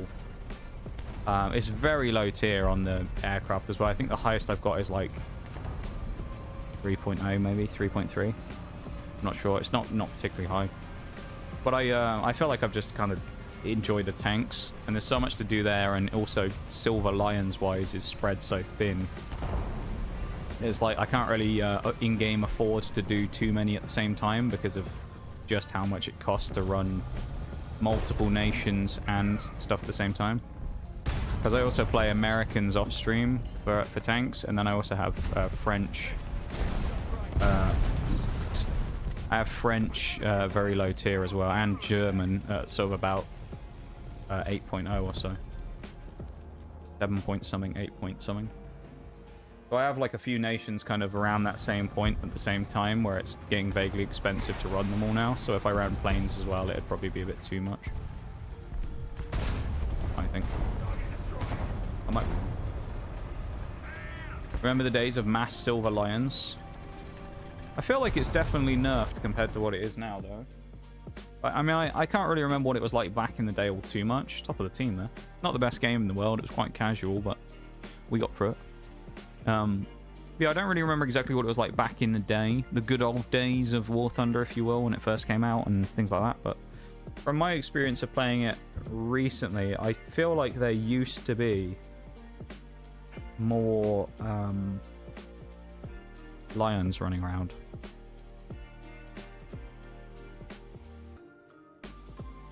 Game gave you a good handful of lions after every match. Now they reduced it to AMs. I feel like probably what it was, if I had to guess, I say probably, almost certainly it was to try and squeeze people to try and buy premium accounts, wasn't it? Let's be real. That's why they did it, I suspect.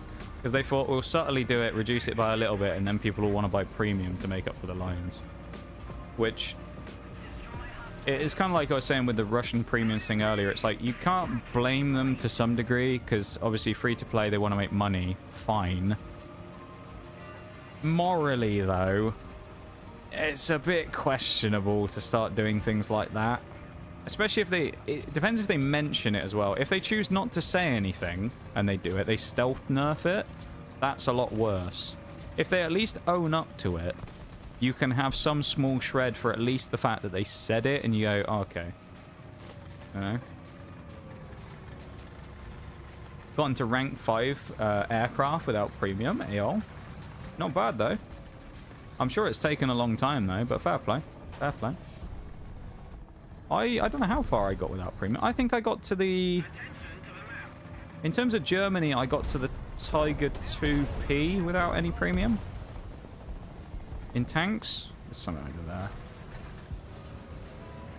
So I got... I guess, what... Is that rank... I think it's rank 4, isn't it? I guess I got to about rank 4 without Prem.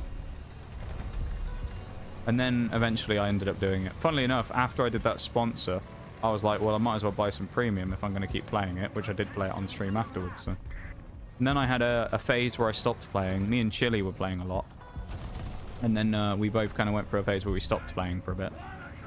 And thought he was behind the containers. I just wanted to check though. But we went through a phase where we were playing for a while, and then we both stopped after a bit. And is that not the gap? Oh, there's a train car. Right. He doesn't know the Marder's here. He knows I'm here though. Oh, there you go, Marder.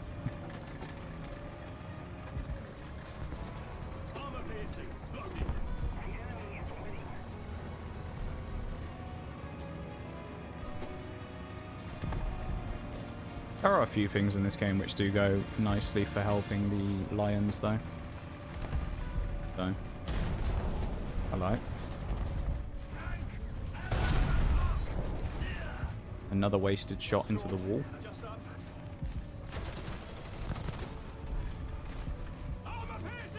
And Mars is going to shoot me if I peek him again.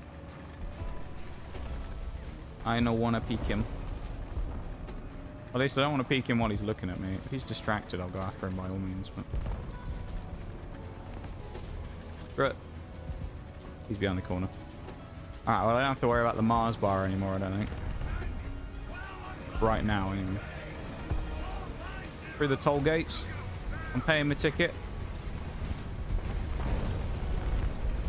Epic music again as well. I do like the music. I feel like this is new, but I've said it a few times recently. I do like the epic music in this game.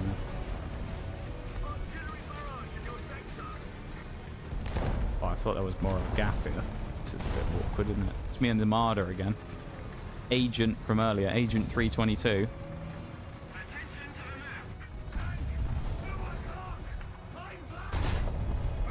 Go on, Marder. He's all yours. No? You don't want him? He don't want to go around the corner, does he? There's someone in those boxes back there.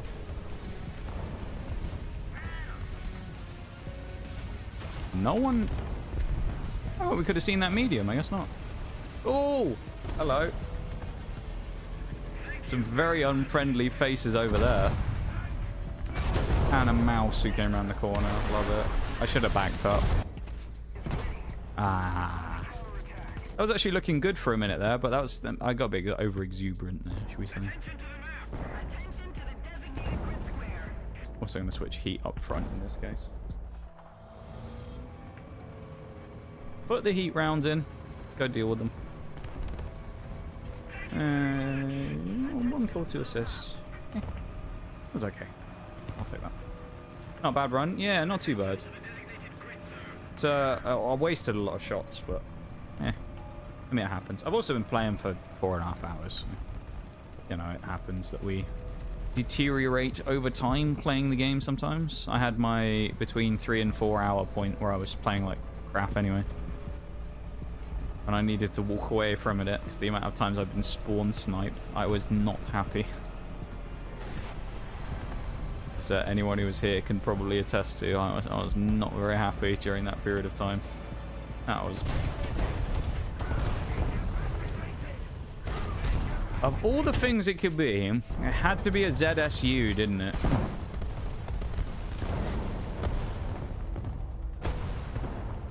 Why? Why is he there? And how had no one spotted him until that point? Crazy. Oh well.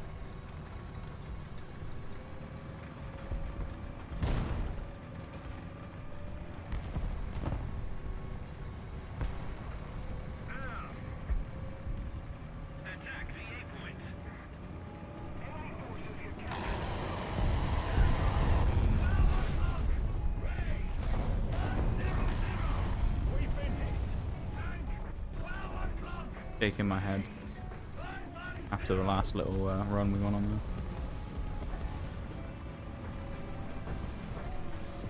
It's gonna be riddled with stuff now, isn't it? Probably. I'm gonna try and go somewhere though anyway.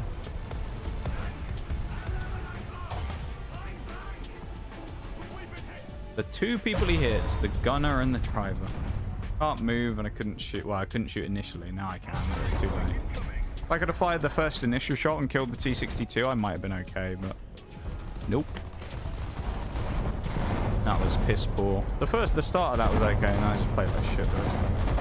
I will say, there are certain maps that I feel cursed on, and I don't think I ever have a game on. That specific version of Port, where they just crunch it up and they have like the top third of the map is the only bit available. Because normally the map's way bigger than that, right? Where they have like that top section of it where it's just that small section, everything else is redded out. I don't really know why it exists, and I don't really know why it exists at high tier. Because the baby tanks play on the big version of the map, and it feels like the big tanks play on this tiny version of the map. And that version of the map, whenever I play it, it's just crap. I never have a good game on that version of it.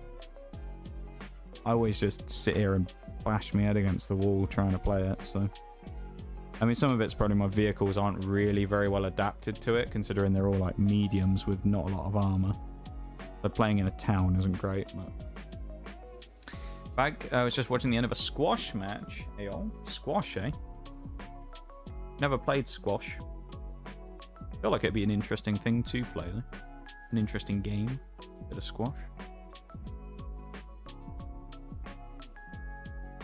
Proper into squash. Fair enough, fair enough. I'm guessing, do you play as well, then? Scientist, and you're into squash as well. Learning a lot about you. Respectable pastime, I'd say.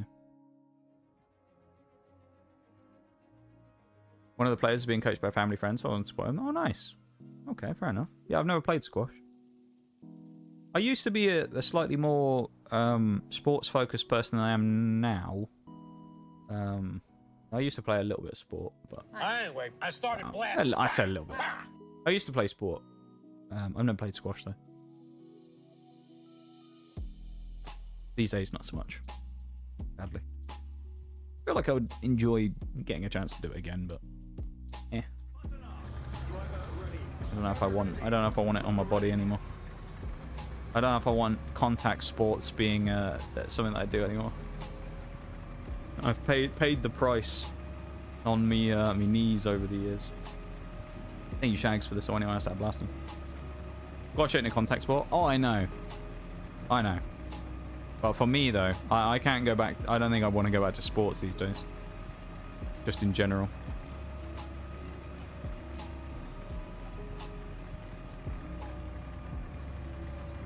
I would be awful at squash. I already know I would.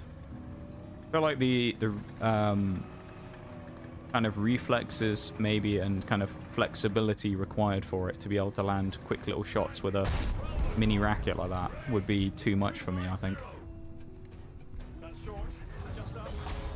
As a non-flexible 6'2" person, I feel like I would struggle in the squash court. I could be wrong, but I feel like I'd struggle on the court. Here's a squash court, isn't it? I think. We were talking about this the other day though with Onyx, but I do... oh, that I've got to be careful with that. Uh-oh. Don't push up, M48 Super. I'm just... oh, the spot. Oh, no. Well, if he gets team killed, that's my fault. I kind of didn't expect him to rush, though. I hope he doesn't. Yeah, eat that, Magak. Yeah. Tell you what. Underrated, like, sport, if you will. Talking about this the other day with, I think it was Onyx I was talking about with. Do love a game of pool, I've got to say. Love a game of pool. Haven't played a game of pool for years. I used to be a bit of a prolific pool player. That was more of like one of those things that you just play down the pub. I used to be lethal at. I remember I went out, me and my mates once, we went to a bar nearby that has tons and tons of pool tables in. And we went there and booked one of them out for like 2 or 3 hours or something. And I think I lost one match the entire night. Lethal. Lethal on the pool table, mate. Let me tell you, my ability to land a double from anywhere on the table, disgusting. And my thin cuts down the cushion. I've seen pros who can't cut a ball in as thin as I can, you know. So, I don't know. I was a special talent in pool. I don't know. If I played against someone actually really good, I'd probably struggle. I actually used to be fairly good. But no, I never played that as a main sport. I used to play rugby when I was a bit younger, but I say a bit younger, I'm not that old now, but when I was younger I used to play that. That was my main sport that I used to play. Hence the beating up knees and things.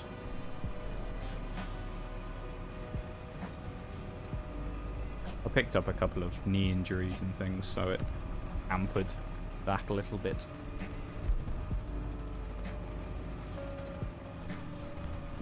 Going to be a bad move, isn't it, pushing up? But we've committed now, so we're going for it. Come on. Pool is class. I do love a bit of pool. Used to be a pub called Cottage in Manchester. It's closed now, sadly. That was my regular, and we just hog a pool table all night. There's just something about it. Just game of pool. Love a game of pool. Just love a game of pool. It's just fun as well. Like, you can suck at pool and it still be fun. That's the best part about it. Even if you're bad at pool, pool is still fun, I think.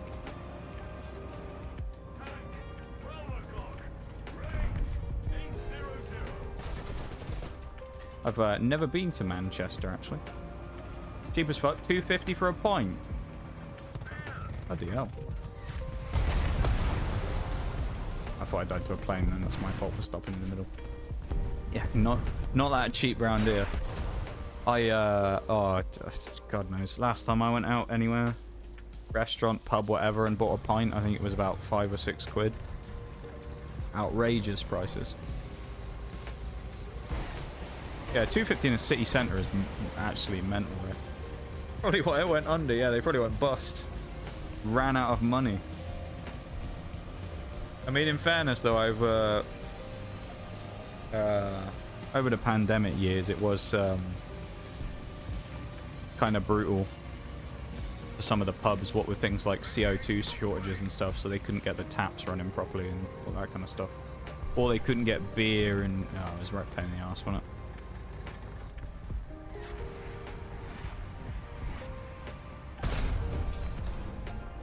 Remember, we were having problems with actually the gas. I think it wasn't just CO2, it was just like gas cylinders.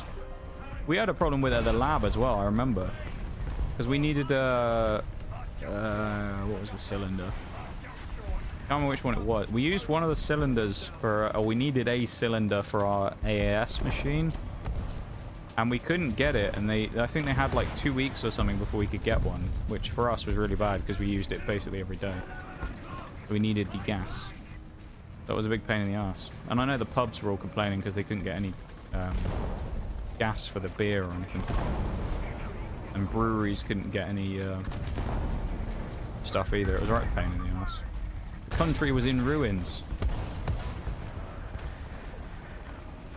Ah, Steve. We've been here once before, haven't we, Steve? You had to go at me last time, didn't you?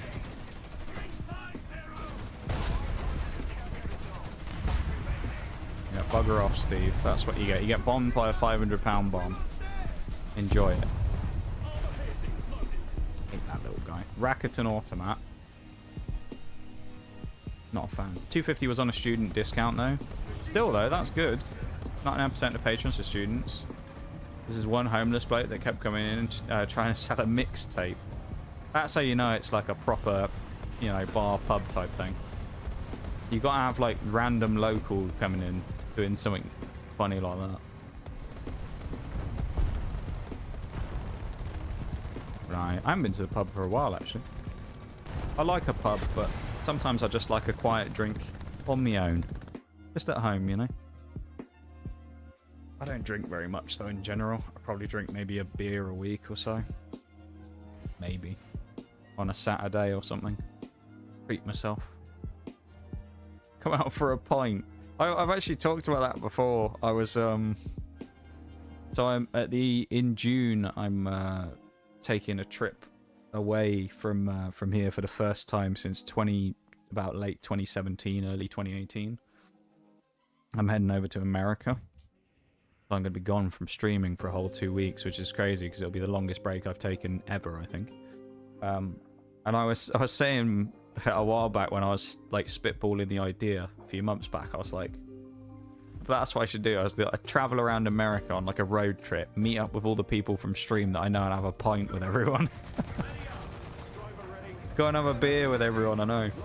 But that's what we should do. Stream road trip. We have 1 beer with everyone we meet. A great idea. Yeah, man, I've never been to Manchester though. To be fair, I've never really been that far up north. I mean, as you can probably tell from my voice anyway, I'm from the south, but yeah. How far? What's the furthest I've ever been up? I've probably been further up. The first I can remember just right now, Birmingham. I've been up to Birmingham a couple of times to the NEC for motorcycle stuff. I'm sure I must have been up further than Birmingham before. Can't think of it now though. Pretty dirty city full of thugs and druggies. It's beautiful around here. Love it. That's most British cities though at this point, to be fair. Drunk people and loads of people on drugs.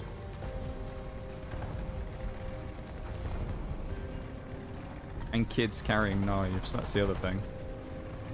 Yeah, they'll shoot the term 3 before me, that's the main thing.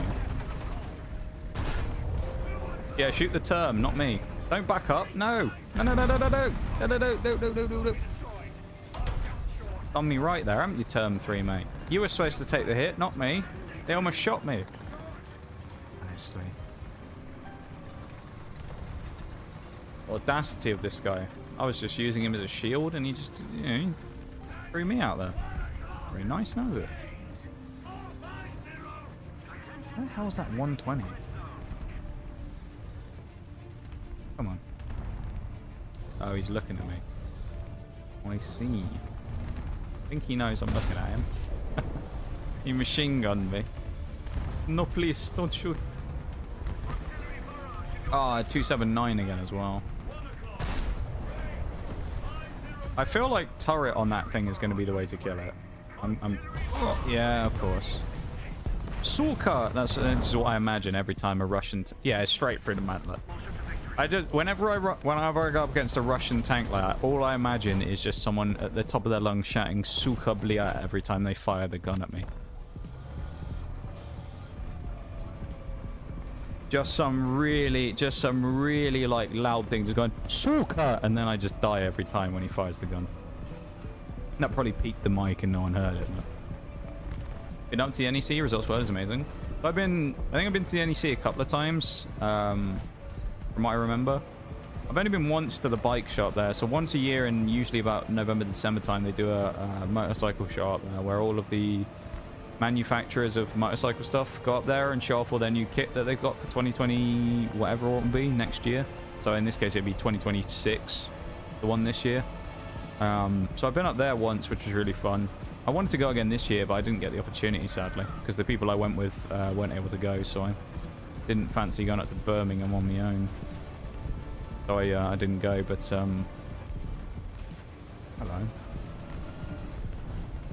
This leopard does not know I'm here, does he? 3, 2, 1. Come on, leopard. There you are. I was waiting for you, leopard. You're on the clock. I was counting you down, and you didn't come. You weren't there. Honestly. Oh, why everyone's trying to get out over here on the left as well? Like, where are we? Why do you want to go over there in Yamada? Where are you going? Fucking Darren. Bloody Darren in the AMX-30. I was waiting for the leopard and he was waiting for me. Bollocks. Posting on Manchester City Centre New Year's photo years ago in your Discord. Wait. I've completely misread that one. A Manchester City Centre New Year's photo in the Discord that sums up. Whacked it in the memes. I'll have a look in between this and the next game. Or if I die really early. We'll have a wee look. as the Scots would say. A wee look.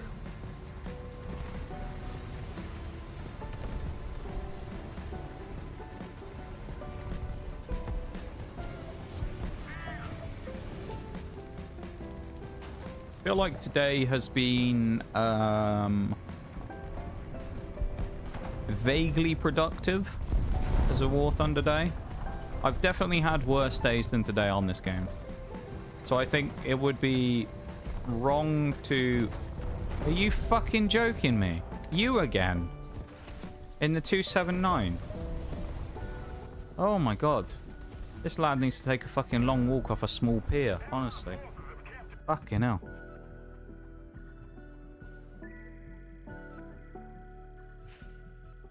Throw him off the end of the pier. Make him swim back to the shore. That'll teach him. And do it as many times as it takes until he tells the fucking 279. God. Jesus, that's the New Year's photo. People getting arrested. A bloke who's just lying in the middle of the road, but he's got his pint there still. God, it's awful, isn't it?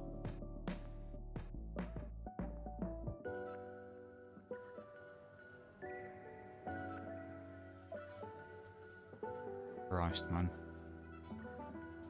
That was crap. That 2.7... I swear, if there's another one here. I'm going to guess. I don't know, because I'm not... Obviously, I'm new at 9.0-ish. I'm going to assume that the 279 is just everywhere. I was in a Hellcat. Interesting choice. Got Game Master in this lobby as well. What a name. Oh, it's a Shifu person. Oh, it's Shifu people. Anyone know anything about it? Just anyone who plays War Thunder, have you ever come across anyone from the Shifu clan before? Is there anything notable about them? Just out of interest, these Shifu people? The Shifu clan?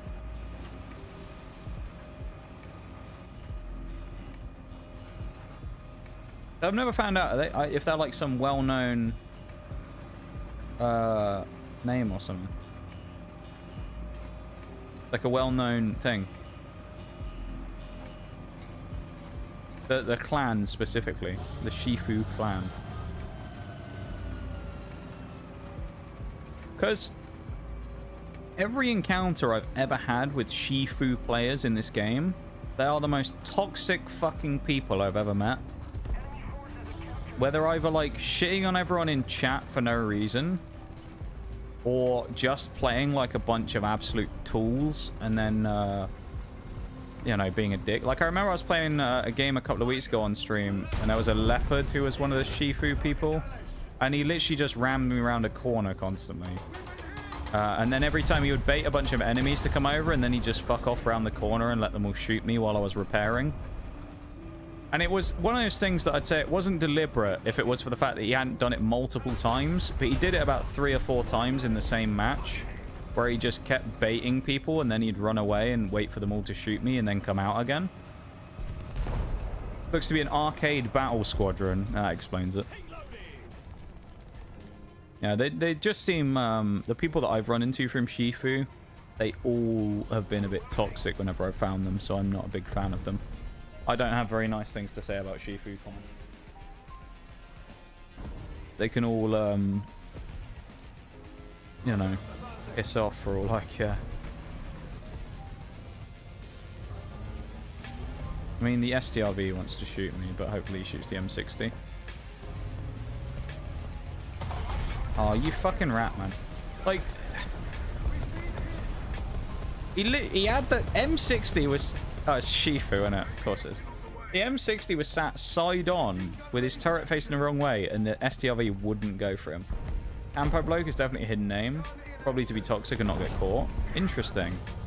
I didn't know you could hide names in this game. There's like a nickname system.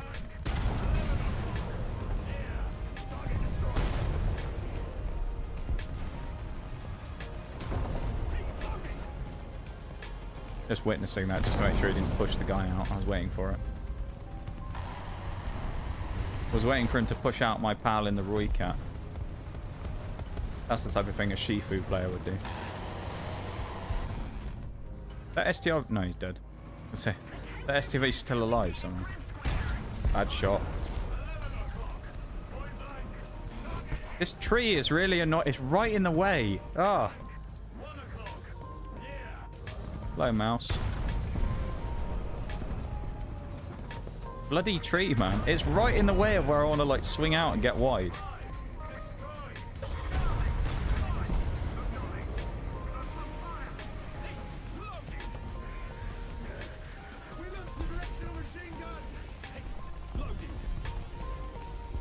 Just repairing things.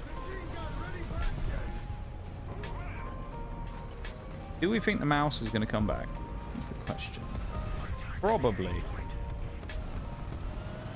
Do I want him to come back? No. Didn't. Oh, I did track him. Big ugly mug.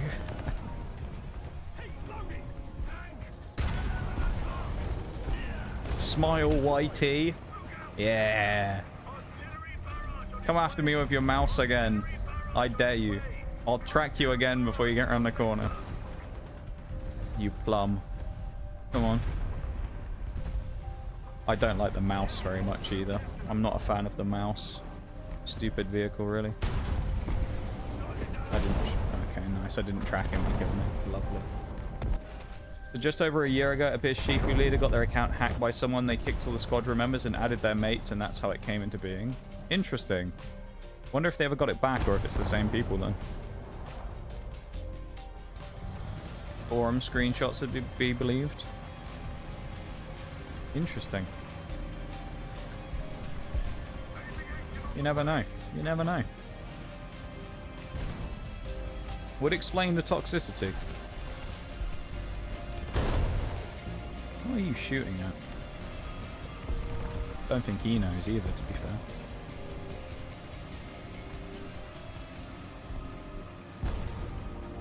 Campo's only got one kill at the minute. He's struggling a little there, I think. Be a shame if Campo had a crap game. Oh, fuck off. It's the... That's that same guy again, isn't it? In the Gimel. I think it's that same fucker from the STRV. Well, maybe not. I thought it was the same guy. I was like, no, I'm not getting into another sniping fight with the same dude. Dude who did it is still in the same squadron? Interesting. Okay. So I guess they never got it back then. They all got the boot, and then the hacker people took over. Interesting.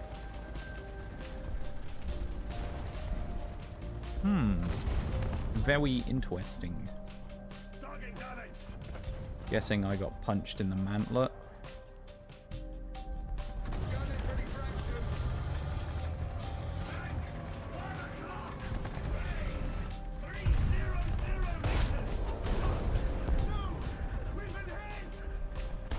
Mouse ain't going anywhere. Not anymore. Anyway, he's bloody dead. Screening of a guy removing the entire squadron's members within minutes. Jesus. Oh, this poor Tiger 2. Oh, good. He's going over to help. Shifu's going to go help him. I'm surprised. Oh, he's... What are you doing, T54? Come on, OnlyFans 40. Shoot him. Okay.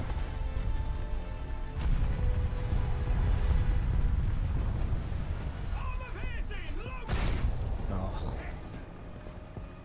Thing here is I don't want to go too aggressive because the Gimel and that are up there. I don't really want to get swung by them. But I also don't want to go too crazy on this T54.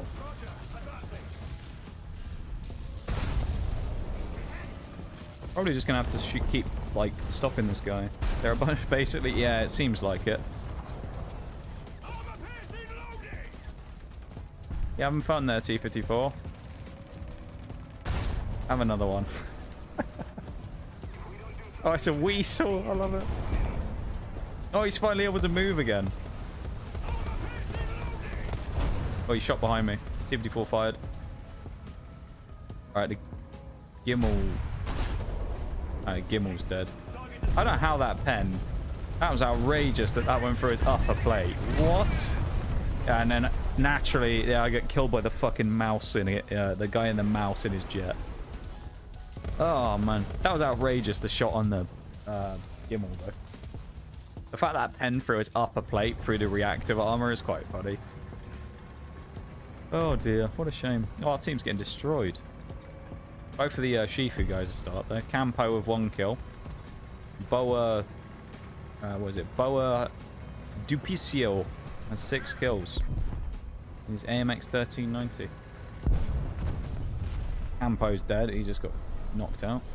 He's had enough. Hello, who are you? Yeah, this guy's gonna be like, yeah, I'm gonna get a flank on him.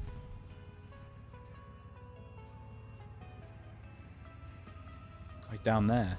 Hello. Hello, Leopard. What are you doing back there, buddy? Old buddy, old pal? Yeah, fuck you, you stupid plane as well. You're really good. Great player.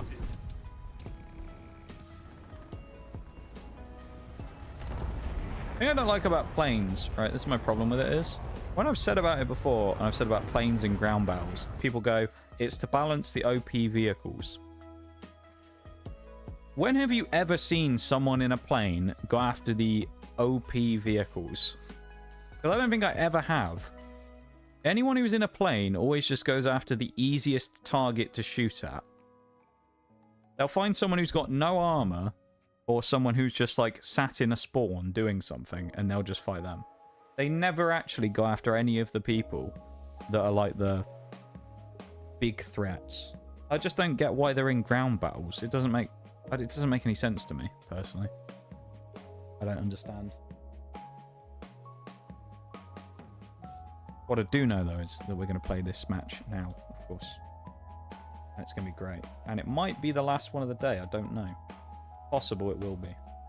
We are getting towards that time, so... Because it is midnight now. We might play maybe one more. It depends what happens with this game. Because also there's an ad break that's scheduled at like 12 past or quarter past or something. So we'll have to deal with that otherwise. And maybe we'll wrap everything up before that. Come on, Vickers, let's go. Let's go die really early again, like we always do. Any Shifus now? Yeah, I hadn't found any Shifu people for a while though, so I was surprised running into them. I don't see any funny names. Oh, it's that guy. He was in the Gimel in the last game. If he's the STRV, which he could have been, he might have 4 vehicles. If he's that STRV 104, I'll be a bit annoyed. He was a bugger in the first game. Right pain he was. They're on point as well. This is cheeky, but might work.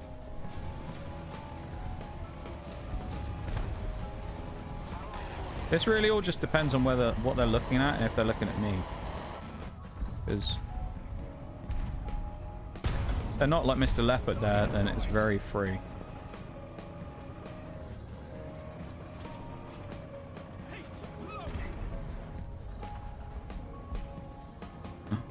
No! No, no, no, no, no! No, no, no! No! Back! Oh, fuck! Vickers, why are you doing this to me? Enemy Vickers spotted. We must kill him to a certain dominance. And we fucked it up. Now he's going to kill me. Stupid Vickers, why? Why couldn't we just drive down the corner? Drive down that corner like a normal tank. Why do we have to slide down? The only good thing I know is that I know he's weak as shit. His armor's really bad. Neither of us have good armor against each other, so... Ooh. Give me a bit of that turret. One. Smoke screen. Come on. That should be exactly in between the railings if he peeks me.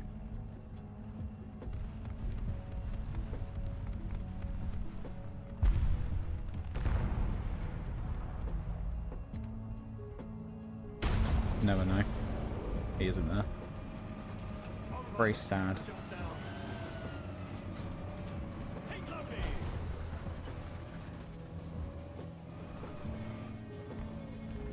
He's still there. He's just sitting up there, the Vickers. Probably waiting for me now. I really don't want to feed him. Do something stupid. Scoreboard says we aren't winning. We did win the last game, though. No, we didn't. We lost the last game, didn't we? I don't know what happened in the last game. I can't remember. Shouldn't ignore the Vickers, but at the same time. Vickers probably doesn't know I'm here, does he? He's dead. Someone finally got him. He's been... Oh, it's the Gimel. Me mating the Gimel again. Yay.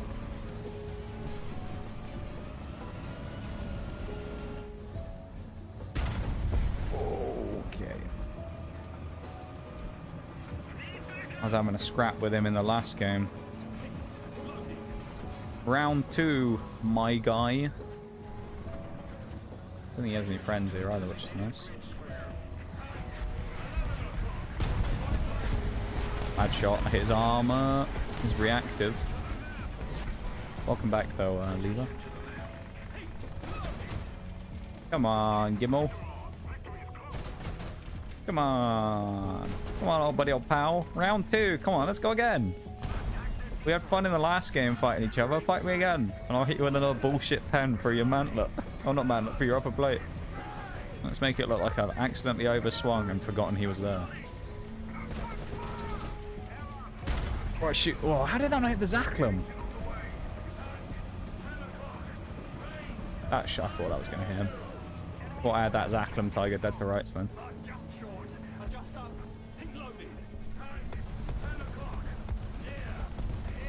No, I'm not peeking you. I'm not doing it. I refuse. I do not consent to peeking you on this corner. Mr. Zaklum. Not Zaklum. Shot Cal Gimmet. I'm backing up into my perch. Ooh, T55 AMD. Hey, he's dead. Someone got him. Ooh, just. You bugger. He got me on the move. Ah. Bloody AMDs again.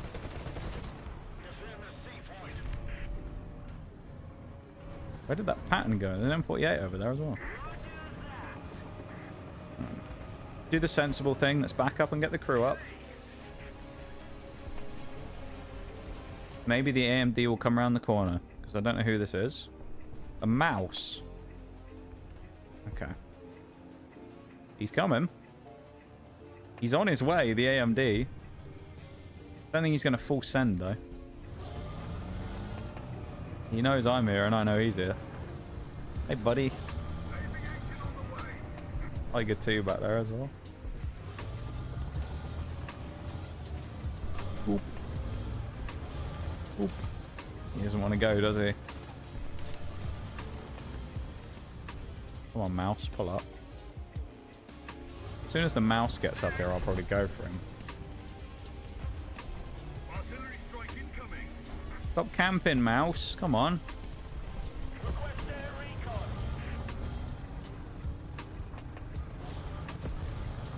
Fire! Shoot at me, you stupid T55 AMD. Come on.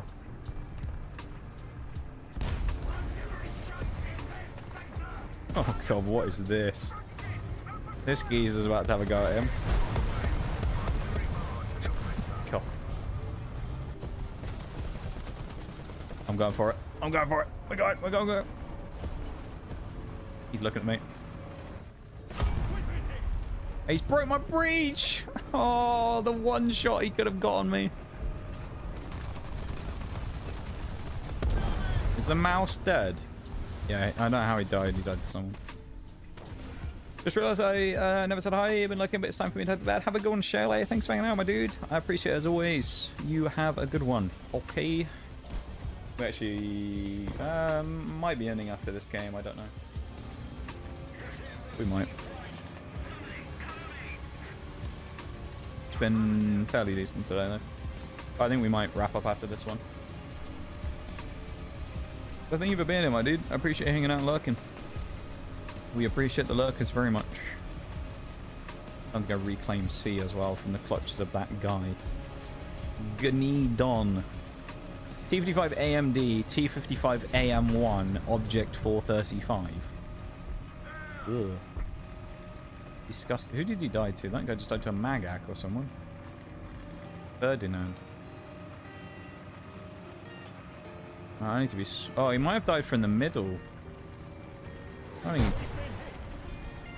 Excuse me? Wasn't it? It was the chopper, I think. Oh.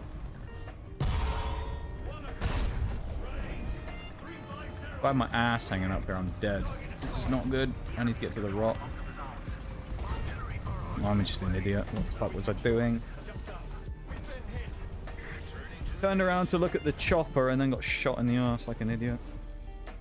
That was just silly. Silly play there from me. 2 kills, 2 assists. Not great at the minute, but... Hopefully we can get a couple more. That would be nice to end on a flourish. Oh, here he comes.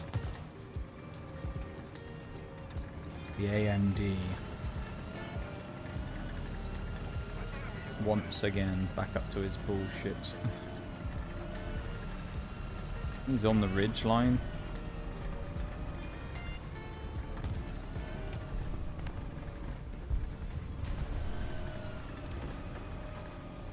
I cross. Yeah. No, I'm gonna go fight him. End of the game, be damned now. This is about the moral victory of defeating this guy. We must beat him.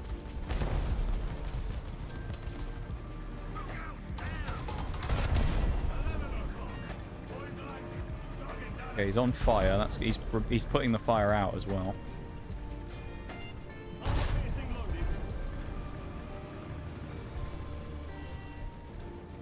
You're gonna burn for your crimes. You joking? Okay. That's my cue to end. That's my cue to end. I should have shot him in the upper plate and blown him up.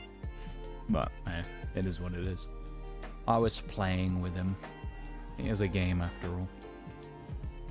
all. Okay. Well, we got 65k on there, and I think we did 45 on the striker. So that's not bad for the time we did, I would say. I think we did fairly well there. Yeah, I'm fairly happy with that, I think. Switch back over here.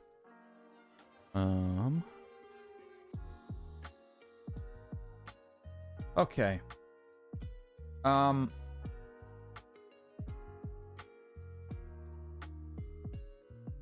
Yes. What do we do now?